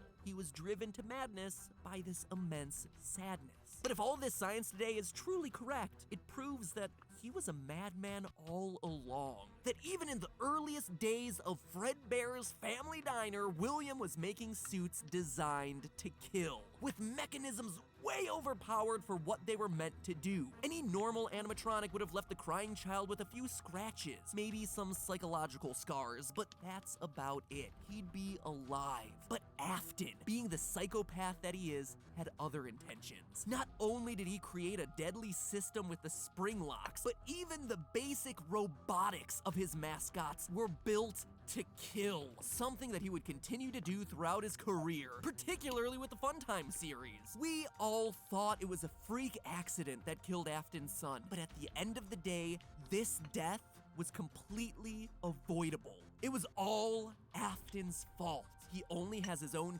twisted experiments to blame, claiming first his son and eventually his daughter too. Man, I gotta say, that really bites. But hey, that's just a theory. A game theory. Thanks for watching. 6 whole months since a FNAF theory? Wow, time flies. It's actually really nice to cover the series again with fresh eyes. I even figured out some new lore bits while working on this one, stuff that I'm sure will show up in the next FNAF theory coming this summer. So if you haven't done it yet, make sure that you bite down hard on that subscribe button in 3, 2, 1, crunch! And hey, might I recommend clicking the video that you see on screen right now? It's actually the first video that I did on FNAF. It's actually really interesting to see how the series have changed in that amount of time. No, it's not. Anyway, that's it for today. I will see you all, or at least the number of you who enjoy our theories that...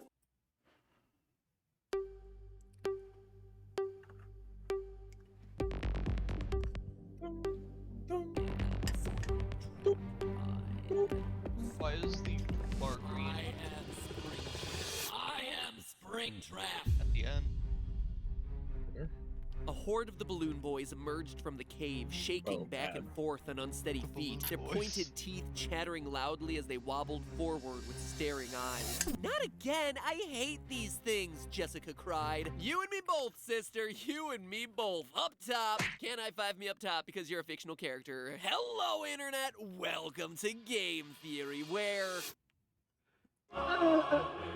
Yes, that's right, ladies and gentlemen. FNAF 6 is canceled. Looks like I had more staying power than you, Scotty C. Let's be honest, though. It's gonna be more delayed than canceled, really. And there's still the movie, the merch, a second book just released, a third book coming soon, and a fourth one on the way. So just like the animatronics, the series itself keeps getting reborn in new forms with increasingly absurd names. Yeah. Withered Freddy, Nightmare Chica, Not So Fun Time Franchise.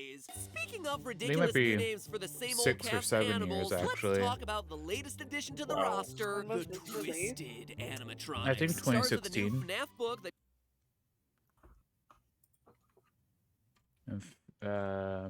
No, July 25th, 2017.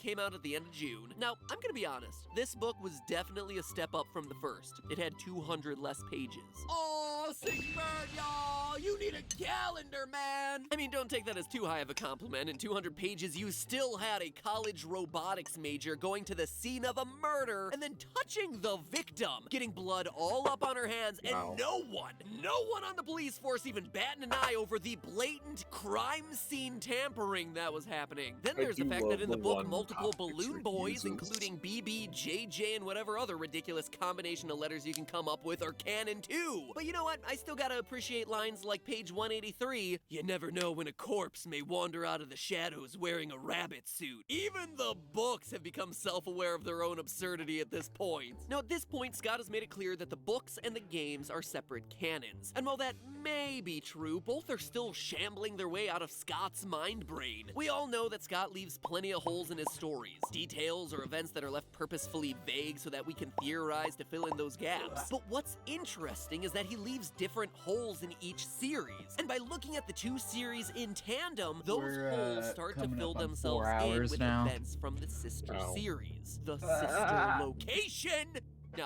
No, just no. Anyway, reading Twisted Ones was like reading the crib notes for Sister Location, because a lot, and I mean a lot of that game's weirdness became more and more clear as I turned more and more pages. So FNAF 6 may be dead, but we're gonna go back to beat the dead horse animatronic that is Sister Location. Can we name it Horsey? Horsey, the dead horse animatronic, and we just beat it every time we do an episode about one of these games? Great. Dead horse animatronic Horsey one final time, because thanks to the Twisted Ones, we have all the the information we need to help that game make just a little bit more sense. First, how do we know that this book is anywhere close to related to Sister Location? Well, it's easy. So in the past 3 hours, we have gotten the recurring threat in the book are these so-called twisted or the past 2 hours we've gone 2 years. This is a new breed of killer robot. They're not.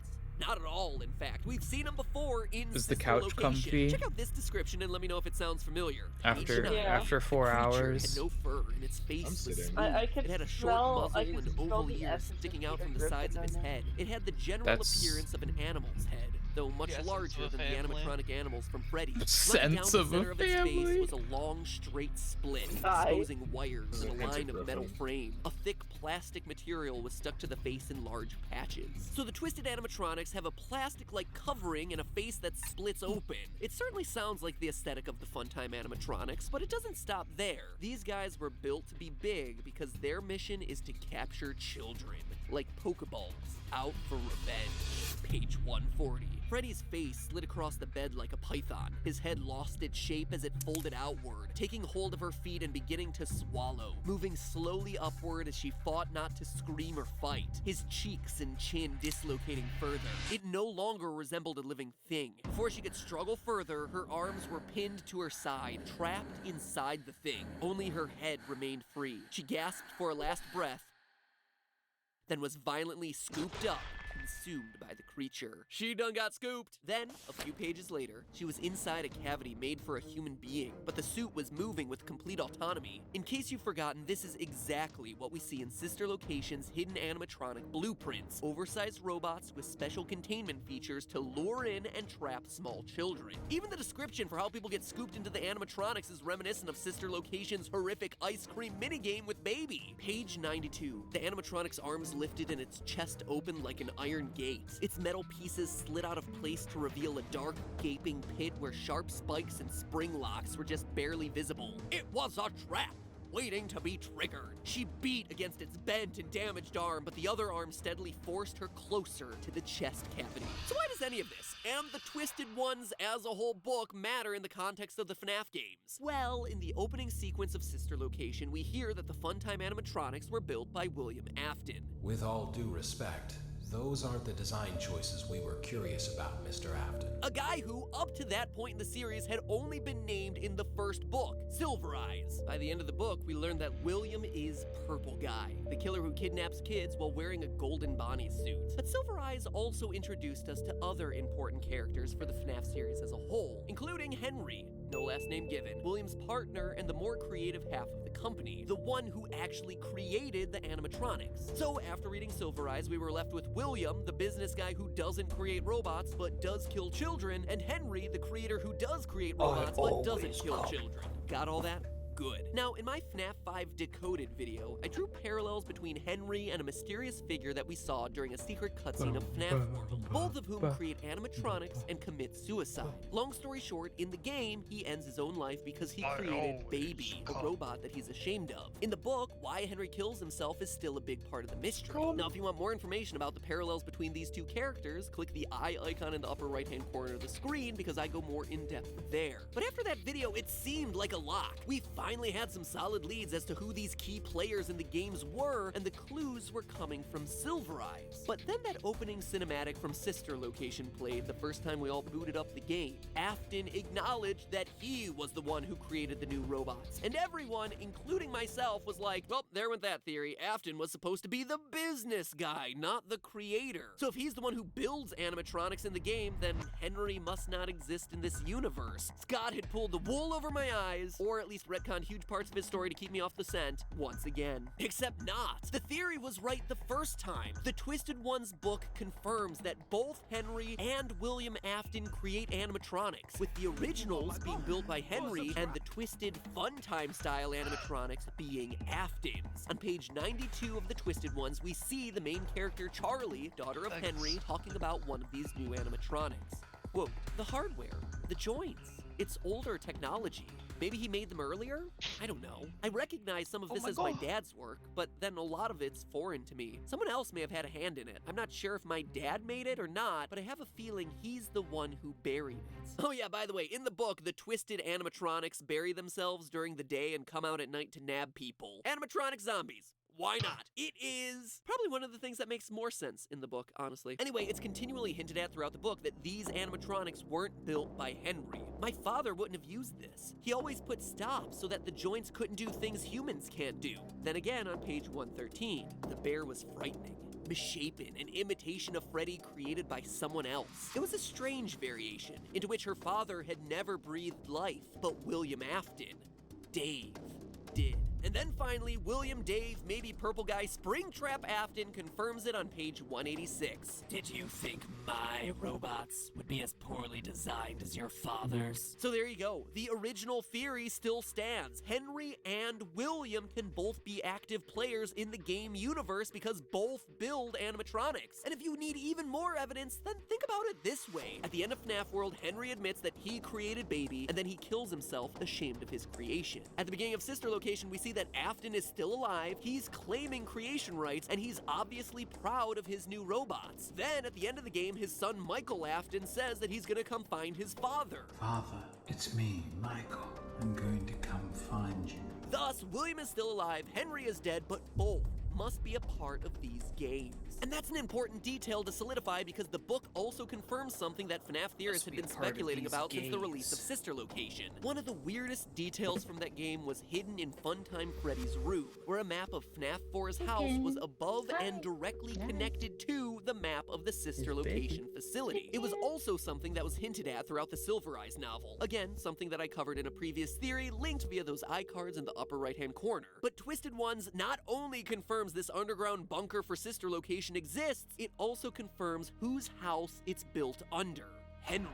In the novel, we see the Twisted animatronics capture the main character Charlie, again, Henry's daughter, and drop her off in some remixed version of the FNAF 2 pizzeria. I say remixed because, like a lot of this book, it's a weird hybridization of the things that happen in the games and other stuff. It's got the carousel and balloon boys from the FNAF 2 location, but then there's a cave and a waterfall for some reason. Because why not? FNAF 7, Under the Sea! Earlier in the book, Charlie and her boyfriend John, who admittedly has to be the most patient and loving boyfriend in the history of the universe, like, Charlie shows him no sense of affection and he is there just like a sad puppy dog. It is tragic. Anyway, those two go to visit Charlie's childhood home, which has been destroyed by a storm. And what they find is that the storm has broken down a wall to reveal a new room, a secret room, hidden in their house that Charlie had never known about. Quote, that's not even part of the house. I've never seen this room before. The walls were made of dark concrete, and the room was small and windowless. A box jammed into the house and sealed away beneath the rooms. Whatever's out there killing people came from there. When the storm broke the wall, a section of the house was sealed until the storm broke through. But what's really important here is what's revealed when Charlie and the gang escape from that underground pizzeria I mentioned. On page 194, we're out! We're okay! Don't you see where we are? She whispered. Slowly she walked the length of the room, gesturing to the 4 enormous pits in the floor, one of which contained a headless, half-buried robot. John, this is my dad's house. It's the room we found. They escaped upward out of the underground pizzeria and wound up in Henry's house. So slowly the pieces start to fit together. Henry in the book buries and tries to seal off the twisted animatronics and then commits suicide out of guilt for helping William to build these things in the first place, just like we see him do in FNAF World. And just like we see the underground bunker underneath a normal everyday home in Sister Location. And I'm just getting started, because while all this other information is certainly interesting, Twisted Ones exposed a detail from Sister Location so tiny and so minute that we all overlooked it in our excitement over decoding underground storage facilities and tracking animatronic eye color. And yet, much like that infamous Chica Beak clue from FNAF 2 and 4, this small detail is so monumentally earth-shattering to the franchise as we know it that I can't not talk about it here. On Sister Location's Night 3, Michael Afton's big task is to remove a power module from Funtime Freddy. After following the narrator's instructions on which buttons to press and what order to press them in, Freddy's chest pops open and the power module reveals itself. And it's this little blinking black dot, oddly unconnected to literally anything else in the animatronic, and in a pretty unusual place, just kinda stuck on, slightly off to the side. I remember thinking at the time that this was an odd design choice for something that was supposedly powering the whole animatronic, but meh, how would I know? No one, and I mean no one, called this thing out, considering Night 3 in general was just kinda forgettable, overshadowed by the misery that was the Spring Lock challenge on Night 4, and the fascinating map Easter eggs hidden on Night 2. But of course, this is FNAF. And no detail is too small in this series. And Twisted Ones blew the lid off Do you this like disc's your new true popcorn purpose. buckets? Its little mystery being so important that it's the reason they're called the Twisted Ones in the first place. Stick with me now, because I'm not making any of this up. That little device from Sister Location is actually a mind control disc. Pause for all the stunned gasps and requisite eye rolls. I don't blame either of those reactions. Let me explain. Throughout the book, anytime the twisted animatronics show up, people start to feel weird side effects. Page 91 and 92. As her hand touched the creature, a wave of nausea hit her, but it lasted only a split second. Something else about it had transformed at the same time. Its artificial skin took on a luminescence, and its movements were fluid and sure. Its casing suddenly appeared to have skin and fur, though they were blurry, flickering like a trick of the light. Now, after destroying one of these twisted animatronics, Charlie and boy toy John discover a weird object embedded in the machine. Quote, it was a flat disc, about the size of a $50 coin. She held it up to her ear. Wow, that's really high-pitched. I can barely hear it. The sound is why you feel sick. It emits some kind of signal. It changes what those things look like. It changes our perception of what they look like, Charlie corrected. Freddy's image flickered like static on a television screen. The color faded from his fur, then everything that made him Freddy winked out, leaving only a smooth plastic figure in his place. It looked like the rest of the animals in the room, a blank mannequin stripped of its characteristics. These aren't made out of fur and fabric. They're made by us, by twisting our minds. You shot the chip, you killed the illusion. Twisting our minds, you say. Roll credits! Now, for as ridiculous as a small disc that emits sounds that gets your brain to change the way it perceives the world around you sounds, it's actually kinda based in scientific fact. The brain is constantly having to process tons of information, so it is always looking for shortcuts. For instance, if I show you this text, you're probably going to be able to read it really quickly, right? It's because the brain isn't reading text by individual letters, but rather by the context of the other words around it, the way it expects the sentence to go, and making guesses off the most frequent short words that it sees on a day-to-day basis. The same is generally true in visual perception. Without going into detail here, it's how optical illusions work, and there's been plenty of research on how the brain fills in visual gaps that it experiences. So the idea that a disc is shooting out sounds that distract you, and thus cause your perception of reality to change to stuff that you're actually more familiar with isn't as far-fetched as it might seem. At least, not as far-fetched as robots haunted by dead children getting into an all-out rumble against other animatronics built to vor unsuspecting victims, which is literally a thing that happens in the climax of this book. Not to spoil it or anything. And of course, it probably goes without saying, but these little mind-control discs were created by none other than dear old dad, William Afton, page 99. There was writing along one edge. She had to bring the piece of plastic close to her face to make the letters out. They were tiny, written in an old-fashioned flowing script. They read, Afton Robotics, LLC. Charlie dropped the disc immediately. Afton? William Afton. That's my father's partner. Subscribe. That's Dave's real name, John finished. I thought he was just a business partner for Freddy's, she said slowly. I guess he did a bit more than that. So why and how does this matter in the context of the games? I actually think it has the potential to explain a lot. First, from the book. So the animatronics aren't changing shape, we're just being distracted. What's the purpose of that, though? To earn our trust, to look more friendly, to look more real, to lure kids closer. And that's something we definitely see at play throughout Sister Location. It was even in the hidden animatronic blueprints that we discovered. Weird technology put in place to lure and trap kids. Now, this is speculation, but remember Sister Location's secret control room that allowed us to observe the crying child's bedroom, as well as other key locations from FNAF 4? On the map, they were labeled as observation rooms. Could that be what William was observing? The effects of his mind-twisting discs on children? Could FNAF 4 not have been a dream, a nightmare, a hospital hallucination, whatever, but rather the twisted dreams generated by these distraction discs? But even beyond that, I think these discs explain a topic that I have actively avoided throughout all my theories on this series.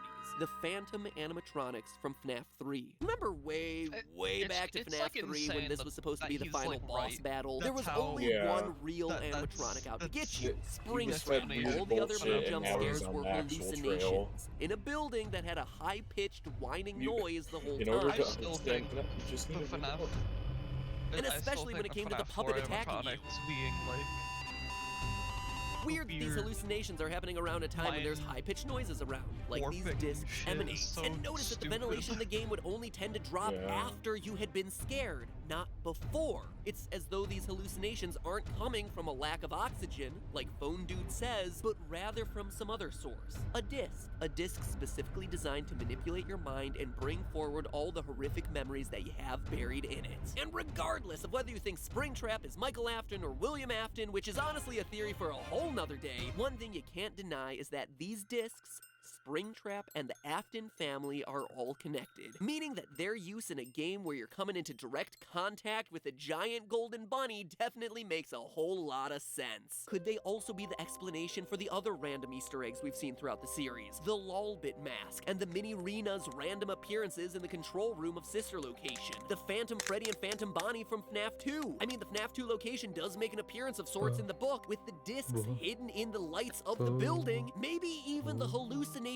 of It's Me way back in FNAF 1. The ramification of discs like this changes everything, and we physically see them present in Sister Location. So even if Scott is tired of the franchise, that doesn't mean it has to end without the answers that we've all been waiting for. You know what? I'm here for you to try and put together this mess of a puzzle as a community of theorists. There's still plenty more to speculate about as the Twisted Ones opens the door to even more interesting and even more absurd ways of maiming and murdering children with Chuck E. Cheese-style robotics. And I haven't even gotten to how I think the main character of the book series is probably a robot. But again, those are all theories for other days. In the meantime, remember, that's just a theory. A game theory. Thanks for watching. You know, at this point, FNAF is 3 years old. 3 years. That means most of you younger fans of the series are probably hitting that special time in your life where hair starts to appear in places that it never used to before. Like in between your eyebrows, fusing them together to form the much dreaded unibrow. Take my advice, this is for your own good. Don't be like me. Don't make the mistake and think that a unibrow is okay. Unipat was a dark, dark time in my life that I choose to forget. No, learn from my mistakes and do the right thing. Get to shaving, my friends. Dealing with awkward body hair sucks, so why make the shaving process suck too? Oh, it's a Manscaped ad. Treat yourself to the club, Dollar Shave Club. Literally the best, easiest, and cheapest shave you will ever have. Why is it the best? Because their executive razor rocks. Metal, $1 firm, razor standing to head and shave your shoulders body? above the Nope. Why, with enough belief, you could even cheat death itself. Cheat death itself. Cheat death itself. Death itself. Death itself. You know, it really is uncanny how these two games overlap.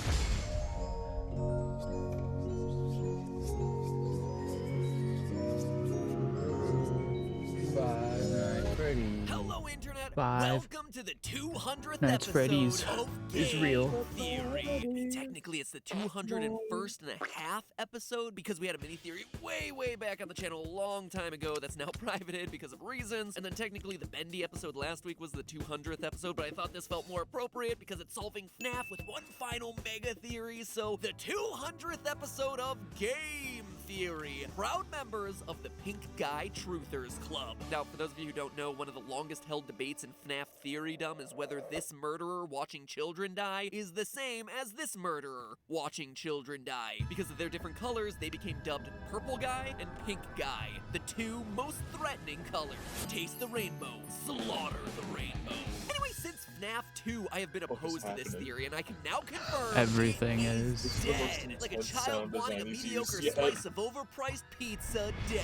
Ding dong, the witch is dead. One look at Scott's new strategy guide for the series, The Freddy Files, confirms it. Page 48 when describing the Foxy Go-Go-Go minigame from FNAF 2, bonkers. Purple Guy is visible in the lower left corner of the room. There it is, clear as crystal. Purple Guy in the corner.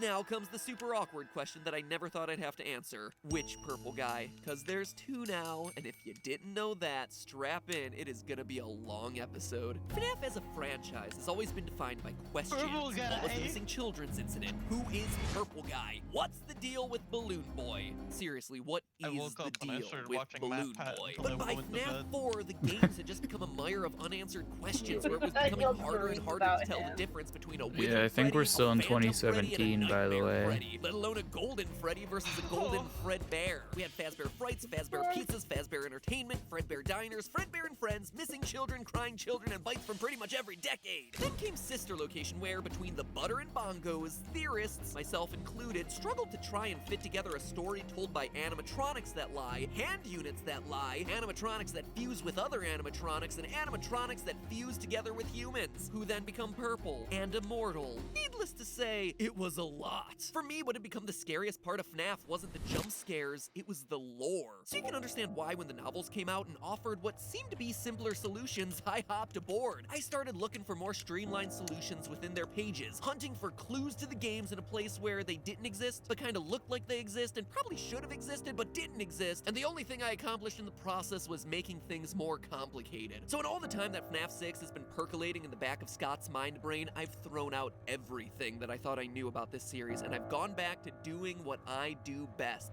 Darn it. Basic counting. 1 Freddy button, 2 Freddy buttons, 1 Foxy Toe, 2 Foxy Toes. Only this time, I was aided by knowledge of where the series was headed, as well as Scott's latest release, The Freddy Files. It's a book that many others dismissed as merely an elongated strategy guide to the games, but to me, it was invaluable at filtering down years' worth of lore into the details that Scott himself deemed as the most important to focus on. And this entire process of starting at square one has helped me to see connections I'd never made before, enabling me to create the thing I was most scared of.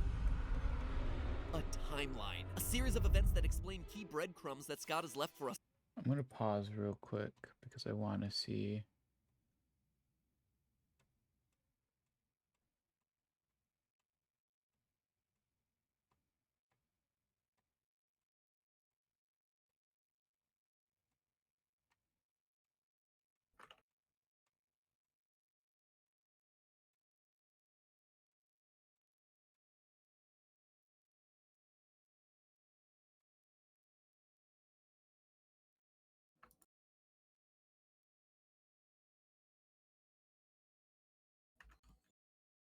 We still have 52 episodes left. Oh. Along the way, and the more I looked, the more it all started to make sense. And that's the plan for this video, and spoiler alert, the next video, to create a final, definitive, lore-based theory on the insanity that is FNAF. Putting to rest the key lingering questions in the first 5 entries of this franchise, and opening the door for Scott to usher in FNAF 6. Since, at this point, we all know he's just waiting for us to solve the previous games before he releases the new one, right? Come to think of it, maybe I shouldn't finish this theory. Now, while I could sit here and rattle off hexadecimal color codes and animatronic design features to painfully hammer out the timeline inch by inch, no one cares. Trust me, I know I wrote 2 other versions of this script where I did exactly that, and both of them sucked. I was boring and confusing myself. It gets way too convoluted way too quickly when you dive into the details. But when I took a step back, I realized that the best way to understand FNAF at this point in history is to know that it's not a story about a haunted pizzeria, it's the story of a family. Meet the Aftons, a perfectly normal family of 5. Father, daughter, son, older brother, and mother. And the secrets of the Fazbear timeline are actually buried in the fates of each one of these characters. We begin with William Afton, the original purple guy, the father, the one who starts this whole timeline with a story that's all too familiar to us by this point. He starts killing kids at bear-themed pizza restaurants. It starts back in the 70s. Should have given him a big purple afro there, Scott. FNAF 2 flashes us back to these origins, showing us Purple Guy's first victim at Fredbear's Family Diner, before flashing forward to show another 5 victims of the Purple Guy in the FNAF 2 location, and potentially yet another 5 victims in the FNAF 1 location. And he would have gotten away with it too if it weren't for those meddling kids. Literally, because his victims refused to stay dead. The soul of the first child enters the puppet, who then gives life to the other children by preserving their spirits in the bodies of the other Fazbear animatronics. Give gifts, give life. We've all known this for years, and Scott even confirmed it, but we had to start somewhere since this is where the story begins. But where the story heads to next might surprise you. Sister Location. More specifically, the mini-games from Sister Location, where we meet Afton's adorable green-eyed daughter, No Name. Doesn't help that none of these characters have a name. You see, old Billy Afton isn't content with manually killing kids anymore. He's busy figuring out new ways to mass murder the youth of this nation, and he does what any good business owner ought to do, outsources it to the machines. He designs a series of fun-time animatronics with features specifically made for luring and capturing kids. We can see it on their blueprints: parental tracking, grouping, scooping, deter and misdirect, parental voice sync, and once again, he would have gotten away with it too if it weren't for those meddling kids. Or kid, in this case. His own daughter, in fact, who is so excited by the circus baby animatronic that she ignores her father's warnings to stay away from it and falls victim to the claw.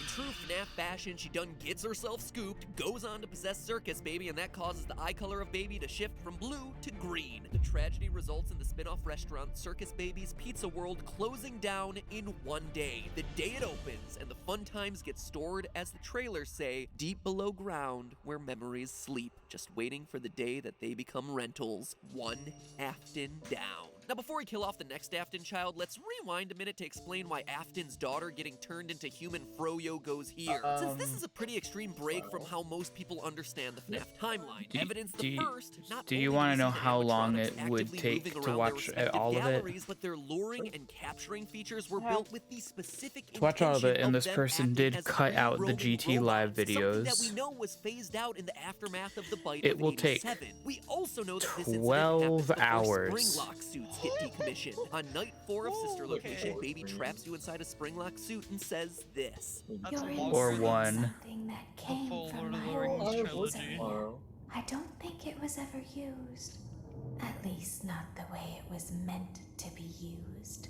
So Circus Baby and her pizzeria were from a time before the Unfortunate incident Is the location music? involving multiple and simultaneous spring lock failures. which prompted all here's a spring locks problem. to be banned, aka the bite of 83. What? More on that whole thing in a minute. But perhaps the biggest clues to the timeline placement of the baby incident come from FNAF 4, what most of us have considered the first game in the timeline, where the crying child gets bitten at his birthday party while psychic friend Fredbear, he's here, he's People there, have noise he's complaint everywhere, enough that who you gonna Forest call? Hill Stadium Psychic said friend that they will not be Fredbear having any promises shows to this put him summer. back together. Throughout the game, the crying child, Afton's youngest son, keeps hearing the words, "Remember what you saw," repeated over and over to him. When the game first came out, the best I could do was speculate about what this was referring to, but now I think we have our answer. This moment. His sister getting scooped. The crying child saw this happen, thus prompting his fear of animatronics. And we know he saw it through one crucial design detail that Scott included. Look at how this kid's nightmares of Fredbear materialize. The stomach mouth. It's a design detail that we all overlooked, but there it is, positioned in the exact same way that Baby rips in half to claw grip Afton's daughter. So, it's how a child would perceive that we incident. would get and that's done not all. at It also 3 in the explains why morning. the Afton home has an empty girls' room in it. Something that Scott clearly thought We was can go to important bed. for us to see. So why is it empty? Because the sister is gone. She's dead. She's a victim of William's sloppy kidnapping scheme. Just to be clear, I know a previous theory said this girl was Whoa, Baby, but whoa, she's not. It whoa, was a predictive theory whoa. based on visual similarities that didn't pan out. In Sister Location, Scott very clearly showed us that Afton's daughter doesn't wear her hair in pigtails and has a different color of hair than the pigtailed girl in FNAF 4. And we all know how picky Scott is about colors, at least at this point in the series. He learned his lesson after the whole pink guy thing. That's not all. Ballora also gives us an interesting perspective as we move on to the next member of the Afton clan. Here's a big question that no one's thought to ask about this series yet. The mother, Mrs. Afton, where is she? I mean, don't get me wrong, adoption is a great thing, but something tells me that Slick Willy over here isn't the single father of 3 type. It was a question that I had never considered until the answer practically slapped me in the face while I was reading the Freddy files. On page 127, Scott draws a very clear contrast between Funtime Freddy's voice system and the one belonging to Baby and Ballora. Quote, Funtime Freddy's audio seems pre-recorded and relates to kids and birthday parties, unlike Ballora and Circus Baby's audio, which is more complex, end quote. It's an interesting detail for Scott to specifically call out that I'd honestly never considered. Ballora is much more aware of her surroundings, responding in real time to movement in her chamber and not seeming to rely on pre-recorded lines like the more rudimentary animatronics. I can hear someone creeping through my room. It seems like more than just a coincidence that the only other robot possessing this level of speech ability is the one that we know has Afton's daughter inside of her. Up until now, we've all been quick to write off Ballora as just this weird Rule 34 bizarre new addition to the animatronic roster. But is it possible that she has a bigger part in this story than we all realized? This is far from speculation. Another major clue hides in the song that she sings, one that Scott draws particular attention to in her character profile in Freddy Files. The lyrics go, Why do you hide inside your walls when there is music in my halls? All I see is an empty room, no more joy, an empty tune. It's so good to sing all day, to dance, to spin, to fly away. This reference to an empty tomb devoid of joy, resembling a vacant tomb, is the same sort of language you would hear from a In the parent who Bible. had just lost a child, with the child's bedroom Jesus. acting as a sort of tomb, Raised 3 days reminding later, them of just their like loss. Freddy. Could it be that this song is referencing the daughter's my empty penis room that we empty. just talked about from FNAF 4? And if that's the case, does that make Ballora's true identity? Oh, my tomb is so Mrs. unfull and Afton? Ballora empty. is motherly in a way that all the other animatronics aren't, with the mini Renas as her children. And she's a much older and more mature-looking robot than anything that we've seen throughout the series. If this were truly the case, based on her song, it sounds like after the daughter done got herself scooped, William retreated into his work and probably a fair bit of child murder, hiding in his private room to bury his grief. That's what Ballora's line, hiding inside your walls, is referencing. It would also explain why William has abandoned his other 2 sons by the year 1983, the time we see FNAF 4 roll around. He's too grief-stricken, leaving the older brother to be the one to have to take care of the crying child. Somewhere before 1983, his wife leaves him, or dies, or something. It's not really that important, and Afton preserves her memory inside the animatronic Ballora. And with that, another Afton gets buried in the basement. Which brings us to 1983 and leaves the men of the household as the last one standing. Crying child, older brother Michael, and the fate of William. One gets bit, one gets scooped, and one gets sprung? Ugh, I don't know, that sounds kind of bad. Regardless, the debate of whether Michael or William is the true purple guy who ends up in Springtrap is part of next week's video, along with how we know that this is 1983 and my definitive answer on who the crying child becomes. So make sure you ring the subscription bell down below to find out next week, as soon as part 2 of this ultimate FNAF theory airs. Seriously, do it, otherwise you'll never know how this series ends, and you'll forever be wondering whether it's Will Trap or Mike Trap. And then FNAF 6 will come out and everything will be all higgledy-piggledy. And as a final treat for those of you who want to get super nerdy about the series and need more clarity on these early controversial timeline placements, well... If you look beyond just their fancier, more modern design, the evidence around the sister location animatronics points to them being earlier models. One detail of FNAF 4 that I've been kicking around in my head for a year now is the canonicity of the Halloween update. In the update, Scott included 3 new characters, Nightmare Mangle, Nightmare Balloon Boy, and Night Marionette. The appearances of Mangle and Marionette were both labeled as non-canon to the series, but things hit a wrinkle with Nightmare Balloon Boy because he got a pass. He was deemed canon, and that set off huge red flags for me because it tells us a crucial detail. That by the time of FNAF 4, Mangle doesn't exist yet and Crying Child hasn't seen the puppet, but Balloon Boy does exist and has been seen by little Jimmy Night Terrors over here. Logically, for Scott to officially say that Nightmare Balloon Boy is canon, he has to have predated the events we see in FNAF 4. Balloon Boy had to be around prior to 1983, which leads us to what we see and hear in Sister Location. Sister Location's location is full of humanoid robots. Sure, there's Ballora and Baby, but there's also these little dolls that share a similar shape and visual style to Balloon Boy, making it seem like an earlier pizzeria had a more human theme than the Fazbear restaurants. That restaurant, I believe, was Circus Baby's Pizza World. Now, one thing I know people are going to bring up in Sister Location... Yes. What's going on here? That's scary. Fazbear restaurants. That restaurant, I believe, was Circus Baby's Pizza World. Now, one thing I know people are going to bring up. In Sister Location, Hand Unit says, due to the massive success and even more so the unfortunate closing of Freddy Fazbear's Pizza, it was clear that the stage was set, no pun intended, for another contender in children's entertainment. Hearing the location of Sister Location opened after Fazbear Pizza closed down would lead you to assume that the events of Sister Location are happening later in the timeline, and you wouldn't be wrong, they are. But Hand Unit is talking about Circus Baby's entertainment and rentals. Baby and Ballora were built for Circus Baby's Pizza World, which, as I showed, came out long before that. This coincides with what we learned about Circus Baby's Pizza World in the pre-game teaser Scott released on Scott Games. Quote, the grand opening of Circus Baby's Pizza World has apparently been canceled due to reported gas leaks in the building. There was only a handful of people that ever got to look inside, kids from here and there, end quotes. Obviously, this is all a cover-up for them actually closing the restaurant in the wake of Afton's daughter's death. That's beside the point. What's important here is that the animatronics were built at an earlier time, clearly during a period when Rosy Cheeks got a big thumbs up in the design department and were then stored underground after opening day when Afton's girl got scooped. Some were kept in rotation, rented out for parties, which explains how Balloon Boy shows up in FNAF 2, while all the others got forgotten underground, only to be uncovered when Michael was sent to put them all back together. Wait, are you all still here? Well, good, because I have yet to say it. Remember, it's all just a theory. Yes, we are. We're held hostage by theory. Matt. See you next week for the finale to my final FNAF theory. Well, at least final When is FNAF that? lore Yeah. theory. I suppose I could do Yeah. a science one if the mood struck. And if there is eventually news for FNAF 6, I could do a predictive We're theory not about even- it, I guess. we're By the way, did you quarter hit of the that bell way yet? You should to celebrate our Oh. 200th episode, give or take 1.5 or so. But whatever, this one feels like a big event. I'm And finally, you dedicated, remember I'll my say. YouTube Red Series Game Lab? Another episode is free for you to watch right now. No YouTube Red YouTube subscription Red required. Series Available is- internationally. No problems. Just click on it and watch. Back And when it is, YouTube lo and Premium was behold, called the YouTube FNAF Red. episode. I put myself as well as Yeah, 3 other me too. YouTubers through a real-life version of the FNAF series. 100% recreated too, like battery-powered Good game. doors and everything with limited energy. It's great. Check out how I do in a real-life version of FNAF by clicking the box to the right. Now, if you'll excuse me, I need to go record part 2 of this episode so that way you have it ready in time for next week. Not letting you down, not making you wait a questionable amount of time for the finale to this whole thing. We got this. It's gonna be a good one. Well, hello again, theorists. We have a party planned today, and it's all for you. So, are you ready for round 2? Well, are ya? It's too late to turn He's back shrieking. now. Get ready for a surprise. Freddy if he was the Joker. 3, Stop yelling at me. I mean, I'm pretty sure that is Kellen Goss. Yeah, that's the actual voice actor. Hmm. Hello, Internet! Well, I don't know why that was funny to me, but Game Theo.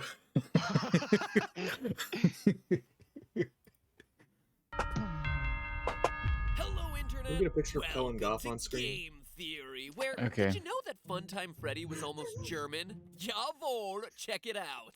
Hello, little children. I kind of wish they kept him as German because it's really would've funny been- to me. That would have been awesome. Yeah, that How picture. wild is that? Forget Freddy Fazbear, it's Freddy Fazbar. Calling it right now, FNAF 5 gave us sister location, FNAF 6 gives us international expansion. So, this is it. The end of an era. My last FNAF lore theory until a new game gets put 'em under released. the Makes me couch. kinda sad, actually. So let's make it a good one What? as we set out to finish Put the 'em job that under we the started couch. 3 whole years together. Which- Spoiler who? alert, purple guy? It's not the phone guy. No. Believe me, I tried. So of the 5 Aftons, last Scary. time we had killed off 2.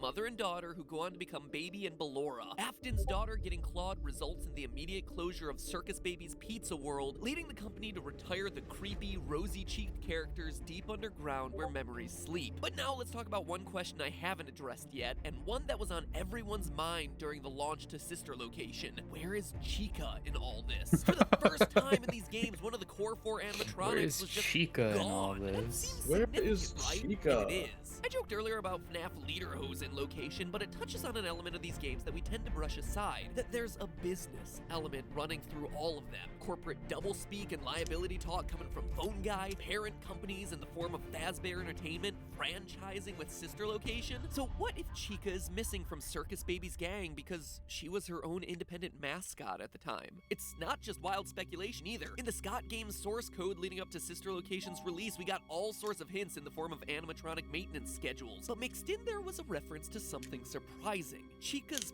Party World, mentioned by name. Definitive proof that the character was the mascot of another business existing at the same time as Circus Babies, which was also a client of Afton Robotics. Chica isn't in Sister Location because she isn't a part of the family yet. She's still a solo act, but we know by FNAF 4 she's clearly a part of the Fredbear and Friends lineup. So it would seem that Fazbear Entertainment grew by merging with or buying out the other animal-themed restaurants in the area, with Chica being the last addition to the crew and why she's a part of the series from here on out. So no, theorists, contrary to popular belief, it wasn't just Scott trying to reduce the amount of creepy poultry-themed fan art. Let's be real here for a second. Bibs aren't sexy. I'm just saying it now. Calling it like I sees it. So Fazbear Entertainment decides to go all in on the animal-themed robots because the whole clown thing was just a stupid idea. I mean, seriously, William, do some Sound like market a pig. research. Americans are more Don't afraid of say that to clowns me. than global warming. Know your consumer, man. Anyway, in FNAF 4, Fredbear's expanded to have himself some friends and has become so popular that they're in full sellout mode, complete with with plushies, toys, a TV show, and the ever-popular item, masks. Get them now because I hear they're selling like a god church. None of this would exist if this were truly the first location of a local pizza chain, confirming that this location in FNAF 4 is not where it all started like many have been assuming. What we're seeing here is something else, presumably what the TV says. Fredbear and Friends, a hybrid restaurant of the old Fredbear characters and the new spin-off ones where every character has their own spring-lock suit. Notice that the FNAF 4 Nightmare animatronics all have 5 fingers. The only other animatronic to have that feature, Springtrap. 5 fingers because the humans have to wear the suits. Which leads us to one of the biggest debates in this franchise. Is this 1983 or 1987? The bite at the birthday party makes it seem like it's 1987, but the TV says that it's 1983. Never before has so much nerd rage been prompted by discussion over trademark dates. Rage that lives on to this day, but now I can finally bring calm to the storm. This is 1983. We know this based on a recent Reddit post Scott made on the subject of whether or not he's ever retconned his story. Quote, "The truth is that I've done one actual retcon in the series, although I'm not going to say where it was. There have been other times, however, when my original intentions didn't come across clearly. In those instances, I make a point to clarify in the next game. I used sister location to clear up a misconception from FNAF 4, end quote. Reading this, the obvious misconception from FNAF 4 was the year the events of the game took place, which, true to his word, he clarified via sister location and the private room camera code of 1983, 1983. When Michael Afton revisits his father's control room decades after the fact, he sees that all along William had been surveilling their family home using cameras that were password protected by one of the most sorrowful dates of his life. Regardless, neglectful father William participates in the worst Bring Your Son to Work Day program ever by taking his traumatized son to a restaurant filled with robots he's afraid are gonna scoop him. And solidly in the no-help column is his older brother who taunts him mercilessly for his fears. The story comes to a climax when the brother's teasing goes too far, getting his younger brother chomped at his own birthday party. At the end of the game, William, through his psychic friend Fredbear observation plushies, patent pending, promises to put his son back together, except he's too late. We hear a hospital flatline faintly in the background as the cutscene ends, meaning that the child dies. But that's far from where his story ends. He appears in every other FNAF game because even though Daddy fails to put him back together, miraculously, the crying child finds his way into becoming the ghostly Golden Freddy. For proof as to why, let's speed things up. Remember what Scott said in his Reddit post? He tries to clarify things in the next game, and between FNAF 3 and FNAF 4, there's a point he made sure to clarify, the Happiest Day minigame. Notice the masks across the two games, not just symbolic imagery, but a direct reference to the masks worn during the crying child's failed birthday, Freddy, Foxy, Bonnie, Chica. The restaurant layout is also the same, just mirror flipped, with 3 party tables decorated with green, yellow, red, purple, and blue balloons. And it's a birthday party as evidenced by the cake. The puppet is recreating the birthday that was stolen from the crying child, and the mask that the crying child is seen wearing, Golden Freddy. But that's not all. The crying child gets taken by Death, aka Nightmare, an animatronic who just so happens to have an inverted Golden Freddy color palette, yellow hat and tie with a black body as opposed to a yellow body with black accessories. Coincidence? I think not. It's also worth noting that Nightmare is one of only 2 canon animatronics to have a jump scare that's a static image with strange noises that crashes the game. The other, Golden Freddy.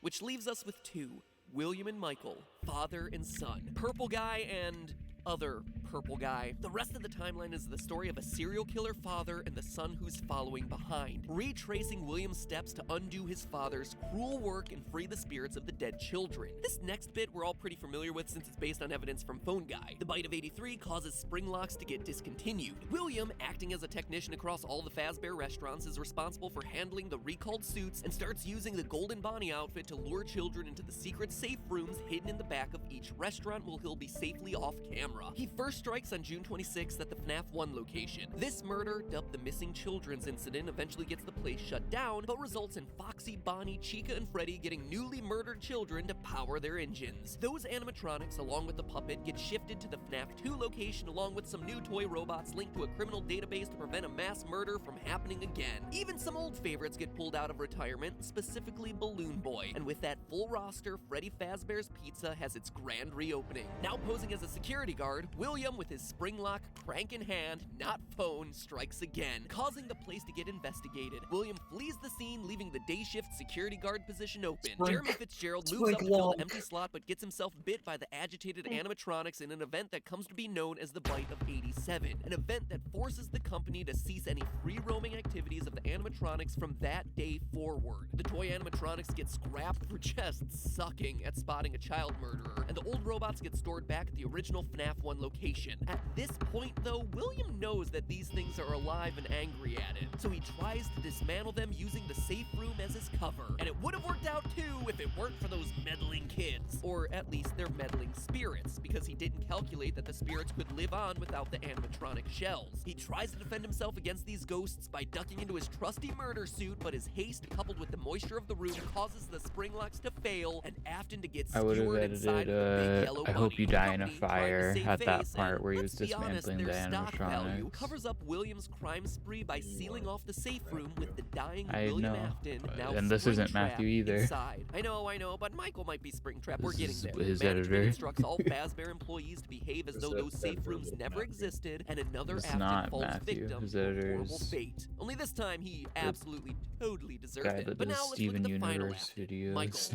His story begins with the main gameplay of Sister Location, where Mike I forget Afton, his who we fucking learn looks a name. lot like his father, They didn't recognize me at first, but then No, they thought I was you. is sent by dear old dad to put his sister back together. A promise that William makes to apparently a lot of his kids. Mr. This request of Recap. Michael presumably happened some years Foot earlier of a when Mike was ferret. still a child, or before Afton ran away to escape murder charges, as implied by him saying, I'm going to come find you. Mike succeeds in saving Baby, but gets himself scooped in the process, having his innards replaced with innards. As we see throughout the canon custom-made cutscenes, this causes his body to slowly decay, turning purple, until awesome. Ennard abandons ship to look for a fresher body that'll draw less suspicion. Michael But Ennard miraculously inside. survives his Ennard enema, and here's where all sorts of Ennard puzzle pieces enema. start to fall together. Yeah? First, we know his name is That's Michael, what but he that said. also goes by Mike, as shown by his name I know, tag on that's the what he hand said. unit. This immediately connects us to FNAF 1's Mike Schmidt, the original security guard, a guy who eventually gets fired for tampering with the animatronics and his odor. It was the first game in the series, so we all thought it was a funny joke, but now we know better. Scott doesn't do jokes. Not only does the name Mike match, but a rotting flesh sack with no innards would definitely be pretty smelly. And if true to Sister Location, Mike's mission is to free the spirits of children killed by his dad, he would absolutely be guilty of tampering with the animatronics. It even provides us for an explanation as to why the animatronics would be trying to kill him in the first place. We hear it in Sister Location. He looks just like his father, which, man, William, if your face looks like a rotting corpse, might be time to consider getting some plastic surgery. But if all that wasn't enough, we can even tie it in with Golden Freddy's behavior in the game. Anytime Golden Freddy appears in FNAF 1, he's accompanied with the flashing text of, "It's me." As we just saw, Golden Freddy contains the spirit of the crying child, Mike's brother. So the "it's me" is one brother speaking to another brother, making him aware that he's here, he's present and in need of spiritual release. Now, knowing that Mike Afton and Mike Schmidt are one and the same, rewind to FNAF 2 and the character Fritz Smith, a security guard fired on his first day on the job for what? Odor and tampering with the animatronics. Coincidence? Absolutely not. Scott doesn't do coincidences. Michael Afton is literally going location to location, undoing the sins of his father's past and stinking up the places as he do, like Michael says at the end of Custom Night. I'm going to come find you. And find him he does at Fazbear Fright. But before we get to the end of the timeline, let's address the elephant in the room. The fact that Purple Guy is established to be the killer, and Michael is clearly shown to be purple in the custom night. So wouldn't that make him the killer? No. As much as I hate to say it, there are actually two purple guys, but only one real purple guy. Admittedly, I left that purposely vague for dramatic effect, but let me explain. Or better yet, let FNAF World explain. In it, you recruit a familiar-looking purple sprite onto your team, and he says this: "Don't confuse me with the actual purple guy. I'm just a game sprite." And there's the difference. One of these characters is physically purple. That character is Michael, and the other is just a placeholder on the screen. A sprite representing a shadowy figure who, because the background of the minigames happens to be black, had to be colored differently, and that color was purple. But you don't even have to get that meta. It's made pretty darn clear in Sister Location's intro that William is the one who built the animatronics intended to capture kids, whereas Michael is established as the one who's trying to save them. Even the timeline supports this. The murders date back all the way to Fredbear Family Diner in the 70s with a guy who's old enough to drive. There's no chance that Michael, the son, would be the right age to be the original purple guy. And lastly, if you believe that Michael Afton is also Mike Schmidt and Fritz Smith, as the evidence suggests, then the phone guy calls give you an alibi. Phone guy is talking to you about other security guards being investigated for murder, which implies that you yourself are not guilty.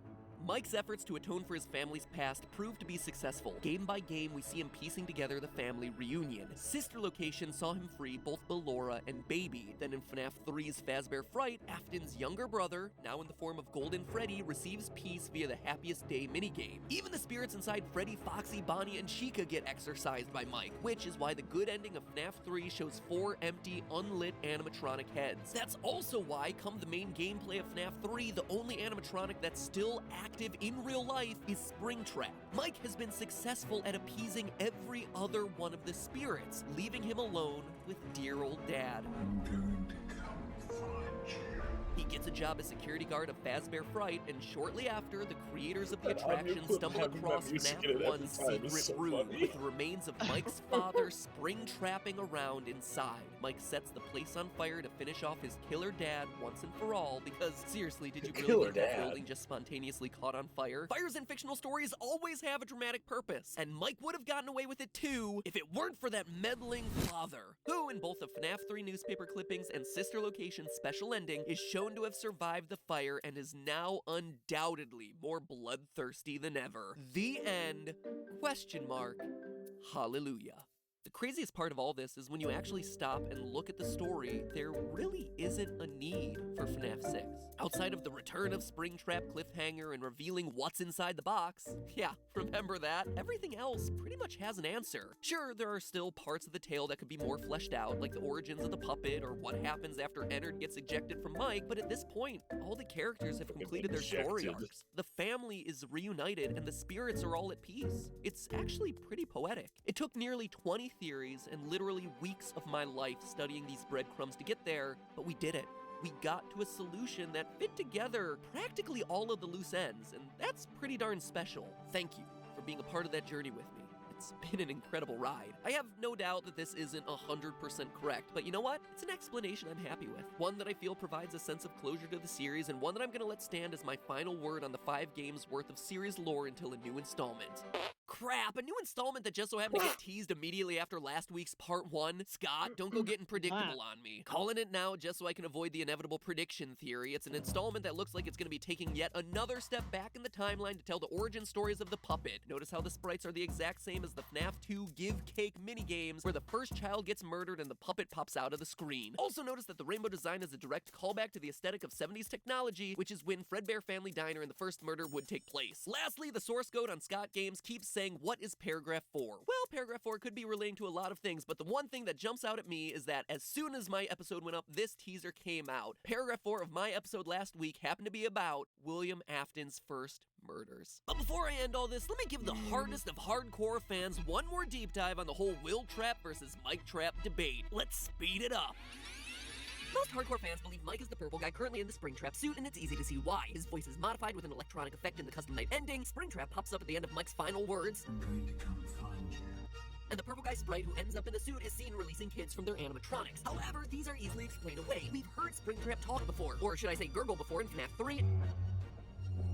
And Mike's voice is very different from Springtrap's. Springtrap popping up on I'm going to come find you could very easily just be a visual storytelling element where Mike is stating his mission to track his father down. We visually see that he did it, but oh no, cliffhanger, dad ain't dead. And we already talked about how William could very well be dismantling the animatronics to try and stop their attack. So it seems like a pretty balanced debate, or at least it does until you look at the timeline. Based on order of events, William inside Springtrap is undeniable. Whoever is working as Night Guard in Fazbear Fright can't just be some random guy off the street. It's someone who has seen both the FNAF 1 and FNAF 2 animatronics, considering he's having hallucinations of Mangle, Balloon Boy, and the puppet, as well as the first generation version of Chica. The only person Same who legs. himself is Michael Afton. Also, we hear that Circus Baby's rentals appeared in the wake of Freddy's Pizza being closed, but the safe rooms were sealed with Springtrap inside while Freddy's Pizza was still open. That's why there's a whole series of phone guy takes telling employees about the safe rooms, how to use them, and then, oh wait, no, we're closing them down, pretend like they never existed. Just to inform all employees that due to other restrictions, previously mentioned safe rooms are being sealed at both locations, including this. More crews will be here most of the day today, constructing a bulk wall over the old store base. Nothing is being taken out beforehand, so if you have anything inside, then it's your own fault. And if we also request that this room not be mentioned to family, friends, or insurance representatives. If Mike were truly Springtrap, Springtrap, that would mean he never would have had the opportunity to get souped and turn purple since Circus Baby's rentals wouldn't have opened at that point, and he would have been trapped in the walls of the FNAF 1 location in the Springtrap suit. Lastly, if Mike were Springtrap, then who set fire to Fazbear Fright? I guarantee that fire was intentional. It was meant to finish off the last awful pieces of Freddy's legacy, and Mike's really the only one possessing that sort of motive. William is the established killer who would be cocky, thinking that he got away from the spirits by hiding in his golden Bonnie suit, which seems very counter to how Mike behaves. Oh yeah, and let's also not forget Scott confirmed our theories on the killer being in Springtrap years ago. If all of that doesn't convince you, well, I look forward to watching your research. Alright, 12 pages later, I'm finally ready to close this thing out. But hey, that's just a theory. A game theory. Now don't get mad at me when the new game comes out in a few weeks and everyone tells me to do another theory about it. Hey, and a very special thanks to Kellen Goff, the voice of Funtime Freddy, who recorded that incredible intro. Please do me a favor and follow him on Twitter at Kellen Goff for all the latest on the projects he's working on, Freddy included, but also stuff like Hearthstone, which is really awesome. Also, if you want more FNAF action, watch me and Rosanna Pansino play FNAF 6. Yeah, that's right, FNAF 6 together. That's a new video on her channel, and the link is right on screen right now. We both get so scared by this hard game. And lastly, surprise, surprise, I actually do more than Freddy theories. If you want a new series to tide you over until FNAF 6, check out Hello Neighbor. It's great, and there's tons of theory fodder in there. Here's a theory to get you started. Hello Neighbor is great. Now, if you'll excuse me, I need a nap. Matt Pat is gonna like talking about And to you monsters trapped in the corridors, be still and give up your spirits. They don't belong to you. For most of you, I believe there is peace and perhaps more waiting for you after the smoke clears. Although for one of you, the darkest pit of hell has opened to swallow you whole.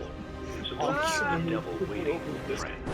Jeez, Scott. I know we didn't get along all the time, but condemning me to hell seems a bit extreme. Seriously, though, can we turn on some air conditioning here or something? It's, getting a bit warm in here. Oh, wait, it is me because I'm wearing my snuggly new Game Theory merch. And you, too, can be getting hotter than a serial killer in a burning death trap because starting right now, new merch is available via the link in the description. Do you know the way to good fashion? Well, I will show you the way, because not only do we have this nifty hoodie with embroidered patches that make you feel like you're wearing a warm, stylish blanket, we also have new shirts with a stunning slimming design so you can look and feel great even after stuffing your face with budget pizza from a defunct children's restaurant. And they wash great, especially when you're using Tide Pods, go figure. It's gonna be spring soon, and spring tends to get kinda chilly. Don't worry, because I got you covered with another item that I think's the bomb.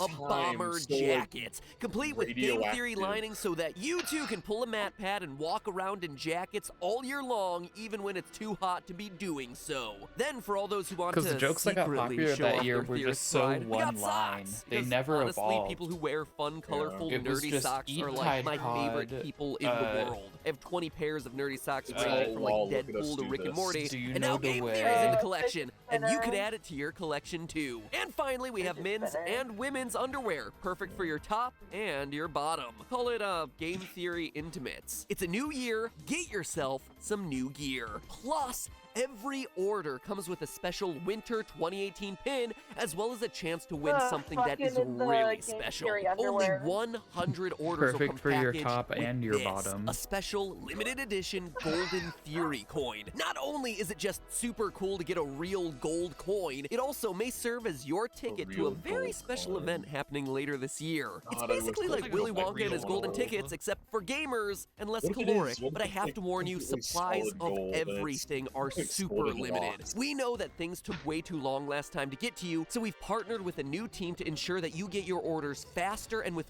way better customer service. Unlike last time, everything is already printed, waiting in boxers and eager to find a new home in your arms, or on your stanky feet, or covering your unmentionables. Shipping is international, sizes are like what you'd get in the store, and again, to ensure that you get stuff fast, this is all super limited edition prints. Once it is gone, it is gone for good. So make sure you place your orders now, because who knows what'll be available a week from now. And once it arrives, send us a picture of you in the merch. Except for the underwear, I don't want to get arrested. Anyway, enough shilling. Let's talk about the end of this channel's most popular franchise. Hello, Internet! Welcome to Game Theory, where let's just take a collective moment and get What is this all happening out of to the way. him? Say it with with me now. These are- Another FNAF video. You said the last one was gonna be your last. Yeah, I know, but I also said this. Now, don't get mad at me when the new game comes out in a few weeks and everyone tells me to do another theory about it. And true enough to form, that's exactly what happened. I released my final two-parter theory on the subject, and exactly 1 month later, FNAF 6, disguised under the fan-game-esque name of Freddy Fazbear's Pizzeria Simulator, gets released. Now, at this point, I wouldn't be surprised if you all thought that Scott and I were the same person. Come to think of it, you have never seen us in the same room together at the same time. Anyway, the game came out over 2 months ago, and ever since I've had countless people asking me for the theory. Over 10 people in the last week alone stopped me on the street and asked for a FNAF episode. And that's not even mentioning all the emails I've gotten in that time. So for Ben, Steven, Phil, Cassie, Matt, Lucas, Sarah, Alex, Matt number 2, and NBA Rookie of last year, Carl Anthony Towns, that's no joke actually, as well as everyone who has sent in something requesting an episode on FNAF, this one, and potentially one squeezed between this one and the next theory, and maybe even a third one down the line at some point, those are all for you. Now, FNAF 6 was a very different game from any of the ones that came before. Not because it had a weird roller coaster tycoon-esque metagame connecting all the security camera maintenance you've come to know and tolerate from this series, but because it's much more explicit than usual. This game has a lot of talking, accompanied by clear visual storytelling to reinforce what you're hearing, meaning that a lot of the major plot points of this game are fairly easy to understand, which has gotta be like a first for the entirety of this franchise. FNAF 6 is filled with a sense of finality. It's clearly meant to tie up all the loose ends and serve as the last game of the series. Or, let me be clear, the last part of the series covering what I'm gonna call the Purple Guy saga. It's like Dragon Ball Z up in here. A saga which begins with a series of murders that result in animatronics coming to life, continues with the Afton family meeting with a series of terrible fates, and ends with the spirits of everyone involved getting closure, one way or another. Because this game feels much more obvious in its story, many online theorists have chosen to focus on the major story beats, actively ignoring the game's more unusual bits, the wrinkles that don't quite fit in cleanly. But it's in those wrinkles that we find answers to some of the longest held questions of the franchise, and the clues that we need to finally put the whole puzzle together. So stick with me and prepare to get a little wrinkly like a toe left in the bathtub for too long, because while today is certainly a theory, or rather multiple theories all in one episode, it's also me trying to open the door to you guys, equipping you with the information necessary to discuss the final points lingering around the edge of this mysterious franchise, finally closing the book on the Purple Guy saga. Now, before I get to the deep lore here, let me quickly run through the major reveals of this game just to make sure that we're all working with the same understanding. In the aftermath of FNAF 3's Happiest Day minigame, the spirits of Freddy, Foxy, Bonnie, Chica, and Golden Freddy have all been put to rest, which left only the lingering threads of Springtrap with William Afton inside, Ennard with Baby inside, Michael Afton, I'm a living corpse who used to have robot tentacles inside, and the puppet with nothing inside. Prior to the release of this game, Scott's two websites, scottgames.com and fnafrules.com, were talking to each other in their source code, a conversation which showed Baby and Ennard getting into a fight, and Baby basically getting voted out of the tribe, which is why in this new game the two are once again separate entities. Ennard in this game assumes the form of Molten Freddy, which, adding in this game's other new edition of Rockstar Freddy, brings the total number of different Freddy forms across the entire series to 12. 12 different Freddys alone. And you'll wonder why this game is confusing to talk about. Baby, meanwhile, becomes Scrap Baby, complete with a lobster claw and roller skates because Scott was like, wee, it's my final game, I can make the designs whatever the hell I want to. Springtrap now has a cleft chin, and heck, why not? There's a weird black bear named Lefty, because why the heck not throw a 13th bear onto the pile? Throughout the game, you're not only tasked with handling the best characters ever, featuring such standouts as #1 Crate and Mr. Hugs, but every night you'll find one of your old friends out in that back alley, and it's your task per paragraph 4 of your employment contract to salvage that animatronic, bringing them into your establishment. If you are playing this tape, that means that not only have you been checking outside at the end of every shift, as you were instructed to do, but also that you have found something that meets the criteria of your special obligations under paragraph 4. Fast forward a couple nights to the true ending of the game, where we learned that the whole pizzeria was just a trap made to lure the stray animatronics into the same place at the same time, so that they and the horrors of Freddy Fazbear's could be finished off once and for all in a final blaze of glory, even though that technically happened once before in FNAF 3 and Springtrap survived. But hey, Who's counting? Me, but you know, that's what I do. And who of all people set up this trap? What is the identity of this mysterious cassette man? Well, the first clue we get is actually in the closing monologue. Although for one of you, the darkest pit of hell has opened. I want to play a game, but I also feel like I need my attention towards the It's an old friend of theorists. William Afton's, Henry, no last name given. And if that lack of a last name sounds familiar, well, it should. I mentioned this guy a lot during that dark period where I used information from the books for my sister location theories. In the book series, he's the animatronic Well, I guess you're playing genius Risk who of Rain partnered with alone William then. to create the Freddy bots. And this isn't only speculation. One of the secret endings, the insanity ending, proves that this is Henry. If during the game you buy this freak show egg creature for way too much money, it causes your computer's power button to switch from green to blue. If you then hold the power button like you're starting the computer in safe mode, it causes a hidden recording to play. An audio tape that happens to be labeled HRY.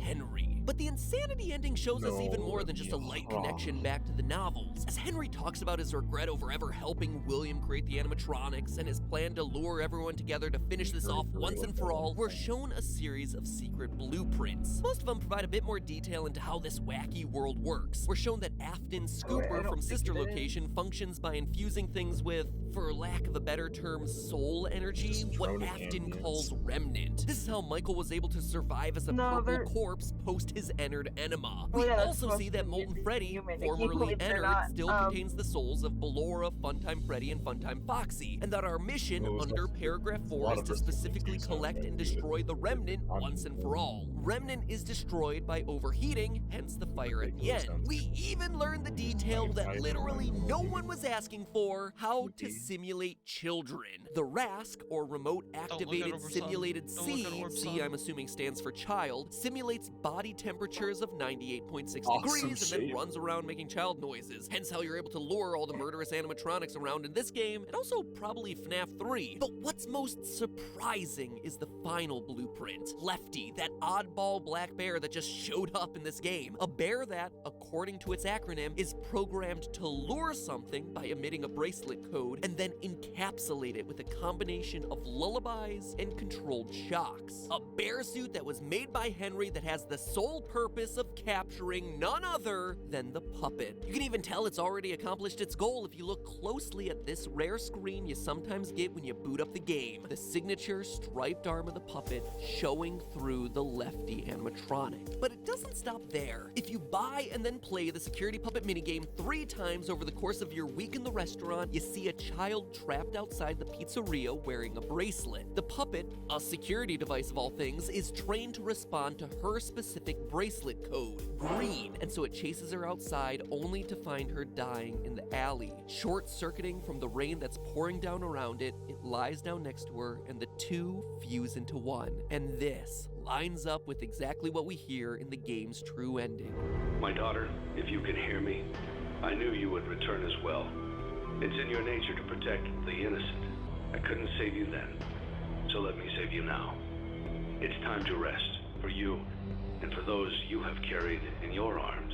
Henry's daughter, the first victim, is the puppet, the one who gave life to everyone that came after her and gave peace to their souls in FNAF 3. Finally confirmed after I'd been predicting it for 3 years since the release of FNAF 2. So there you have it. Henry from the books is now canon in the games. His daughter is the puppet trapped inside Lefty. Everyone, including Michael, dies in the FNAF 6 fire, and Baby's name is established as Elizabeth in Henry's closing monologue. It's all pretty cut and dry. I mean, if you want to get really deep, the images on the walls in the alley are actually blurry contracts. You can tell based on the bullet points and oddly short paragraphs, which I have seen more than enough time to identify at a glance. And all of that relates back to that theme of what is paragraph 4, which has been Scott's calling card for this game. The creepy imagery of the ventriloquist and clown that you also see in the alleyway isn't teasing some new game like a lot of people have been assuming, but rather it's just an artistic recreation of the Afton family. William is the ventriloquist. The dummy, who looks exactly like him, represents Michael Afton, who, as we know, looks just like his father, just a smaller version of him, and has to parrot back a lot of what his father tells him to do. Elizabeth, aka Baby, is the clown, for fairly obvious reasons, and the bear on the leash is just Crying Child, a child who is trapped trapped and held back by his family, who ultimately dies in the hands of Fredbear. FNAF 6 even offers explanations for the inappropriate costumes that were mentioned by the phone guy calls from FNAF 3. Yeah,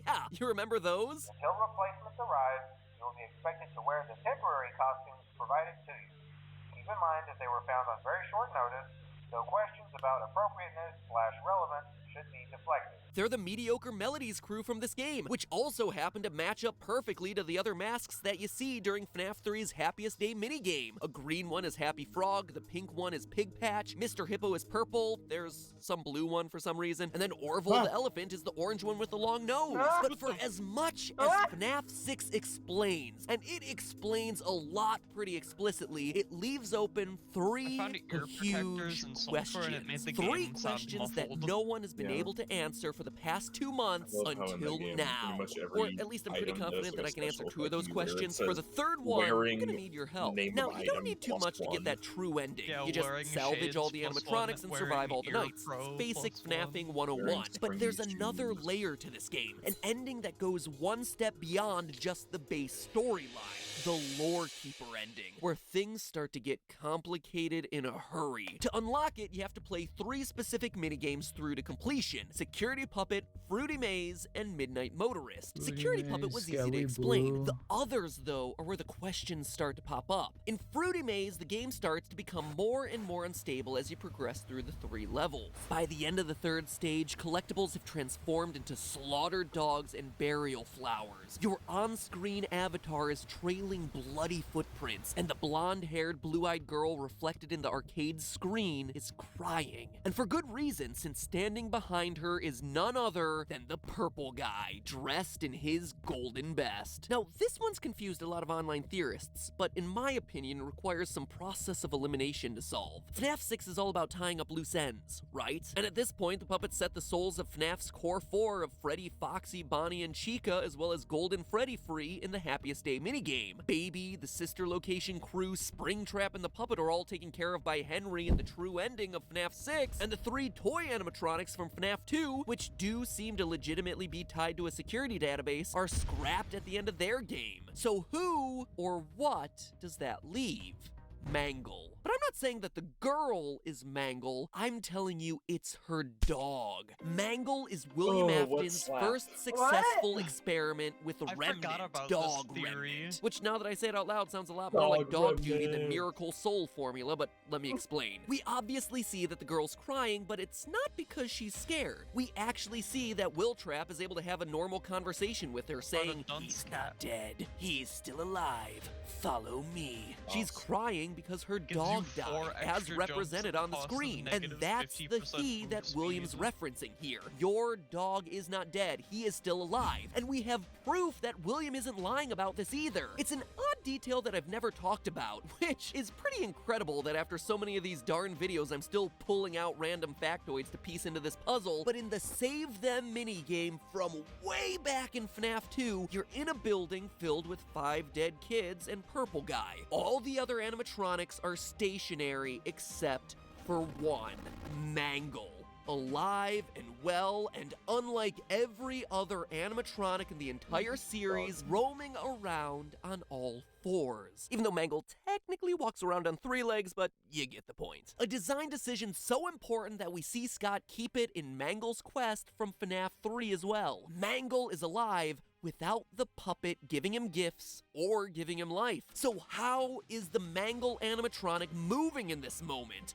William, experimenting with animals and Remnant. And as we see in the Fruity Maze, William uses the fact that the dog is still alive to lure this girl to her death, allowing her to be reunited with her dog forever. For more proof, notice that the dead dog in the Fruity Maze minigame is actually missing an eye, a detail that we see at share with Mangle. Additionally, you ever notice how Mangle is the only animatronic that actually doesn't possess any human-like noises? The core 4 all feature moaning, sighs, or laughs at various points throughout the series. Ballora, Baby, Springtrap, and the Fun Times all talk. Even the Nightmare animatronics breathe, which is a whole nother can of worms I'm not opening up today, but Mangle just has garbled radio noises, almost like it's its cognitive functioning is much less than all the other possessed creatures in the series. So that's Fruity Maze, but then comes the biggie. Perhaps the most vague and bizarre moments from FNAF 6 come from the hidden Easter eggs in the final Lorekeeper minigame, Midnight Motorist. It starts simple enough.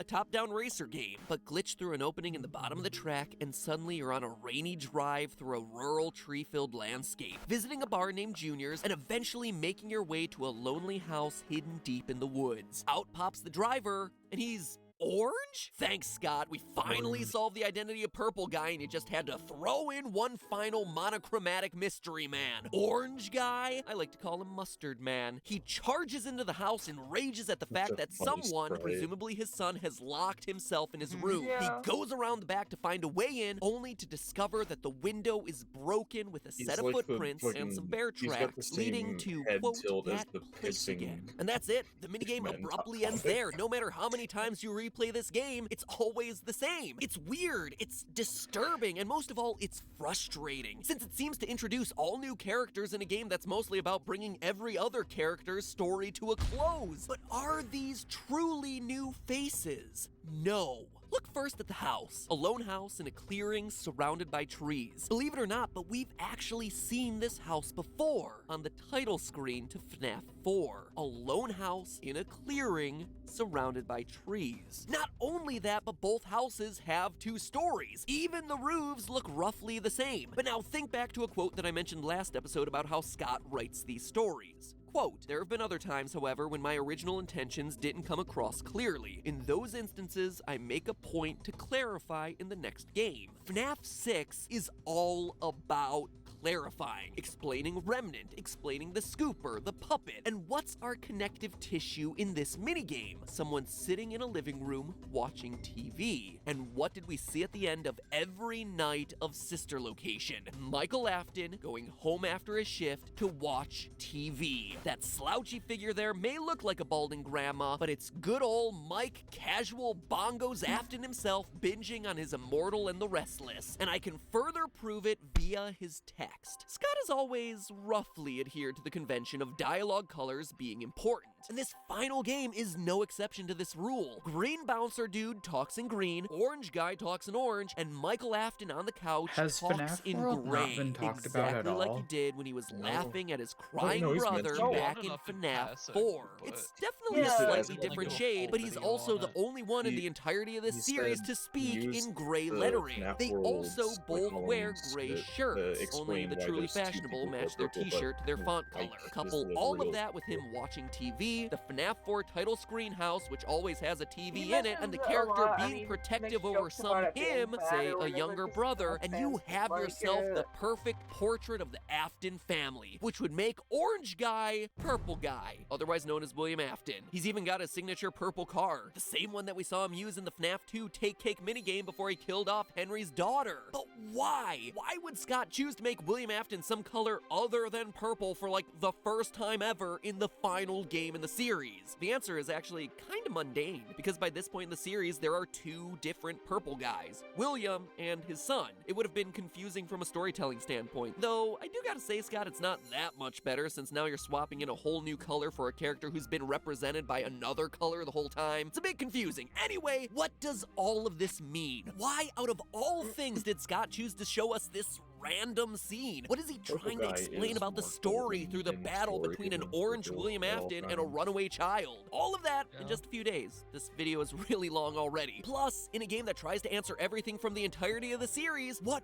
was in the FNAF 4 box? Was it truly left forgotten forever? Is Scott waiting to reveal its contents in a future game? Make sure you take a bite out of that subscribe button to find out those final answers, as well as the solution to perhaps the biggest question of them all, the Lorekeeper's final screen. After unlocking all of these glitched minigames, Scott presents us with a series of gravestones filled with names, some familiar and some not so much. So, who are they? What do they reveal about the story? And how can you help me to solve Five Nights' last and most closely guarded secrets? All of that next time. In the meantime, though, remember, Game Theory merch is now available, but hopefully by this point it's selling out faster than a video since it came out. I'm sure he's only mentioned it one other time. No, he is mentioned the box Hello, a Internet! lot. Welcome to Game Well, Theory in 2018, a show Oh, apparently thumbs dedicated down. entirely I to virtual have- my boxes, brain loot box is psychology, mush. loot I think I'm boxes as becoming gambling, the treatise on the so science bad of at fictional Muslim. cardboard boxes. It's like box episodes are the new FNAF episodes for the channel. so funny Gotta seeing milk 'em people dry. making Next episode videos should be on, talking shit about I don't know, boxes the when orange it- box or like, something. But in all specifically in seriousness, the Overwatch box when the current tetralogy era reaches its dramatic finale People complain today that as I boxes cover weren't what is in perhaps Overwatch the enough, most they infamous re-added digital them. box of the last Overwatch decade, is- FNAF 4's boxes were locked fine. chest. Now, last episode we started to explore the idea that FNAF 6 is all about tying up loose ends. That as the last game in the Purple Guy saga, Scott's goal was to give us the information necessary to close the book on this chapter in Freddy's story. But to me, as someone who has studied these games inside and out, if there was one question that needed to be answered in the final game, it wasn't how Michael Afton was able to become a living purple corpse through Remnant, or how Henry was able to create a device that could somehow simulate child body temperatures. I didn't even care so much about the timeline at this point. No, what I wanted answered was the biggest lingering mystery of FNAF. What was in the box? Rewind back to FNAF 4, the game that utterly wrecked everyone's understanding of this franchise. You beat the game, you get the iconic line of, "I will put you back together," and then boom, a literal mystery box that would make the likes of J.J. Abrams proud, accompanied by the lines, "Perhaps some things are best left forgotten for now." But you know what? I never forgot. The fans never forgot, and I don't think Scott forgot either. So now, 2 years, 3 games, and 4 books later, I think I'm finally ready to break open the locks and reveal what was supposed to be in this thing versus what actually animation. was in the thing. Because I have reason to believe that the contents of the box have changed Game Theory 3 vector separate graphic people are times, and so that now, icky in the wake of looking. FNAF 6, Scott has already shown us what is inside the box. Let me explain. FNAF 4 was released on July 23rd, 2015, and with it, the mysterious box ending. Exactly 1 month later, August 24th, Scott made a post on Steam referencing a Halloween update for the game, an These update videos where get he had worse the more considered Pat opening knows the what he's box. talking Quote, about. "I wanted to post some information about the upcoming Halloween update. I started off a few months ago with several ideas in mind for what I wanted to release, ranging from First video, DLC he was to a just new straight game up to opening the staring box. at More the on that light. later, but now Crazy. I've been working steadily and have a pretty clear vision going Yeah. forward." End quote. So, why wasn't the box included as a part of that update? Well, he explains it later in the post. Quote again. Now, I want to talk about what won't be included, the box. You know, when I released the first game over a year ago, I was amazed at how quickly everyone found every bit of lore and story. Then the same happened with Part 2. Then Part 3 came out, and once again the story was uncovered by the community. But then I released Part 4, and somehow no one, not a single person found the pieces. The story remains completely hidden. I guess most people assume that I filled the game with random Easter eggs this time. I didn't. What's in the box? It's the pieces put together. But the bigger question is, would the community accept it that way? The fact that the pieces have remained elusive this time strikes me as incredible and special. A fitting conclusion in some ways, and because of that, I've decided that maybe some things are best left forgotten forever.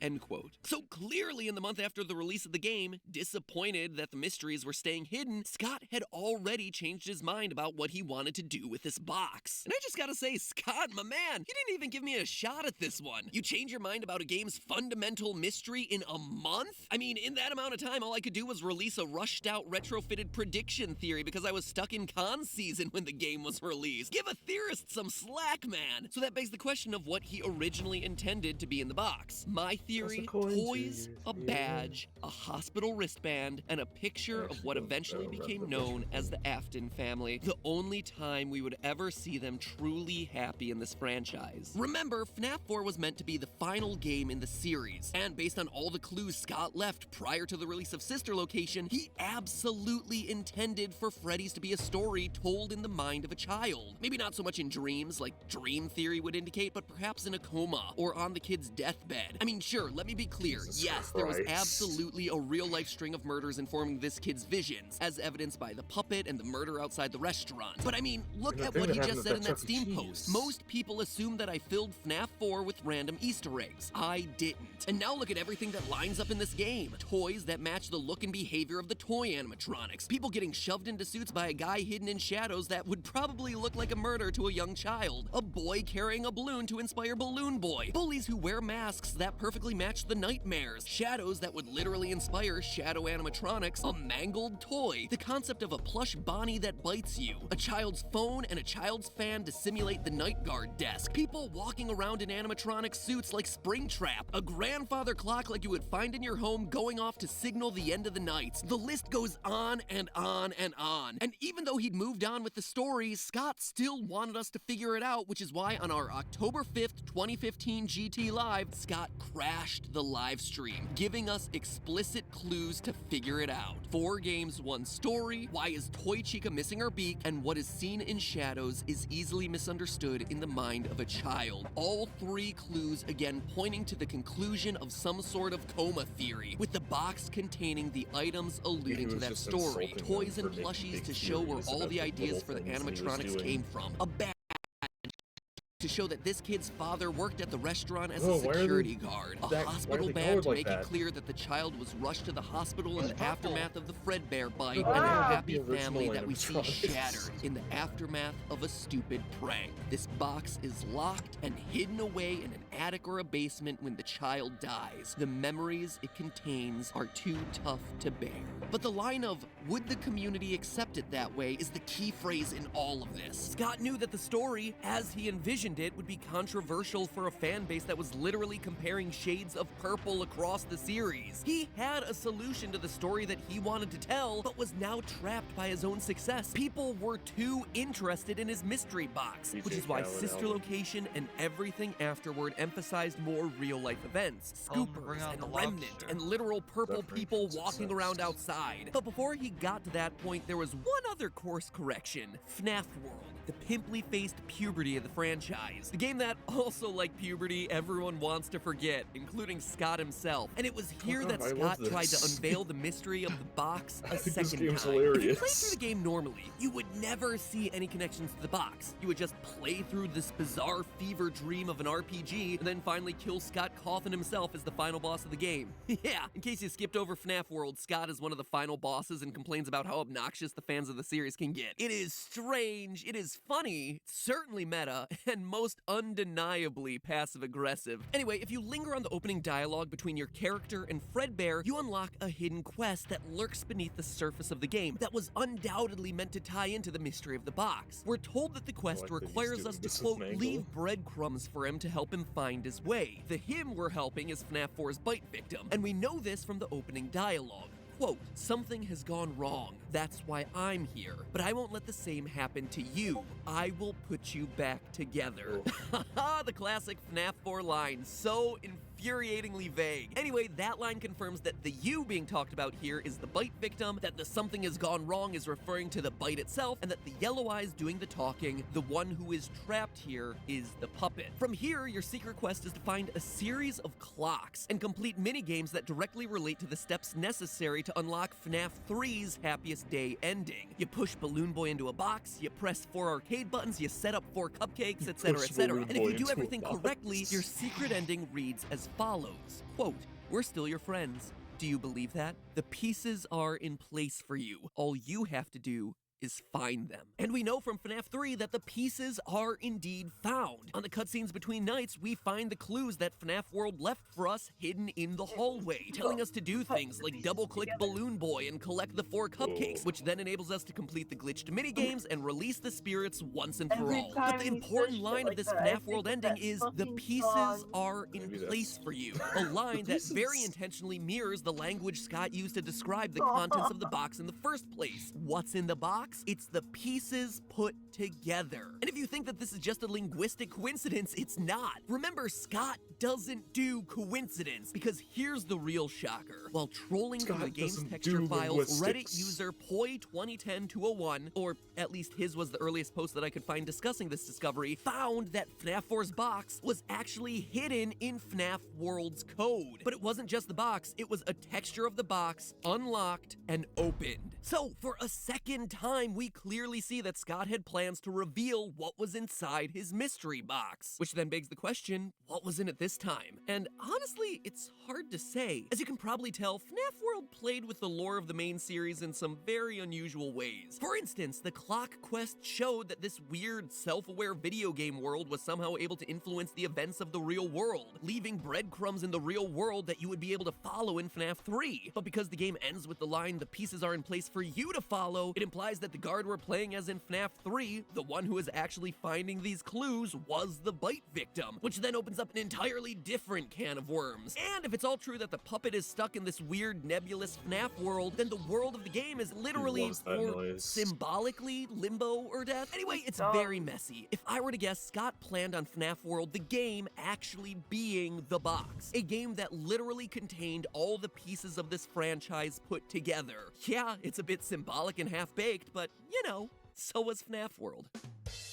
But it was here that the mystery would change direction yet again. This time, though, it wasn't the community that prompted the change, but rather Scott himself, who made it clear that he was dissatisfied with FNAF World as a rushed and unpolished release. Embarrassed by the game, he quarantined it off to its own little segment of the franchise. And in the process, he retconned its story to focus on the new, more human drama-esque direction that the series would take moving forward. You can see this, actually, through creative changes like the game's new ending, which revealed Henry and Baby for the very first time, as well as some lines that got added between updates, with glitched Fredbear foreshadowing something terrible coming, aka Baby. Instead of being focused backwards on details from previous games like the Bite Victim and the FNAF 3 minigames, the game was now looking forward to a game that had yet to be released, which left the box and the resolution it promised for the entirety of the Freddy story once again abandoned. And when both Sister Location and FNAF 6 rolled credits with no mention of boxes, that's exactly where it seemed like it would stay, forgotten forever. But I wasn't convinced. For as convoluted as this story often is, Scott cares too much about it, and cares too much about this community to leave a mystery this big unanswered. My first thought about connecting the box to the new game was Candy Cadet, the best character to ever come out of this franchise. Candy.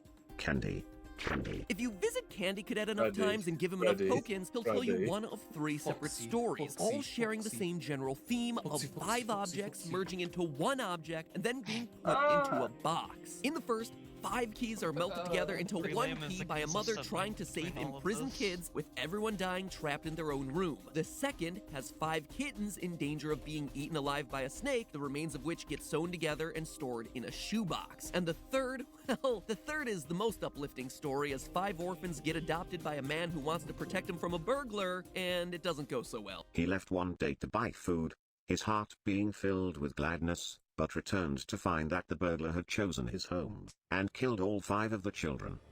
The man could only afford 1 coffin, so he stitched the 5 bodies together to make one, and buried the child.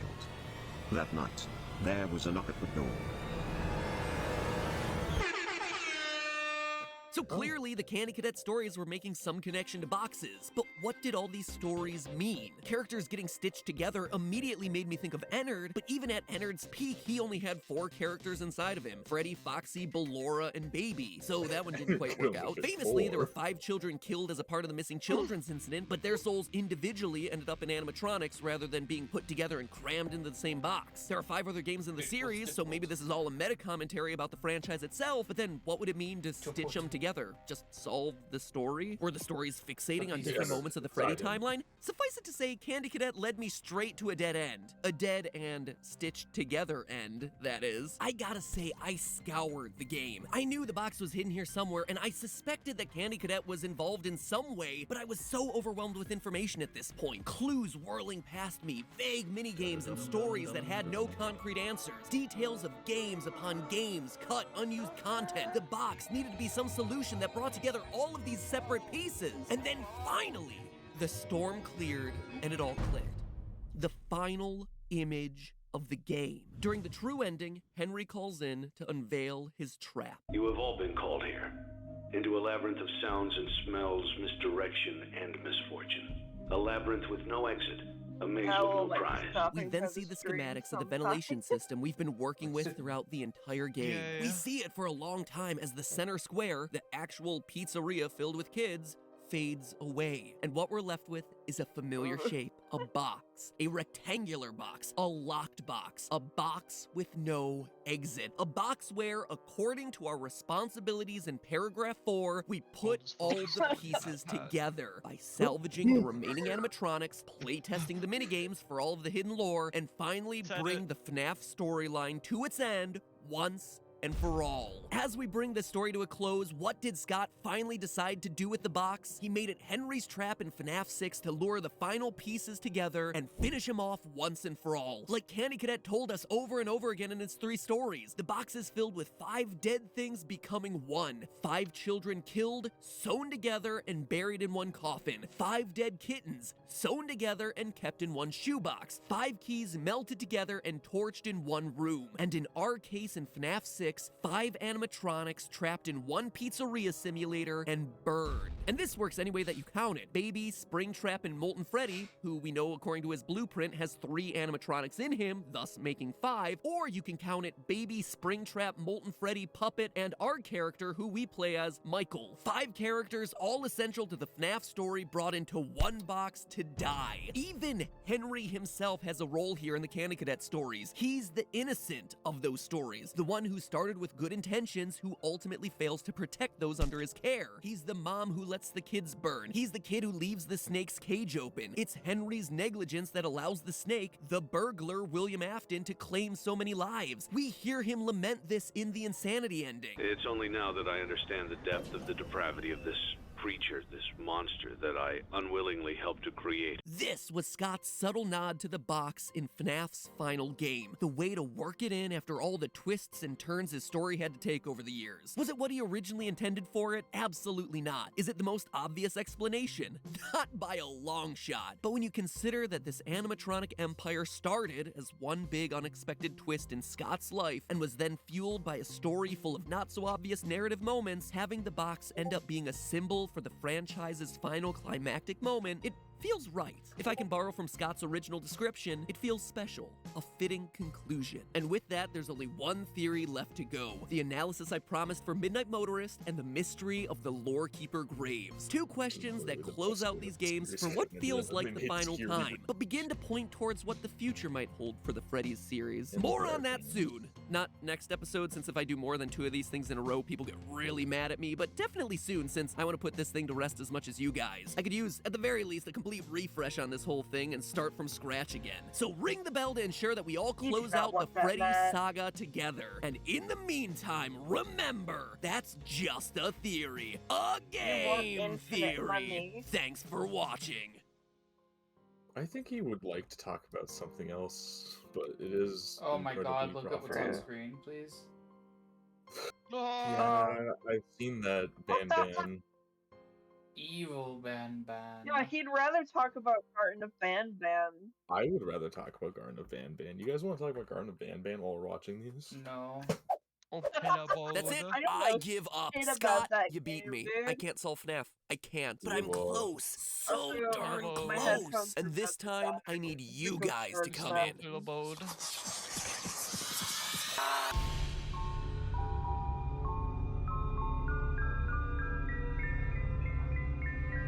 Scary theory. What's happening? Horror theory. Mark. Scary and creepypasta. First work of the stream, I think. Hello, Internet! Welcome to Game Theory, where the 4th closet is a recording closet. Now, most of you are probably confused about that opening reference, which means that you haven't implanted Scott Cawthon with an RFID tracker that follows his every movement. Fortunately, I have, which means that I can tell you 2 things. 1, Scott spends a lot of time on the toilet. Gotta stop maxing out the spicy salsa at Chipotle, Scotty C. Us old people gotta watch our digestive biomes. And 2, the FNAF series may have quote-unquote ended with FNAF 6, but our time with the 13 variations of the same darn animatronic bear are far from over because Scott has been quietly working away on his pièce de résistance, Ultimate Custom Night. All your favorite characters from all the games attacking you all at the same time. 51 characters, all able to be cranked up to level 20. I gotta be real, Markiplier, might be time to be giving up your FNAF crown. That means there can only be one. Doko, save us. You're our only hope. Anyway, if you're wondering why this episode took so long to come out, that's one of the big reasons why. I was afraid that, like the last custom night, I'd be working on the theory and the DLC would come out with hidden scenes explaining the lore, and then suddenly I'd have to contend with even more purple people puking up robotic spaghetti in the middle of the streets. But based on Scott's playtesting, where right now he's averaging a survival time of 15 seconds, it looks like I may have an opening here.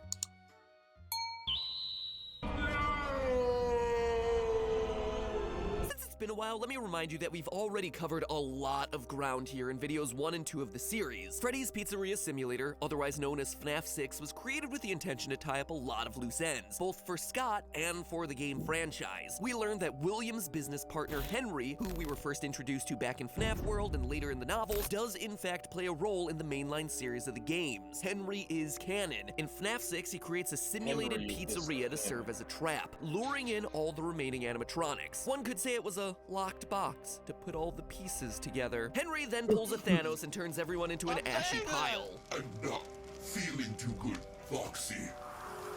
Henry's hit list included Springtrap, aka William Afton, aka the metaphorical purple guy, Baby, aka William's daughter Elizabeth, Ennard, aka the combination of Molten Freddy / Ballora / Funtime Foxy, your player character Michael Afton, aka the literal purple guy who puked up robot spaghetti, and the newcomer Lefty, like Wally but with less robot lovey-dovey and more robot stabby-stabby. We learn through the hidden insanity ending and other in-game clues that Lefty is a containment suit, built specifically by Henry to lure and trap the puppet, which is possessed by the spirit of his deceased daughter who remains nameless. The insanity ending also gave us clues as to how the Funtime animatronics function. Unlike the OGs, the Funtimes are heated up and infused with remnant, basically soul juice that's extracted from kidnapped children. But that was all just surface stuff. Through our analysis of the Fruity Maze minigame and clues from FNAF 2, we were able to piece together that this dead dog is probably Mangle, and that this girl becomes one of Afton's early victims. It's clearly not his daughter,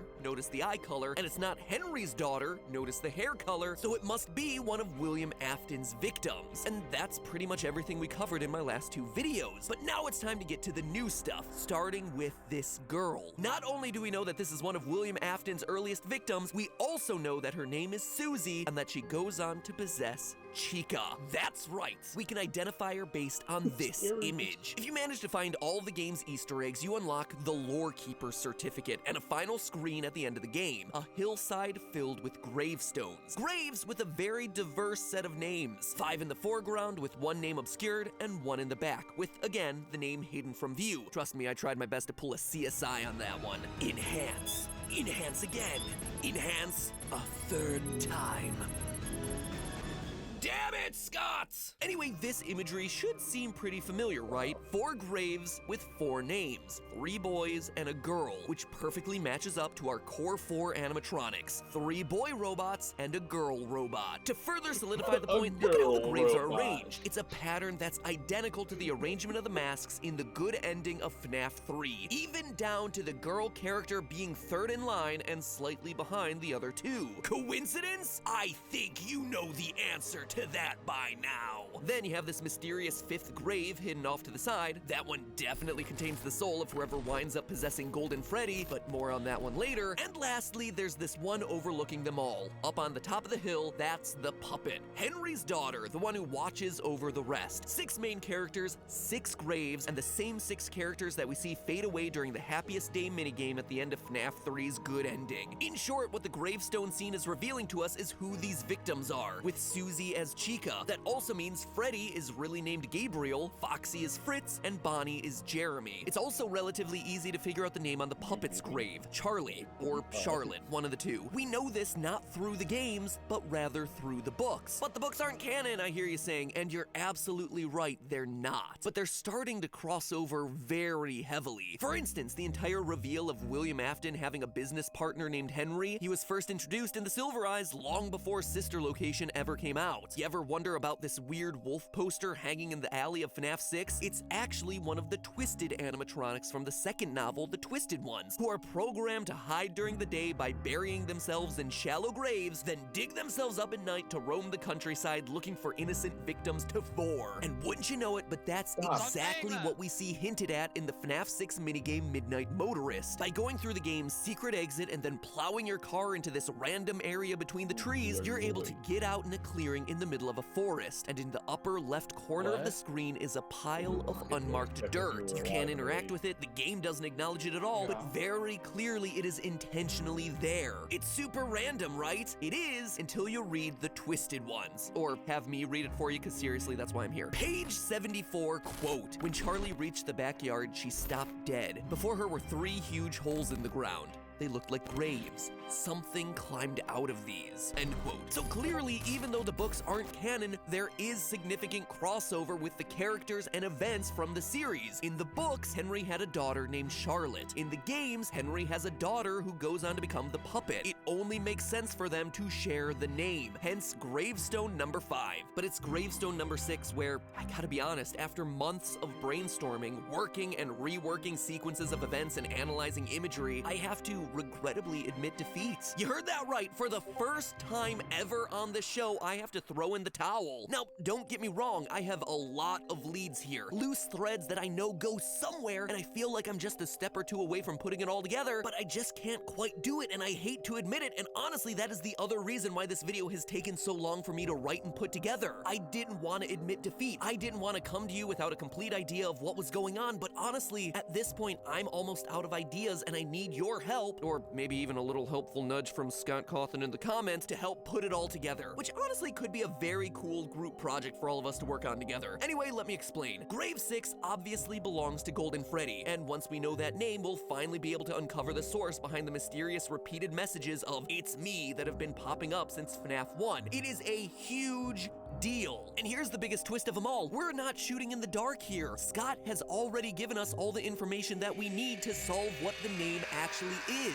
You see, the trio of novels isn't the only book that Scott Cawthon's released. Late last year, Scott released the Five Nights at Freddy's Survival Logbook, an activity workbook for kids filled with things like simple quizzes about the games, drawing projects, and writing prompts. The theme is that you're a new night guard at the Freddy's restaurant. It's adorable! Until you realize it's a book asking kids who their stuff would go to when they die a gruesome, horrific death trapped inside a furry suit. It's some dark, dark stuff. But perhaps the darkest part of the book is the dabbing Chica. Anyway, things start to feel more than they seem from page 1, when it's revealed that this book once belonged to a guy named Mike. And one look at the book's word search immediately clues you in that there's way more here than meets the eye, putting the likes of Gravity Falls Journal number 3 on blast. Basically, the Five Nights at Freddy's Survival Logbook is a book-length metagame dedicated to revealing Golden Freddy's real name, all disguised as a children's activity workbook. It is unquestionably my favorite thing that this franchise has yet produced. That is no exaggeration. This thing is so cool, but the problem is, I can't solve it. Here's how it all breaks down. Several pages throughout the book contain faded text that says, "My name." Each of those pages with that text also has a numeric clue hidden on it. Sometimes it's written in plain sight, sometimes with numbers out of place, sometimes the page number itself is wrong. Page 29 is numbered 52, page 32 is numbered 39, page 43 is numbered 15. On page 47, the numbers 7 and 2 appear out of order in this survey question. On page 85, we're presented with a list and numbers 10 and 11 appear in red. On page 108, the time 8:11 appears on an incident report that Mike was supposed to log in. So putting all those numeric clues in order, we get 52, 39, 15, 7, 2, 10, 11, 8, 11. But that's just the beginning. Throughout the book, there are some coupons for Freddy Fazbear's Pizza. On one of those coupons, we see that Mike wrote himself the message, "For real value, see page 61. You flip over to page 61 and suddenly you see a finish the comic strip exercise where in one of the panels, Foxy and Freddy stand in front of a chalkboard with 5+4 written in one part and a 3 written in the bottom right corner. To me, this very clearly tells us that we need to add the two numbers together on each of those 6 pages from earlier to get the real value for that page. 5 plus 2 is 7, 3 plus 9 is 12, 1 plus 5 is 6, 7 plus 2 is 9, 10 plus 11 is 21, and 8 plus 11 is 19. 7, 12, 6, 9, 21, 19, which seems like it's giving us a code to a 6-letter name. But now, what do you do with those numbers? Well, one page in the book contains a giant grid that encourages readers to draw in 8 bits. But if you look closely at the grid's axes are actually numbered, and there are tiny letters in the grid's first few boxes. It seemed to me like this grid was setting up an alphanumeric code where the numbers each get represented by a different letter. Putting 7, 12, 6, 9, 21, and 19 into that, you get Gilpheus. It's clearly not Golden Freddy's real name. But then what about that 3 that's in the bottom right corner of the chalkboard? I tried shifting all the letters and numbers 3 up and 3 down, decoding, recoding, still nothing that would make any sort of sense. But I wasn't admitting defeat yet. The fact that all this is happening on a grid seemed to point to the numbers being decoded using a Visionaire cipher. If you've never encountered these before, well, welcome to the exciting world of cryptography, the art of solving codes. Visionaire ciphers are one of the most famous codes out there. Basically, you need a giant alphabet grid and a keyword. So say I want to encode the word crying child, that's called my plain text, and I want my keyword to be Mike. What I would do is in my alphabet grid, go over to my first letter, the C in crying, and then go down to the row M, the first letter in my keyword Mike. That gives me the letter O. Then I would find where column R for the R in crying intersects with row I for the second letter in Mike to get a Z. That's my second encoded letter. And then keep going with column Y crossing with row K and on, repeating the keyword over and over until I'm at the end of the phrase. If you've done it correctly, you get the ciphertext or encoded word Ozim Zamlun. Ozim Zamluton. Ozim Zamluton. Then to decode, you just reverse the process. And that's what I tried, over and over again, on and off again for months, and still nothing. Using those real values of 7, 12, 6, 9, 21, and 19, I tried everything. Different keywords like Mike, Chica, Friday, since it's on the magazine that Foxy's reading, Bonnie, Foxy. Doing the process forwards and backwards, trying to shift everything by 3, both before and after the encoding and decoding process, since that's the random number on the chalkboard that has no explanation. I even started reversing the codes I was working with since the number 3 on the chalkboard could potentially relate to page 3 of the survival guide, which specifically says take a moment for self-reflection. So that's what I did. I reflected the numbers before coding, after coding, reversing the alphabet, still nothing. If you think that's a lot, I still wasn't done, because there are other oddities in this book. For unknown reasons, Mike has made red ink tally marks throughout it. On page 9, they're 5. On page 19, there are 10. On page 31, there are 14, but they're in 2 groups, a 5 and a 9. On page 36, there are 5. On page 100, there are again 5. No explanation, no nothing. But they can't just be random tally marks, right? They seem important, and they seem especially important because there are 6 tally hints, just like the 6 real values that we found hidden throughout the book earlier. So I've tried shifting the individual letters off of those tally marks. Nothing. Tried shifting the letters off the tallies, then shifting the results by that 3 that's on that chalkboard. Nothing. Added the tallies, then reversed. Nothing. And on and on and on. Hopefully this all gives you an idea of what I do for some of these theories, taking weeks just to brainstorm new ways to attack the problem, but this time I'm coming up empty-handed. I still have nothing. None of my attempts have yielded anything like a real word or a name. It feels like I'm right there, like the solution is right in front of me, but I just can't quite grasp it. And this is where I have to raise the white flag. I don't know what to do. I need your help, or else I need Scott to give us some clues or something, because I am stumped. I feel like I've tried everything, and very clearly this is the way that Scott intends to reveal Golden Freddy's name. But without all of us working to solve it, that name will forever remain in mystery. And this is only the beginning. The survival guide is simultaneously the most important, most revealing, and most frustrating piece of evidence to be thrown into this franchise. Yes, the Golden Freddy puzzle is a huge part of that, but there's more.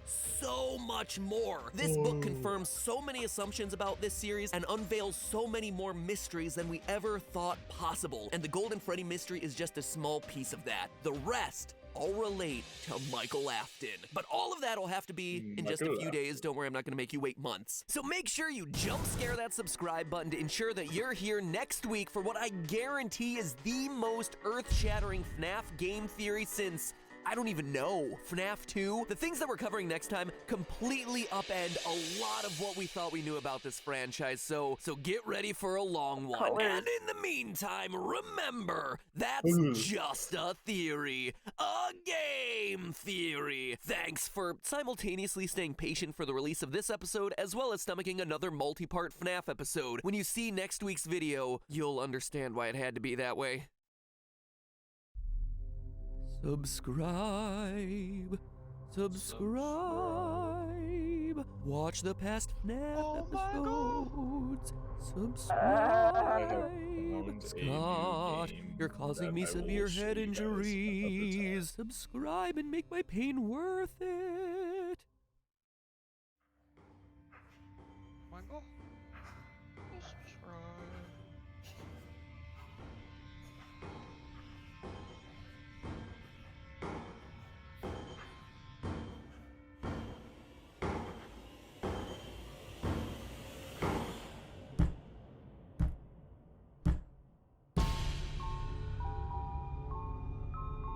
None of my friends have interacted with this, apparently. Oh, this is awesome.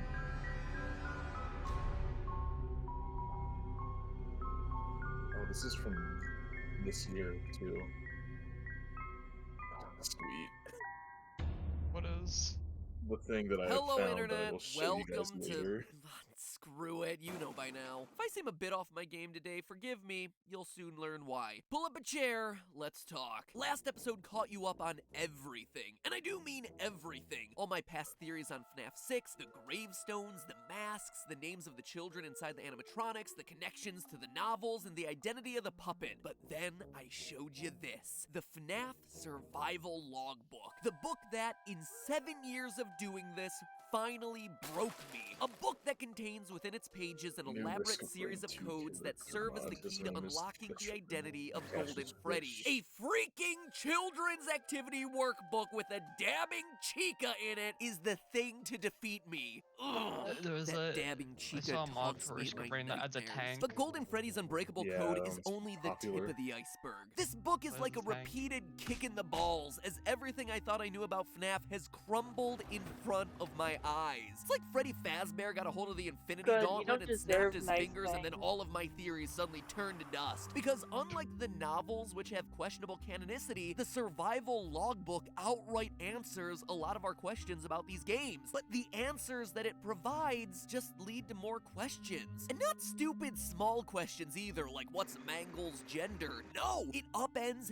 huge parts of the story. The logbook is simultaneously the most important, most revealing, and most frustrating piece of evidence to ever be thrown into this franchise. You see, as I mentioned last time, this workbook once belonged to Mike, aka Michael Afton. The book establishes that Mike writes his answers in red pen. It also establishes that there's a spirit possessing the book who speaks to Mike via lightly faded text. From what I can gather, it appears to be the spirit of Golden Freddy. And starting with that information, the logbook then proceeds to drop bombshell after bombshell as far as lore reveals go. First, the book outright confirms what we've known for a while now, that Mike is the same Mike who works as the night guard during Sister Location. When asked what he would like for his 1-week bonus, we see him doodling in the corners of the page baskets of money and baskets of exotic butters. On another page, he's drawing a smooth set of casual bongos. Sure, it's nothing earth-shattering, but when it comes to this franchise, getting any portion of any theory confirmed is a big win. And while that reveal might not be all that earth-shattering, you know what is? The book reveals that Michael Afton is who we play as in FNAF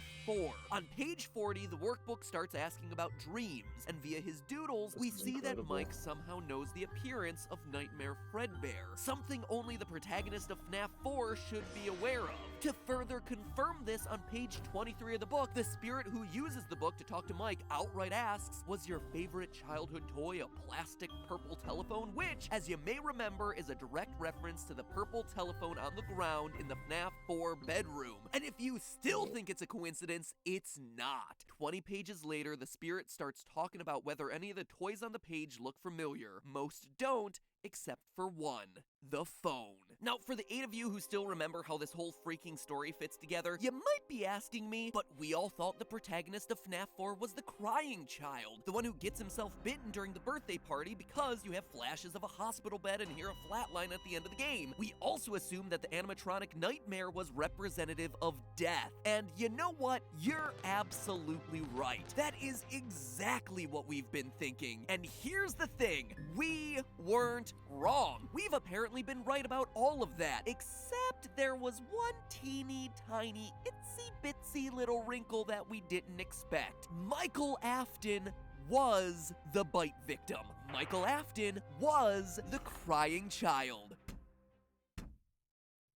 I know! I couldn't believe it either, but the proof here is unquestionable. On page 75, a page asking about imaginary friends and featuring the psychic friend Fredbear plush, the spirit outright asks, does he still talk to you? And perhaps the most damning piece of evidence of all, on page 103, the huge reveal, quote, the party was for you. Mike Afton is confirmed to be the crying child. He's the bite victim. He's the one who, at the end of the game, apparently needed to be put back together. It seems undeniable at this point. But then that leads to the obvious next question. How could he have been bitten and died there, but then also be in sister location as an adult, gotten himself scooped, blah, blah, blah, blah, blah, until FNAF 6 when he finally burns with the rest of his family? I have been smacking my head against a wall trying to make sense of it all, and I have some theories.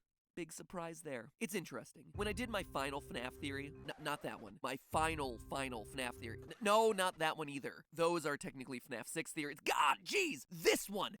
When I did this theory, I concluded that the story of FNAF was, at its core, a story about a family, the Afton family. But now it's becoming increasingly clear to me that it's really the story of Michael Afton specifically. 4 games, 1 story, like Scott said back during the FNAF 4 days so long ago. It's the story of the crying child growing up, discovering the atrocities of his father, and then trying to make amends for those. We know for a fact that Michael Afton is the main character of FNAF 1 from the endgame paycheck, sister location from the name tag and custom night. I found it. It was right where you said it would be. FNAF 6 from Henry's closing monologue, and now FNAF 4 from the survival logbook. And we're still not done. The survival logbook also connects Mike to FNAF 2. On page 56, the spirit asks, was your favorite ride the carousel? A question that only makes sense if Mike had been to the FNAF 2 location, because it's the only one with a carousel. That means that the only game without a solid connection to Mike is FNAF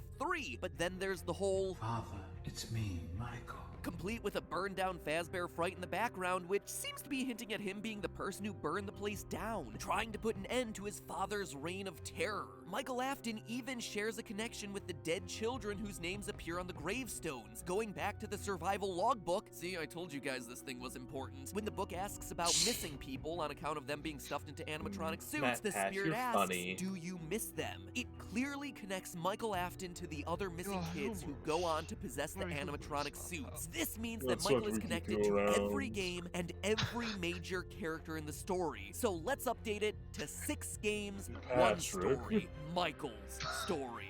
Which is all very beautiful to say, but seriously, what is that story? If you've been paying attention, we still have a pretty big elephant in the room, i.e. a dead kid who somehow grows up to become an immortal purple skin suit for robot spaghetti. Oh, and if the game wasn't complicated enough, Michael might not even be his real name. The spirit in the logbook repeatedly asks him, what do you remember? And even more importantly, do you remember your name? It's even hidden in the frickin' word search. And I haven't even mentioned the other elephants in the room, like how very clearly the gravestones relate to the kids in the animatronic suits, and yet 2 of those names directly tie back to the security guards from FNAF 2. And if you want to go really, really deep, like you know I love to do, you see Susie's font on her gravestone? Did you know it's the same font that's used to introduce each night of FNAF 4? That's something that no one else online has noticed, and if fonts are important, which remember, they probably are, Scott doesn't do coincidences, so 4 gravestones with completely different fonts is probably important in some way. Notice how 2 of the gravestones share the same font, but it's not Jeremy and Fritz, which you would probably expect since they're the 2 who are mentioned in FNAF 2. There are so many freaking elephants in this room. It is a very crowded room. Remember what I said earlier about repeated kicks to the crotch?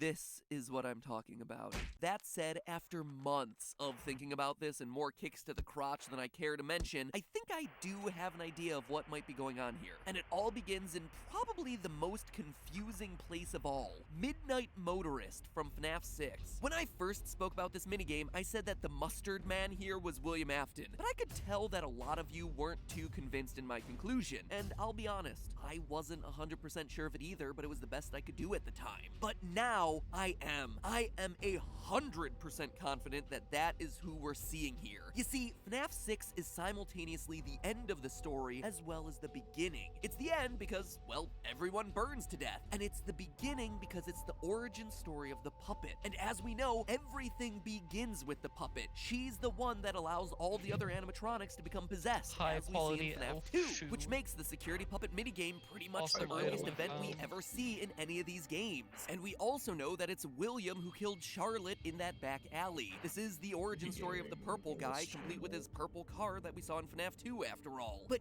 here's the detail I was missing before. If you brighten up the final screen of the security puppet minigame, you'll see tire tracks left by the purple car driving away from his crime. This leads directly to the events of Midnight Motorist, which happens immediately after his murder. Here's how we know this for sure. Not only are you driving a purple car, and not only is it raining in both of the minigames, so they're connected on both those fronts, but get this. Reddit user GB Aura found that this section of the game in the source files is titled Later That Night, giving us the time connection we needed to know 100% that Orange Guy is William Afton. He kills Charlotte in the rain outside of Fredbear's, drives away, and winds up back home later that night. Boom! Proven, locked and loaded. And looking at this minigame, knowing what we know now about Michael being the crying child, we know that the couch potato here is his older brother. Mr. Foxy Mask, let me shove my brother into an animatronic mouth and get him killed, speaking in his signature gray text, who apparently no longer has a name, which leaves Michael as the one who escaped to that place again. That is who William is mad at, with that place being obviously none other than Freddy's. And from there, a lot of pieces start to fit together. William's frustration with Michael escaping explains why we see him have surveillance cameras all over his house and sister location. It's not an experiment or anything. He is literally keeping tabs on the boy who keeps running away. It also explains why we see Michael, the crying child, locked in his room throughout FNAF 4. William himself says at the end of Midnight Motorist that Michael will be sorry when he gets back. And he is, as William constantly locks him in his room, making him unable to escape anymore. All of this might even explain the rationale for the nightmare animatronics. William built them, or else used his mind-altering sound disc that first appeared in the book and that we talked about in a previous theory, to scare Michael so that he would stop wanting to go to the restaurant in the first place. That's why he's so scared of the place when we see him in FNAF 4. I'm literally in the recording closet right now recording this, and suddenly things started to fit together in a weird way. I'm just gonna throw this in here right as it happened in my mind. I'll need to look into this later, probably a future theory, but let's just bring it up now. Orange Guy is William, right? But he's turned away at the front door of Junior's, which is completely random, and everyone's like, why is this in the minigame? Well, could it be because of the investigation into the missing children's incident? Remember what Phone Guy said from FNAF 2? From what I understand, the building is on lockdown, and no one is allowed in or out, especially concerning any previous employees. After Afton is rejected at the front door of the building because of the lockdown, and because he's a previous employee. It makes the timeline a bit messy, and I'll have to go back and rework it, but something about this feels right. William Afton was fired from his job, goes back to juniors, but the building is under investigation because of the missing children's incident. William, being a former employee, is turned away at the door. He's not allowed in. It's not a bar, it's nothing like that. It's Freddy Fazbear's Jr. or something, the second location, the FNAF 2 location. Anyway, I just wanted to throw that in there because it just occurred to me as I was writing this thing. I haven't had time to fully flesh it out or work it into the script, but I thought it was important enough to include, break the flow of things. Regardless, it gives us something else to chew on. Now back to the actual episode as I wrote it. Okay, I continue to avoid the obvious question here. Michael's death and apparent rebirth. If I'm being honest, it's because I don't really have a fully fleshed out explanation for it. It's less of a theory and more of a hypothesis, really. So would you be so kind as to Freddy Fazbear with me as I go through what I think might be happening here. We know that Michael Afton is special, right? I mean, we see him get scooped, become a pile of rotten flesh, and yet he is still able to survive. In short, when we see him in Sister Location, he's not altogether human. Now, hold on to that idea for a second for me. While we're on the topic of Sister Location, let's look at The Immortal and the Restless, the super random soap opera from the game with a name that,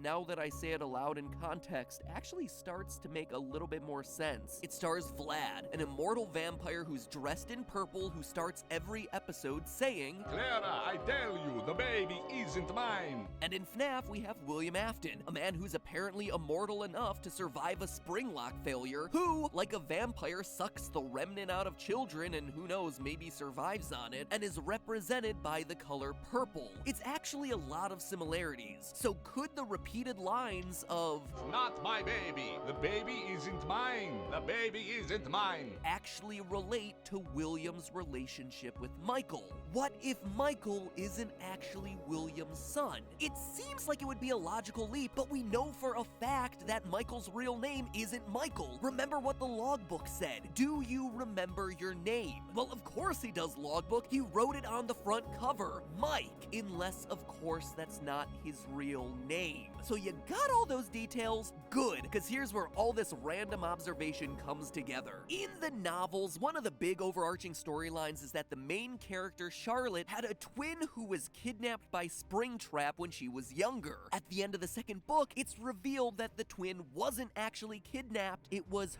her, which seems to imply that Charlotte and her twin were one and the same, or were somehow interchangeable. Then, in the final pages, Charlotte dies from a spring lock failure, only to miraculously come back to life unscathed in the next few days as if nothing had ever happened. There are also a lot of clues sprinkled throughout the book that William Afton has the ability to create hyper-realistic humanoid robots. I even mentioned that briefly during a past FNAF theory. I haven't even gotten to how I think the main character of the book series is probably a robot, but again, those are all theories for other days. Long story short, everything seems to point to Charlotte in the books being an AI. Maybe at one point she was a person, but she died or was kidnapped at an early age, and ever since, her personality has been programmed into a computer where she's now able to be replicated over and over again into a super advanced robot that's somehow now able to grow and develop. I didn't write the books, okay? Now, obviously, the two are vastly different canons, but the games and books do relate in a lot of ways, and we know in the games from William's daughter Elizabeth that full-on personalities of individuals can get programmed into AI. Elizabeth goes on to possess the spirit of baby. So what if Michael is just one of those? Sure, he was killed in the bite of 83, but when William promised to put him back together, it meant literally put him back together. Find a way to piece him back together using some combination of robotics expertise and miracle soul juice remnant. That's how Michael dies in FNAF 4, but somehow comes back to life in later games. It's how he's able to get scooped, get a bunch of robot spaghetti shoved into him, and then still survive when the robot spaghetti gets puked out of him. It's why he would no longer be able to remember his original name. And after he realizes the truth about what he actually is, that he's no longer human, he decides to end it all in the inferno of FNAF 6 after having done his best to set the souls of his former friends free.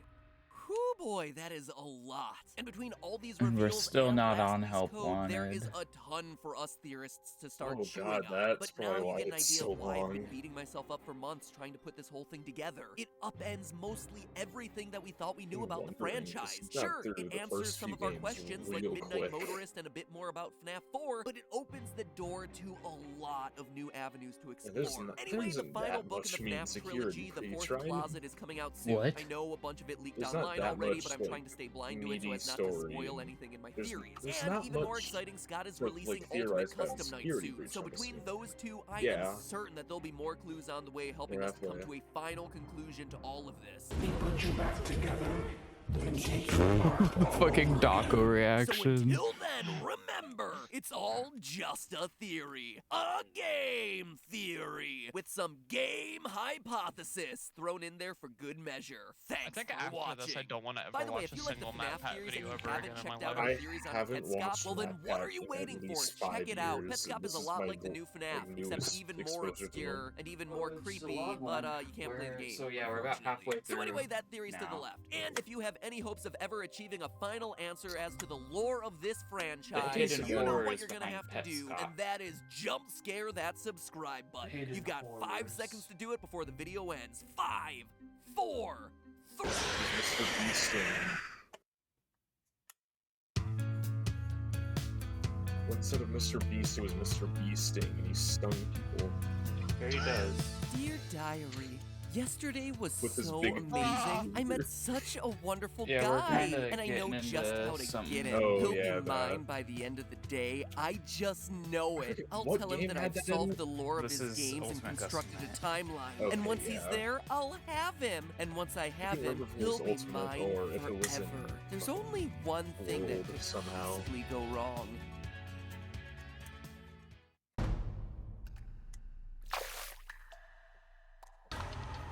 How can Mangle be walking around in FNAF 2 before all the animatronics are possessed? How can Springtrap be experimenting with Remnant when he's sealed in a wall? Answer me! I don't know. That's exactly what I worried might go wrong. No! No! Hello, Internet!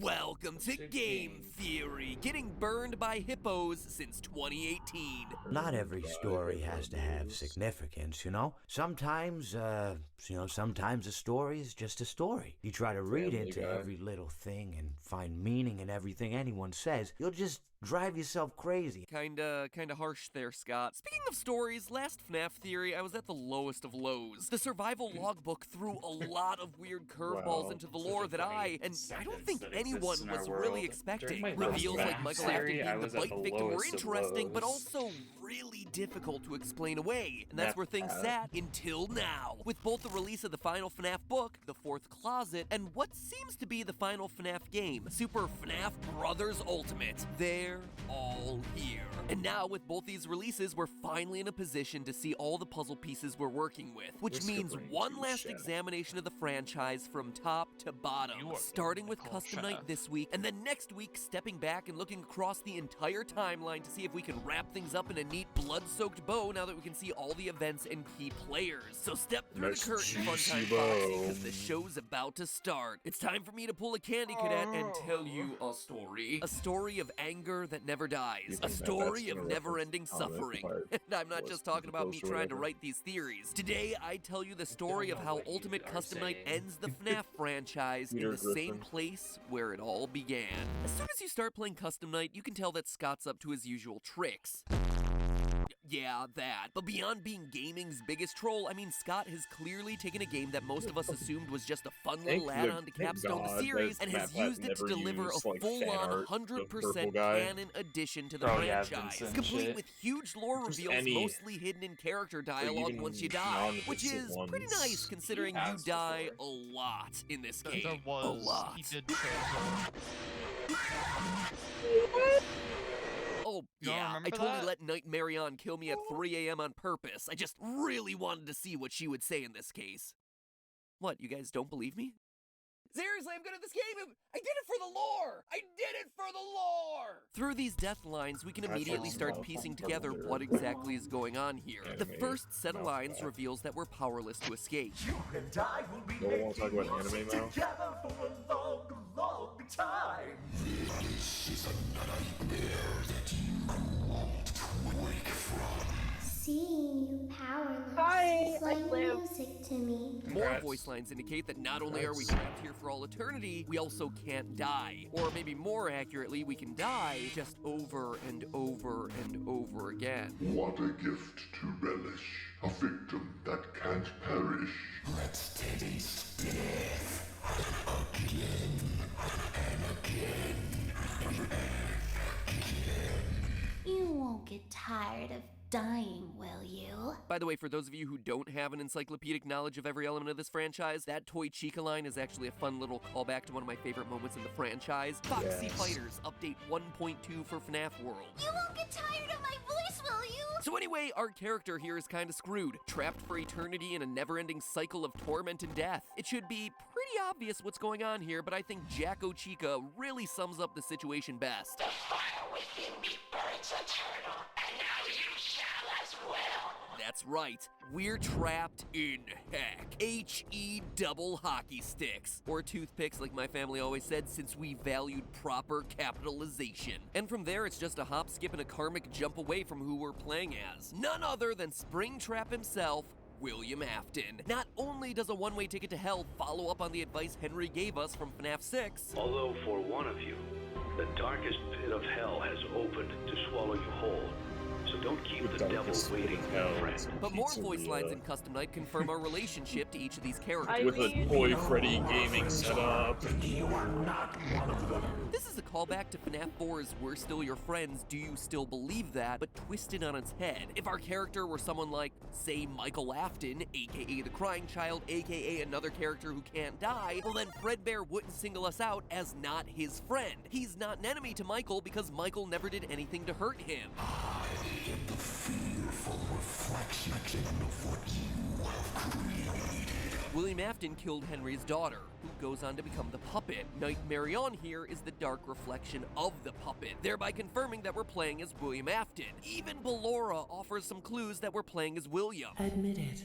You wanted to let me in. Ballora's song and sister location was all about William hiding behind walls in the aftermath of his child's death, which left an empty room and an empty tomb in his life. All I see is an empty room. No more joy, an empty tomb. He shut everyone else out, but now that we're in William's personal hell, she's able to call him out for all his hidden feelings. William wanted to let the woman that Ballora represents in, but he just couldn't do it thanks to his grief, hence her calling him out for his real desires. You wanted to let me in. So we're a murderer trapped in a personal hell of our own creation, forced to deal with the sins of our past for all eternity. Sound familiar?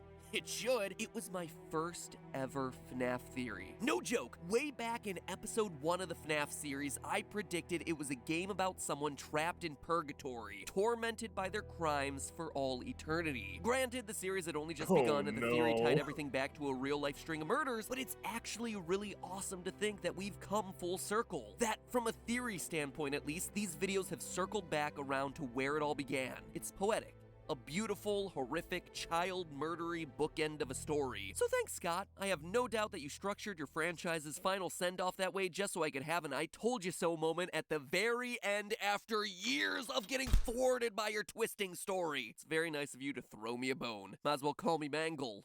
More on that next week. But of course, it wouldn't be FNAF if things were just that simple. No, it's not good enough for William to be held in a perpetual state of agony. There's something keeping us here. Looking through all the voice lines, there's one other entity that's mentioned over and over again. The one you should not have killed. I am remade, but not by you, by the one you should not have killed. Greetings from the fire, and from the one you should not have killed. Excuse me, what? The one I shouldn't have killed? You mean Voldemort? Oh, sorry, got him confused with Hugh Must Not Be Named. But seriously, the one I shouldn't have killed in a franchise piled high with underage bodies. Okay, yeah, sure. All those other kids, nah, they deserved it. But that one right there, yep, shouldn't have touched him. Now you're damned for all eternity. Sucks to be you.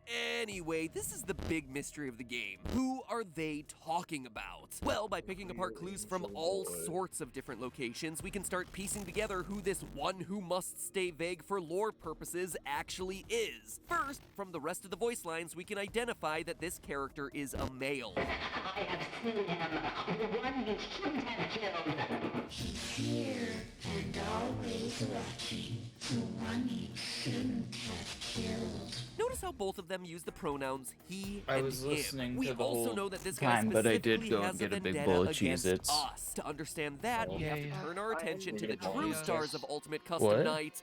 The mediocre volume, melodies. size, Without keep it- question, this keep crew it of 7 duct meters. crawling A rejects bowl. steal the spotlight in Ultimate Custom Night. Going from Bowl's WTF very- are these guys doing here in FNAF 6 to break out meme stars in Bowl Custom Night, size. Orville Elephant and the gang not only provide important life lessons. He proceeded to pour me a glass of just ice cold lemonade. I'm like, I need a Ooh, you ever snack mix it less, with but iced this is tea? a special Do it like occasion. little half lemonade, half. Oh, it's so. You should try it. I need the energy to get through till 3 a.m. Deliver on huge talking over lore this together. reveals. For the most part, I their lines don't are give a pretty fuck. disposable, but It would be very really rarely funny you'll get a line from them that we feels scheduled just a once bit of out of this character. ends at 6 We've a.m. only just begun. I will We'll never take a let 3-hour you break, leave. you I will guys. never let You you get 3 hour rest. break, we gotta finish this exactly at 3 a.m. And if you listen closely, you'll hear a female voice echoing back what they're saying, almost as if they're puppets under someone else's control. This is how it feels, and you get to experience it over and over and over again, forever. I will never let you leave.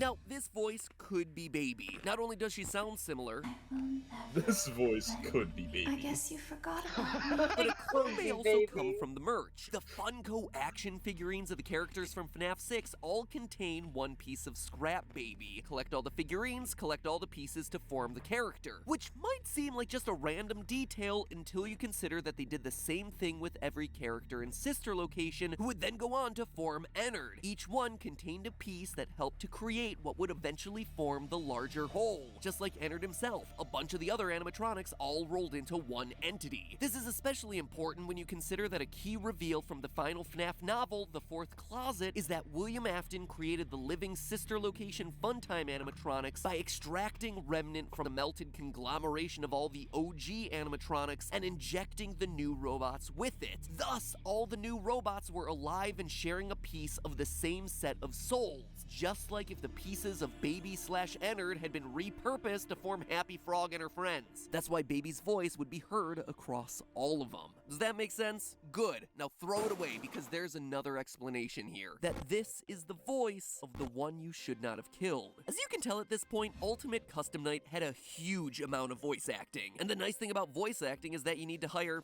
you know, You know who it was? I actors, remember which watching means someone play job Ultimate Custom Night. They postings. got So of that, course, like, for this little game, Scott script needed to make 5 a times ton in a of row. casting calls on the site voices.com, all identifying the roles that the actors would be playing. Some of the roles were obvious: Nightmare Balloon Boy, Pig Patch, Withered Chica, etc., etc. All characters that we're familiar with. Other casting calls, though, were a bit more vague. Monster, Character in Whisper, Little Girl, Annoying Girl, Vengeful Spirit. Now, if you track all of the job postings, you can actually identify every single role by who plays them. Monster is Jacko Chica. Character in Whisper is Trash in the Gang. Little Girl is the puppet. Annoying Girl is Dee Dee. Scott kept them vague so as not to ruin any surprises. You can actually identify each and every role, except for one. Vengeful Spirit, played by Tabitha Skanes. It's the only one that doesn't match up to any explicit character in the game. But we know for a fact it exists since Scott himself left Tabitha an excellent review. 5 stars! Well done, Tabitha. So what is the Vengeful Spirit? Well, according to the casting call, quote, "This is for the voice of a young child who speaks in a whisper from the shadows." That sounds a lot like the voice that's whispering in the background of our merry band of rejects. This child is in control and is toying with the player who's helpless to change their situation situation or prevent their inevitable end.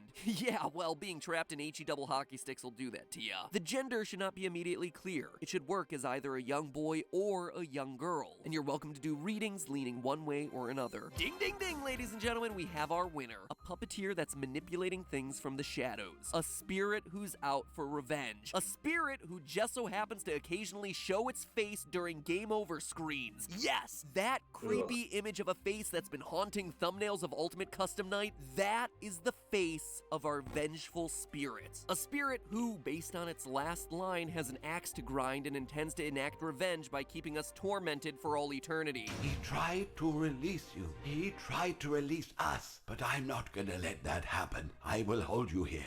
I will keep you here. No matter how many times they burn us. He tried to release you, but I'm not gonna let that happen. I will hold you here? Yikes! Somebody's gotta get themselves a new hobby. But this is an important line, since by now many of you have probably seen the Old Man Consequences Easter egg. If you set the character Old Man Consequences to level 1 difficulty and then complete his minigame, you get taken through a glitch to Old Man Consequences Pond, a character from FNAF World who encourages the spirit to, quote, leave the demon to his demons. Rest your own soul. There's nothing else. He's encouraging the angry spirit to finally rest, to give it up, to move on, instead of just chasing down the demon, William Afton, and spending eternity enacting revenge. But that all leads to the question, who is this vengeful spirit? The one William should not have killed? Well, it's Golden Freddy. For proof, look no further than the final cutscene of the game. If you manage to get the nearly impossible score of 9,800, 49 animatronics at full difficulty, you see Golden Freddy in his FNAF 1 form twitching.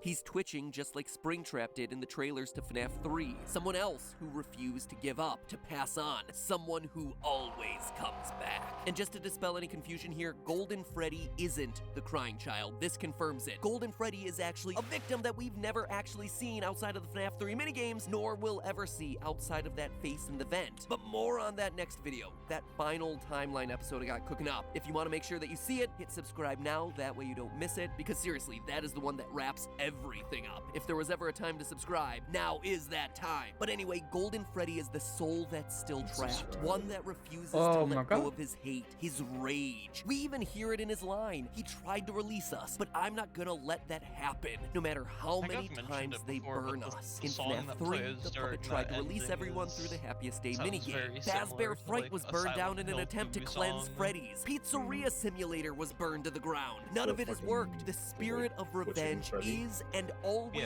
will be there until he chooses to let go. That's why he's still twitching as he fades into the darkness. That's why his eyes are still white as he disappears. He is choosing to remain here, to continue tormenting William, to ignore Old Man Consequences, encouraging him to move on to the next life. You know, this might be what Scott truly meant when he said that 50-20 mode in this game was impossible. Not just that it would be unbelievably difficult to overcome, which, let's face it, it is, but that there's no victory here. That no matter how good of a player you are, there is no winning this game because there is no escape. That even if you play it perfectly, William is trapped, and there is no happy ending for Golden Freddy. In fact, you playing the game is continuing Golden Freddy's cycle of revenge. Old Man Consequence's message might be for Golden Freddy, absolutely, rest your soul. There is nothing else, but it's also probably directed at us. I mean, we play and play and play this game for hours upon hours upon hours, achieving higher and higher and higher stats in a game that's incredibly difficult, and what do we get from it? A cutscene that's kind of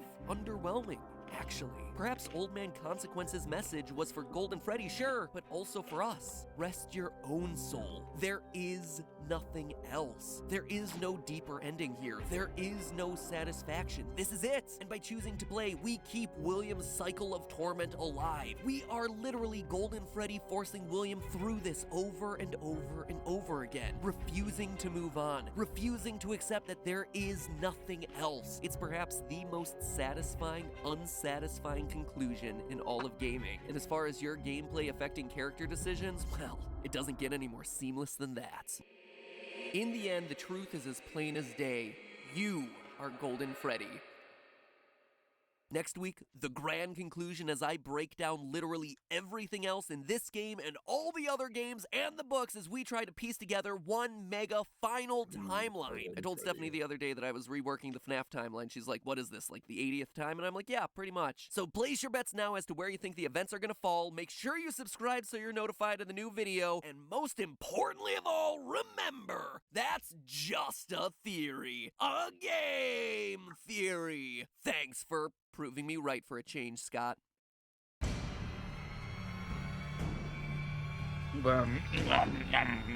Game theory. Also, yeah, what kind of cheese do you have? Hi, Regular. I'm Masahiro Sakurai. Today, I'd like to introduce you to the new Super Smash Bros. Why- Game for the Nintendo Switch. Many fighters have appeared in the series. I'm sure you're all eager to find out who will be joining the roster this time. Please, take a look. Costume.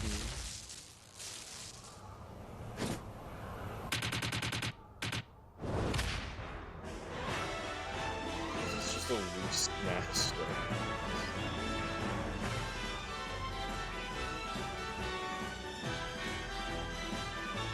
I understand why they don't like that, but God, the skins of skills are so bad.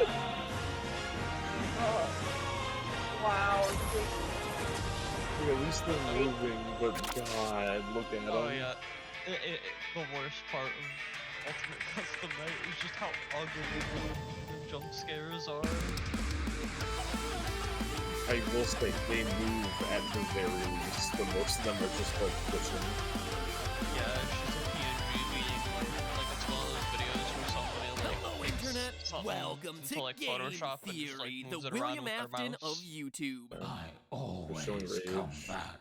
So here's something crazy. You know how every FNAF game tends to have 5 main nights, a bonus 6th night that gets you more lore hints, and then a challenge mode 7th night where you customize all the animatronics? Well, look at the games. We have 5 main games bearing the 5 nights title, a bonus 6th game that was mostly for lore, and now a 7th standalone release where you customize the animatronics. The game releases directly mirror the gameplay. Either Scott is a mad genius or I'm thinking about things way too hard. You try to read into every little thing and find meaning in everything anyone says, you'll just drive yourself crazy. I heard you last time, Mr. Hippo. But guess what, you Barney reject? Reading into every little thing is the only way to have this series make any sort of sense whatsoever. Case in point, today's episode. With the final novel out and Ultimate Custom Night picked to shreds, it finally feels like the story of FNAF is at its end. Or at least the Afton storyline is at its end. The series will probably come back to tell another story in the same universe later. I mean, it's exactly what Scott did with FNAF 4, the quote-unquote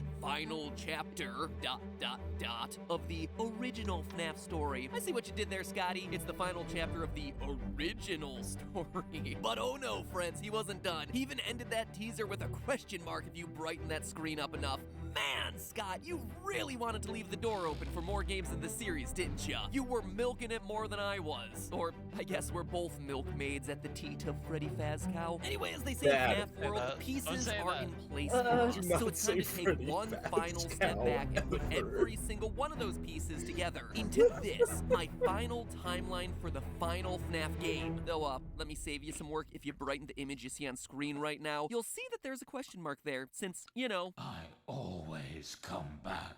And if he comes back, well, I gotta pull myself a Samurai Freddy and pursue the anime Fox of Truth wherever it may lead. Let's do this. Now, putting together a final timeline of events for this series is incredibly challenging and requires us covering a lot of really minute details from literally every element the series has ever released. This is my longest, most involved theory in 7 years, covering every square inch of the series. So fair warning that this episode is not for the faint of heart. It is extreme. A way for me to simultaneously flex my knowledge of the minutiae of the series, all while trying to come up with a satisfactory answer to pretty much every question it has ever thrown our way. And of course, there are some questions that don't have clean answers, which I'll be calling out for you as I go. So for those of you who want to take the challenge and attempt a timeline on your own, let me first explain my thought process. As I was writing this episode, there are 3 hard and fast rules that I applied. First, it's important to note that I put greater emphasis on information that was released more recently in the series. While, yes,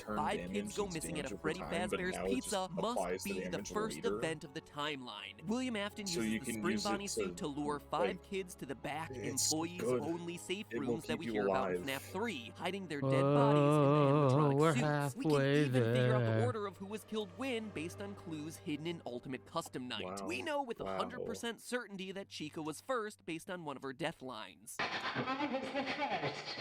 I have seen everything.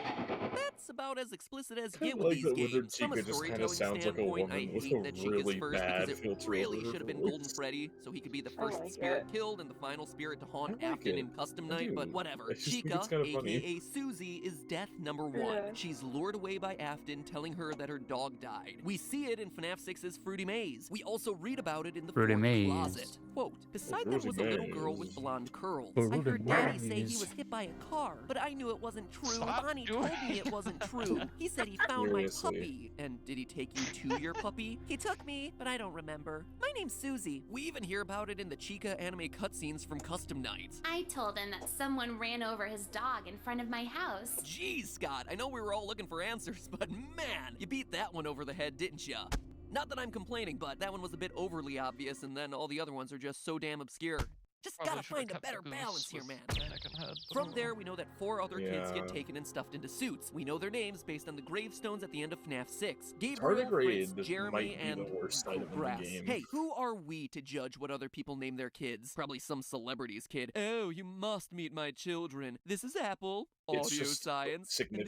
significantly All joking worse aside, though, horse loyal head theorists will or remember horse this skull, last grave was giving me but it a has a lot of trouble better during a trigger. past theory. You see, this book, the FNAF Survival Logbook, holds a ton of reveals about the franchise, much but they're rather all just use hidden in fucking code. kazoo Some with I was able to something deduce, else, like some bounce left me perk. stumped. But a few hours Asbestos after is releasing also my video pretty covering the bad. book, the mystery was solved by the brilliant It's deduction still of game better, theorist I'd subreddit say. user D Powerful One. D Powerful One used the Like, if you numbers get that I enough had found, nubbies 52, and enough 39, having 15, going on, 7, you're 2, fucking 10, 11, 8, set. and 11, and put them not Doesn't into rely an on any alphabet grid for doesn't ciphers rely like on I've been eggs. doing, and like the book was clearly hinting towards, but instead put them into the word search, of all places. Using the numbers as coordinates in the word search, you could spell the name Cassidy, a name that must belong to Golden Freddy based on the repeated use of Golden Freddy's signature line of "It's me" throughout the book, the gravestone imagery which lines up with the 5th mystery gravestone at the end of FNAF 6, and a mention of Cassidy in the final FNAF novel, The Fourth Closet. And that would be more than enough proof, but it's not all. In the novel, Cassidy is described as a girl with black hair. And what do we see in the logbook? The puppet giving cake to a little If girl I with could black receive hair. the The games only for human free, or if I could child receive in the the books for logbook, free, no I would less. And read it's all of the happening Five on a Nights at Freddy's page books. talking about your happiest day. You A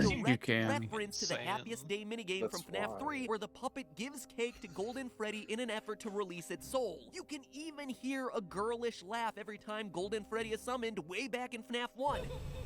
Literally everything about this reveal lines up. Everything, of course, except for the Girlish pronoun laugh. of he being used to talk about the one you should not have killed throughout Custom Night, which, as we established last episode, is referring to Golden Freddy. But consider this, Golden Freddy is a male character. He's Freddy Fazbear, he's Fredbear, regardless of the spirit that Cassidy possesses it. So the gender transition. confusion works here. Scott even used that to his advantage in the casting call, where he was specifically looking for auditions where, quote, the gender should not be immediately clear. It should work as either a young boy or a young girl. FNAF, teaching kids that gender is fluid, but only if you spend 4 years picking apart its obscure lore. Yeah, by the way, FNAF is 4 years old this August. lore. It's crazy, right? Wow, I've been doing this for a long time. 10 years The last thing now, to say about Golden Matt. Freddy is proving that he gets possessed here, at the You first should Freddy feel Fazbear Pizza older. location rather than in FNAF 4 like most of us have assumed in the past. You see, in Ultimate Custom Night, you get an item called a Death Coin that can eliminate one animatronic from the game. But if you use it on Golden Freddy, you don't eliminate him from the Yeah, game, like you this just get conversion, jump it's scared by like Fredbear, genius. and then hear some strange sounds.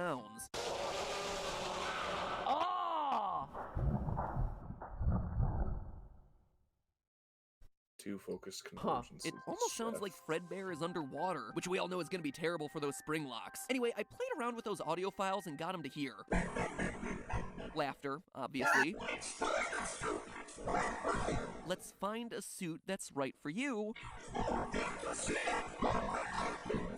And there was more fantasy and fun where I came from. That last one feels really random, right? Like, "Arrgh, I'm an angry spirit who just killed you, but let me tell you about my love of fantasy, fairies, and What? long walks on the Ew. beach first. I'm very in touch with Why my does he look emotions." like that? However, the phrase Tacos. fantasy and Yeah, fun is a disgusting direct model. reference to the first game in the franchise, where Phone Guy welcomes you to... Goes to the store and dies and kills 8.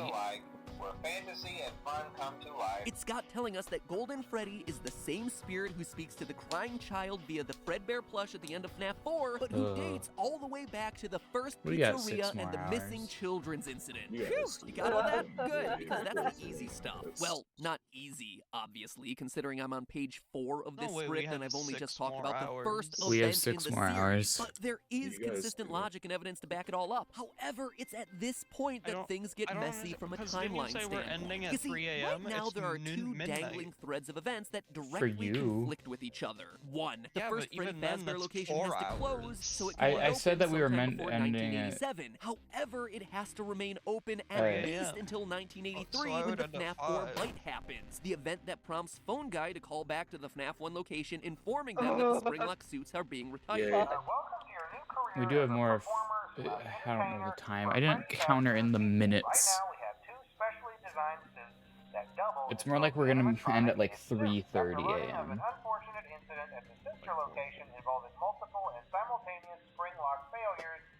Simultaneous Springlock failures.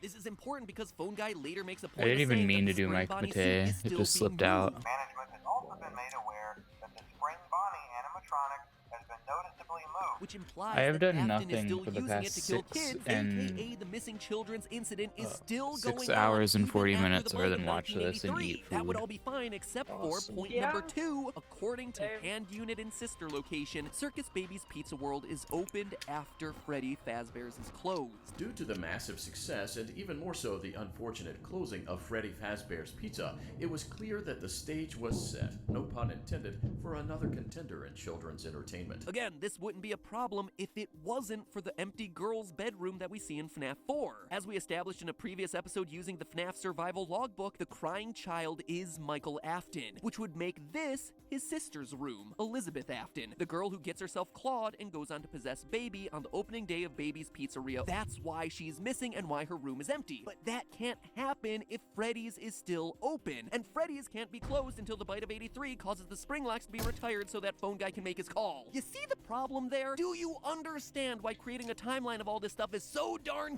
complicated? Anyway, to move forward, we have to apply rule number 1 that I talked about earlier and But- throw out some of the Phone Guy information in order for the events to work. Freddy Fazbear's first location closes in Isn't the aftermath Michael of the missing children's Afton incident. With no pizzeria to serve as his murder den, Afton tries Fuck- to launch a new restaurant, fucking Circus dead? Baby's Pizza World. It's important to note Then- that this is an actual restaurant and not the underground rental If he was service you see fucking in Sister bitten in the Location. goddamn We'll get to brain that and one the much end of later. that game Based is on hit name, the we fucking can be flat confident line. that this place has a clown So it's aesthetic, probably which not makes it Michael likely that all Afton, the because Michael animatronics Afton who goes don't on fit into to the Freddy fucking Fazbear series of restaurants were be made the specifically for person this in the rest of the place. fucking Arenas, series. Balloon Boy, Also gets JJ, scooped Dee out. Dee, and of course, the star Yeah. attraction, It probably Baby. remnant Notice how they all shit. even look alike. However, on day 1 of the restaurant opening, Elizabeth, Afton's daughter, finds herself alone with Baby and gets herself clawed. We know that it's closed on day 1, both from Baby's story and Sister Location. Did you know that I was on stage once?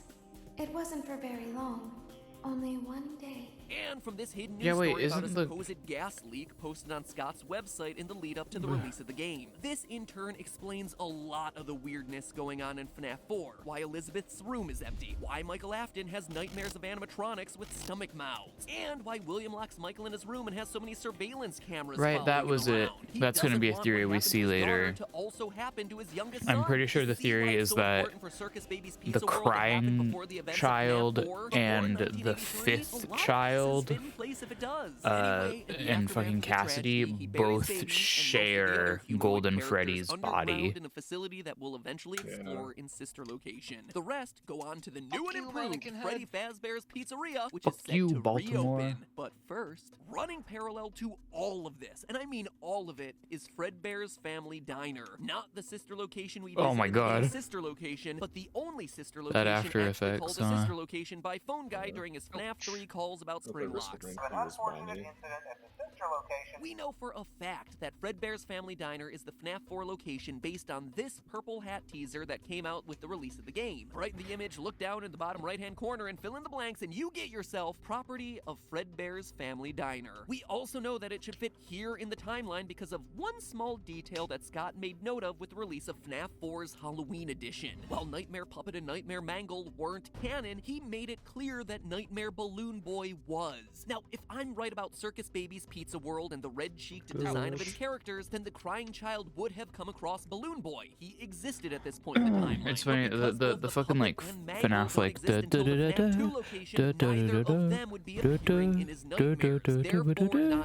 I associate that more with Jonachrome talking about how he doesn't want to make Five Nights at Flumpty's anymore than I do with Five Nights at Freddy's. Michael Afton, aka the crying child, has witnessed his friends and maybe even his sister get killed. I mean, he's even locked in the supply closet with what appears to be the body of Golden Freddy. Safety is top priority at Freddy Fazbear's Pizza, which is why the classic suits are being retired to an appropriate location while being looked at by our technicians. At the end of the week, at his birthday party, he gets shoved into Fredbear's mouth by his brother, and crunch! He dead, son! The spirits of his dead friends, all 5 of them, remind them that they're still here for him, and the whole incident goes down in history as the bite of 83, based on both the TV Easter egg in FNAF 4 and the code in Sister Location's secret room. Oh, but again, it's here that we hit another little wrinkle. You see, in the FNAF survival logbook, it asks Michael whether his favorite ride was the carousel, a feature that was only present in the FNAF 2 restaurant. This also coincides with my hypothesis earlier about the Midnight Motorist minigame and Juniors being another name for Freddy's version 2. It would make sense that that place that he's going to is indeed him running out to the new Freddy Fazbear's location. But we know Michael gets bit in 1983 and that the FNAF 2 location is open in 1987 based on the paychecks you see in the game. Fortunately though, there's an elegant solution this time. The FNAF 2 location is just open earlier than we thought. Remember, Fredbear's Family Diner being open doesn't preclude a new Freddy's location from also being open at the same time. The new and improved Freddy Fazbear's Pizzeria is just open earlier than we all thought, at least as early as 1983, and continuing through 1987 when a new series of murders happens and the bite of 87 gets it closed down. This all allows Michael to visit that place again, have the carousel be his favorite, but still die in 1983. Because William doesn't want to lose another child, especially since he's in his own killing spree, he puts security cameras everywhere and uses the illusion sound discs first introduced in the Twisted Ones novel to scare Michael away from the restaurant. That's what he means by he'll be sorry when he gets back. William is intentionally locking him in his room, giving him nightmares, hence why Michael is so scared by the time we see him in FNAF 4. Additionally, Ultimate Custom Night proves that the nightmare animatronics are just that, nightmares, illusions. This time, there is more than an illusion. I remember that was what the theory was for a while, that it was nightmare gas and not those little like diodes. Both these lines indicate that before they were just an illusion, they had no flesh. But now, in the latest game, they are real. So contrary to popular belief, these things were never real animatronics, just a glorified way for William to keep his son away from his murder locations. Except, obviously, it didn't work. Despite his best, well, maybe not his best, but definitely his most stalkerish efforts, Michael gets crunched and dies. A fact that becomes very problematic for the timeline considering that Michael Afton clearly survives till the end of the games. We see him in Sister Location. We watch him get scooped. We hear about him burning in FNAF 6. How is all of that possible if he's already dead? Surprisingly, there is a way to solve it, and I have Oh god, is he gonna say he's a We'll robot? have to wait until next time. This ended up being a fully 12-page understand why script, he which there's no way thinks that we can that do all in 1 week. So in the the words bite of Dee Dee, victim how is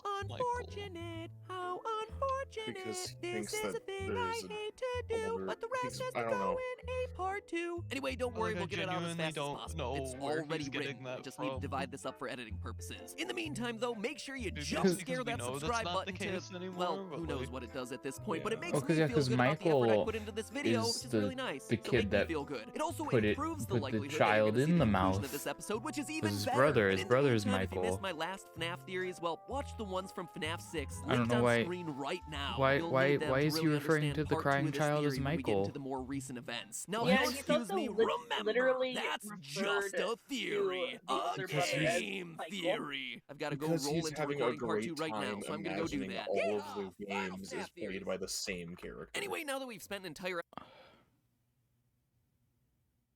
VP At least he's having fun. Shitty VPN. The rest of the Yesterday was theories. so amazing. He's here, he's there, he's everywhere. Okay, cool. Fucking big merch. To cover, so in the words of Phil DeFranco, let's just jump into it. When last we left things, we'd covered everything up through the second Freddy Fazbear's Pizzeria location. Things like why the missing children's incident must be the first event of the timeline, the identity of Golden Freddy, why I'm gonna Circus change Baby's the Pizza title World has to come to earlier in the "Or timeline So than Help most Me people God" expect, and a to quick "Help Me review God." over how Michael Afton is the crying child from FNAF 4. But all of that left us with a big question. If Michael Afton my is God, the so crying child who Freddy. gets himself bit, then how is he able to come back later in the timeline for games like Sister That was Location my and go Pizzeria live Simulator? notice. Well, this is where the books once again come in to give us the solution that no one would have predicted. You see, at the end of FNAF 4, we get the lines, "We are still your friends. Do you still believe that? I will put you back together." We've never actually established who speaks those words. Ultimately, the best guess that we had was the puppet. But here's the thing. It's It Michael. can't be the puppet. Based on this, my final and best timeline of events, William hasn't killed Henry's daughter yet. The puppet isn't possessed yet. Instead, that line is more likely coming from William. It's him No. making a fateful We're just promise to his constantly dead alternating son. between I Matt will being put right you on the back money and together. being as The wrong as thing possible is, and he takes really that promise confident. a lot more literally than any of us would have ever suspected. He is literally promising to physically put his son back together as a I think the whole and we dream know from the thing final FNAF novel, The just Fourth Closet, really that William juiced in it that up. story is obsessed with The whole bringing reason the life to text these is different machines. And even more importantly, we is know because that Scott's vision of this world, robots who William think they're human Afton and don't is the one realize that they're talking through the robots Fredbear is a plush, real like thing. actually A talking huge to him twist through at the it. end of the final FNAF And novel is then that the main the character, reason the Charlie, text is Henry's different daughter, is is because that's actually fucking revealed to Michael be one of Afton. these sorts of robots. That's why he And not says, just a single "Are robot, we are mind still you. your friends? Charlie Do you is believe one that?" in a Because he's talking series of about 4 that him robots. being That's a what the title of fucking the book is brother and referencing. She his was friends. kidnapped and killed by Afton That's as why a it's that. 3-year-old girl, and in his grief over losing his daughter, Henry built 4 robotic versions of her, each one slightly Oh no, older this is than the last, books. implanting each version with memories so that she could grow up just like a normal kid. Quote, Charlie would be a baby, then a little girl, and This then a is- sulky teenager, then at last I do she would think be a he's woman. taking She too would be much from the finished. books. Perfect. End quote. It's Like a it's couple of weird, definitely, really and it opens important up a whole heck characters of a were lot of first plot revealed holes in in the the books, and novel, now but he I is, like- honestly think that this might be what happens to Michael Afton in the games. Clearly, Why he died does during his the fight of 83. flesh The survival fucking logbook confirms this deteriorate? over and over and over again. That is locked in. But Michael is literally rebuilt by Afton, do put think it back is weird that he together turned- by I guess it's William. supposed The to be, like, books allude to necrotic, it, it but that's fits with more the black. timeline, and most importantly of all, it explains why he doesn't People die don't after getting turn scooped in actually Sister purple. Location. I should be dead, but I'm not. Why his memory is so foggy throughout the survival logbook, but most guess this is importantly of all, before why he everything can goes, only "Oh, it's die Remnant." through fire. Have you ever stopped to consider that? Michael Afton lives through getting himself scooped at the end of Sister Location, but passes on just like all the other animatronics at the end of FNAF 6, when the remnant in his body is burned away. Remember, based on our timeline, William Afton has already seen his daughter die in Circus Baby, and has also probably seen that her Circus spirit Baby. possesses the suit. So he knows it's possible for a living spirit to be inside these robots. It actually might be why he sends Michael down to explore Sister Location in the first place. Father, it's me, Michael. I did it. I put her back together, just like you asked me to. He knows that Michael's sister, his daughter, is still down there, so he's aware of what she is, and it might be his way of breaking the news to Michael. Hey there, kiddo, there was something I was meaning to tell you, but unfortunately, I'm kinda trapped in a wall right now. So go down into that creepy cellar I have and pay a visit to your sister. She might prompt some really existential revelations. And lastly, consider this. In the bonus cutscenes for Sister Location, Baby establishes that she knows that Michael can't die.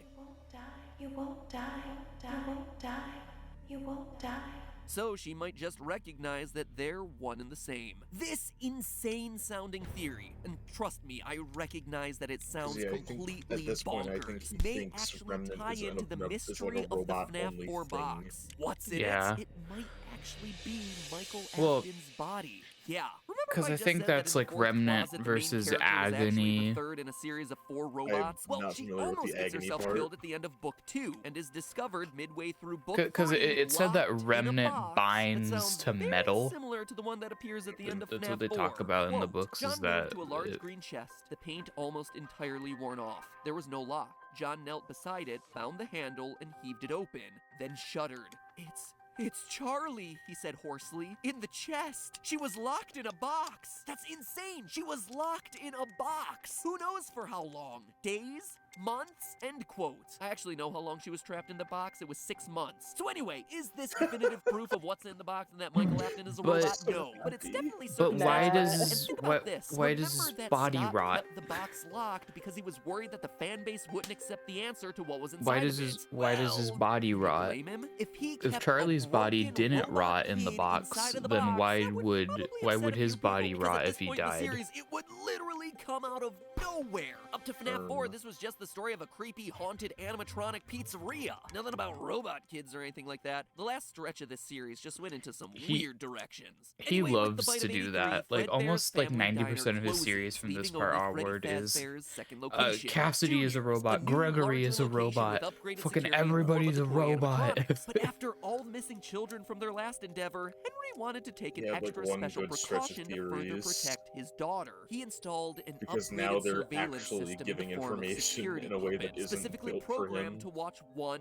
child, his daughter. As an added nod to where security puppet fits into the timeline, Scott very clearly included the puppet's signature gift box as part of the visuals in its minigame in FNAF 6, a box that only occurs in the FNAF 2 location. You can even see what looks to be wanted posters in the back alley, thereby establishing that a crime had been committed in this area previously. William Afton returns and, because he's a prime suspect in the missing children's incident, is not allowed back at the pizzeria. That's why we see him turned away at the door to juniors. As a result, he's forced to kill Henry's daughter outside, behind the facility. Her soul goes on to possess the security puppet, and she proceeds to give life to all the other lost souls still trapped in the original 5 animatronics. We know this based on the Save Them minigame, where we see the puppet searching for someone to help the dead children lying around the pizzeria. The toy animatronics are standing on stage lifeless. But most tellingly of all, we see the original versions of Foxy, Chica, and Bonnie inactive in the parts and supply room, and yet Freddy is somehow able to freely move around. This shows us that some of the OG animatronics haven't been given gifts, given life yet. It's also worth noting that on rare instances we get an Easter egg of Golden Freddy, broken there on the floor, his ghostly self phasing into and out of existence. And that's not all. Get close to him, and for a brief moment you catch a glimpse of a white dot appearing in his eye. Golden Freddy has the spirit of Cassidy already in him, except there are 2 problems. First, he's a spring-lock suit. Unlike the others, he can't freely move around because he's not kept in animatronic mode. Despite the puppet's best attempts, Cassidy will be forever trapped in a suit that is perpetually slumped over.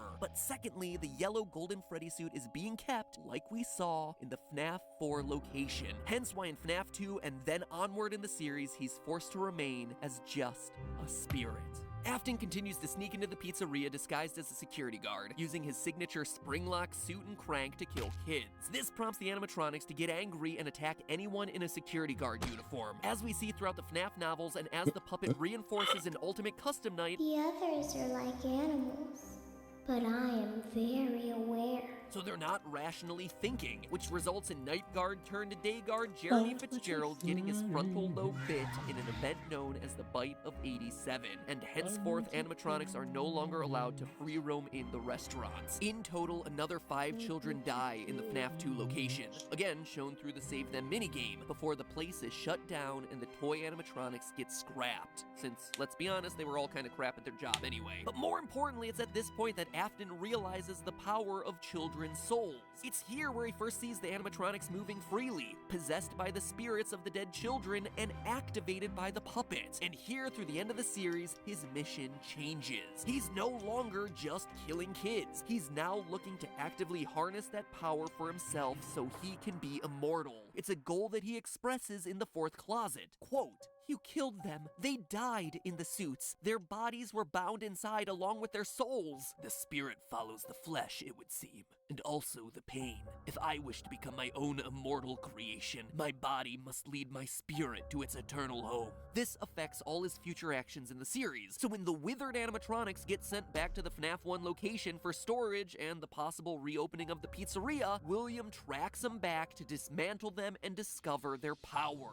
This leads to the cutscenes from Their FNAF Freddy 3, where William Power systematically Fazbear. lures the original animatronics to the back safe room one by one, only to dismantle them. Before, these cutscenes seemed super random. It just seemed like him trying to get rid of the animatronics for reasons. But now, thanks to the novels, we actually know why he did it, to dissect the robots and experiment on them. And it's these experiments that end up producing the Funtime animatronics. One big lingering question mark of the series was the nature of the Funtime animatronics deep underground during Sister Location. How were they alive? Were they possessed by more dead kids? Well, we finally have our answer there, courtesy of Candy Cadet and the Fourth Closet. Now, back in FNAF 6, Candy Cadet's stories were a bit of a mystery. Each one had to do with 5 things becoming one thing. 5 keys melted together, 5 orphans sewn together to fit into one coffin, 5 kittens sacrificed and then combined to fit into one shoebox. It seemed like it was referring to Ennard, the amalgamation of all the other animatronic parts, but the math was always kinda wonky. Ennard consisted of Baby, Ballora, Funtime Freddy, and Funtime Foxy, which is just 4 animatronics. Maybe if you squinted at it, you would include the Bonnie puppet, but that seemed like a stretch. And as a result, we just weren't quite sure what was going on with those stories. Luckily, the release of the Fourth Closet has cleared this mystery up. Quote, a single figure stood still amongst the chaos, out of phase with the surroundings. At first, it seemed to be a man bent over a table, but as Carlton's head throbbed with waves of confusion, the man became a yellow rabbit, not standing over a table, but over 5 children, tied together as one.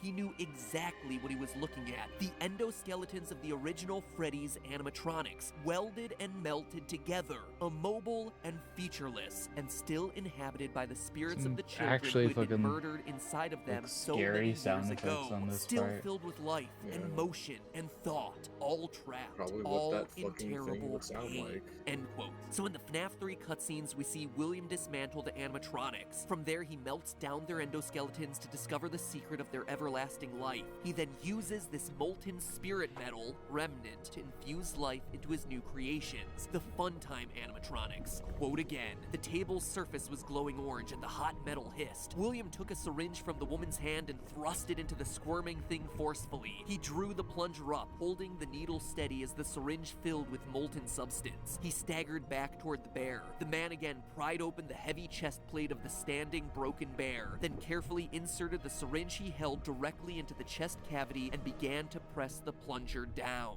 What this and the Candy Cadet stories tell us is that the Funtimes weren't just possessed by new kids, they were created from the remnant of the original 5, fused together into one chaotic, confused spiritual mess. Like Ennard said from his original teaser for Sister Location, there's a piece of me in every body. From those experiments, William is able to open Circus Babies Entertainment and Rentals, the underground facility from Sister Location. Using Remnant, he brings life to animatronics specifically designed to lure and trap kids so he can have more test subjects for his experiments. He then rents the robots out to special events and other locations. Why isn't there a Funtime Chica in Sister Location? Simply because she's rented out. We see this hidden in the source code to Scott's website around the time of Sister Location's release. Chica's Party World is a separate location, a client of Afton Amnesia Robotics, and and my as game such, crashed. she's not being kept underground with the rest of them. That's why she's gone, think it only was- to then reappear in I FNAF think it 6 was Ton of and Custom Feathers and Nights. Dancing But there was Dino one being thing that combined William that Afton crashed didn't the anticipate game. in all his plans. The Awesome.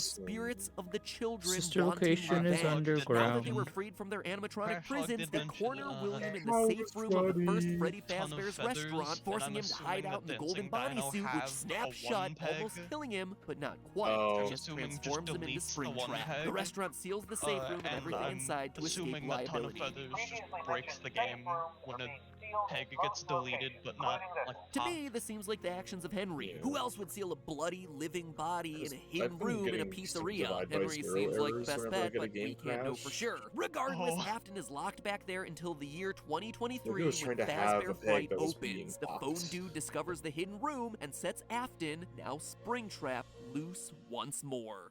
From there, we know pretty much everything else. Springtrap haunts Fazbear Fright only to have it burned down. It seems to me that this again was Henry's doing. The Ultimate Custom Night Samurai cutscenes symbolize their relationship. William Afton is the fox, and Freddy is Henry, the bear of vengeance. The last line of dialogue in these samurai cutscenes says it best. I will pursue the fox. I will find him in whatever land he has fled to. It is my destiny, and it is his. Throughout the games, Henry is constantly trying to thwart William in escalating fashion. He starts by getting him kicked out of the FNAF 2 location. He then tries to get him arrested in the aftermath of the missing children's incident. He traps him bleeding and spring-locked in the walls of Freddy Fazbear's, and finally he sets him on fire not just once in Fazbear Fright, but a second time in Pizzeria Simulator. Meanwhile, the rebuilt Michael Afton, Michael version 2.0, searches for his dad to get some answers. He starts in Sister Location, meets Baby, but falls victim to the plot of the furious tangle of spirits held in the various Funtime animatronics. Together, they form Leonard and scoop Michael's body in an attempt to escape their prison. The scooping plan works, but Michael survives because, remember, he's a robot. Baby seems to know this based on her And then he repeated tried use to make it look like, oh, he's less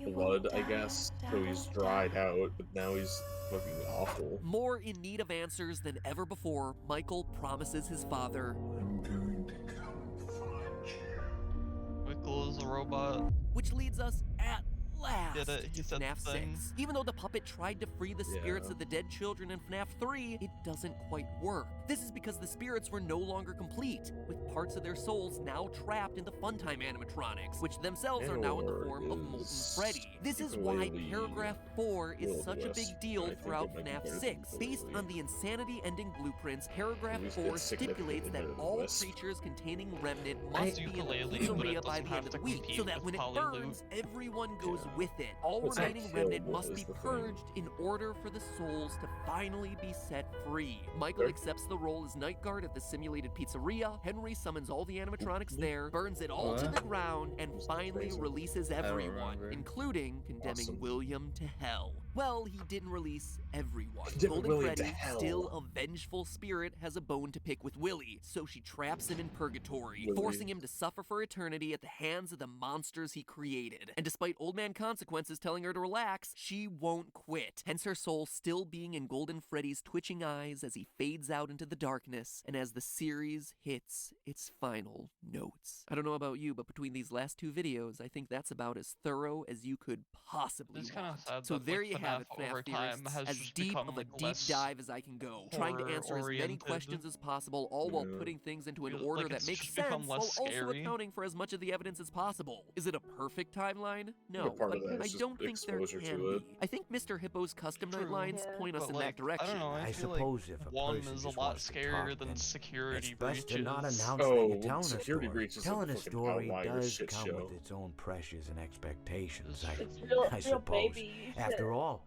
if you're just talking anyway, what to a video friend, are and we at? there's no more expectations What? than if you were talking into the wind. Words by themselves aren't expected to carry, aren't expected to stick. But Like if which you know, if video you by announce you're title? telling a story, well then there'd better be a point to it This all, is you the know. end. And conversely, at some point, you just analyze Oh, down is a this story supposed to to be the his point of final meaninglessness. In the end, whether Well, this whole it's timeline supposed is to be right his or final wrong, decoding custom FNAF's night Labyrinth theory of Lore has until been the the next single game. most exciting and enjoyable challenge I've covered on this channel. Yeah, we've covered it. A lot. A bit more than I would have liked, quite honestly, but for good reason. Few games give their story this much thought, and even fewer games tell their stories in such a compelling, mysterious way. There's I've no said way this for a the while now, VR but games FNAF and is the Security perfect Breach modern really game. go for It's cheap, 4 or it's more not free, so hours. anyone can play The it. VR The mechanics are games simple. for It's sure fun to have watch a lot other of people shit play in it. them. I don't know what Well, okay, Hidden Easter eggs that get we other have people talking online. 4 Security Breach years has a later, shit and ton in still, it. only a It has a handful lot of in indie it, but games it's and not in practically the zero gameplay. It's in AAA like games a have followed in million its logs that you footsteps, can despite find. FNAF's Yes. massive success. And that, Okay, perhaps, so is the single after greatest and saddest inventory. mystery of them all. He If probably this has a truly FNAF is the AR end, thanks, theory, God, for an incredible and ride, then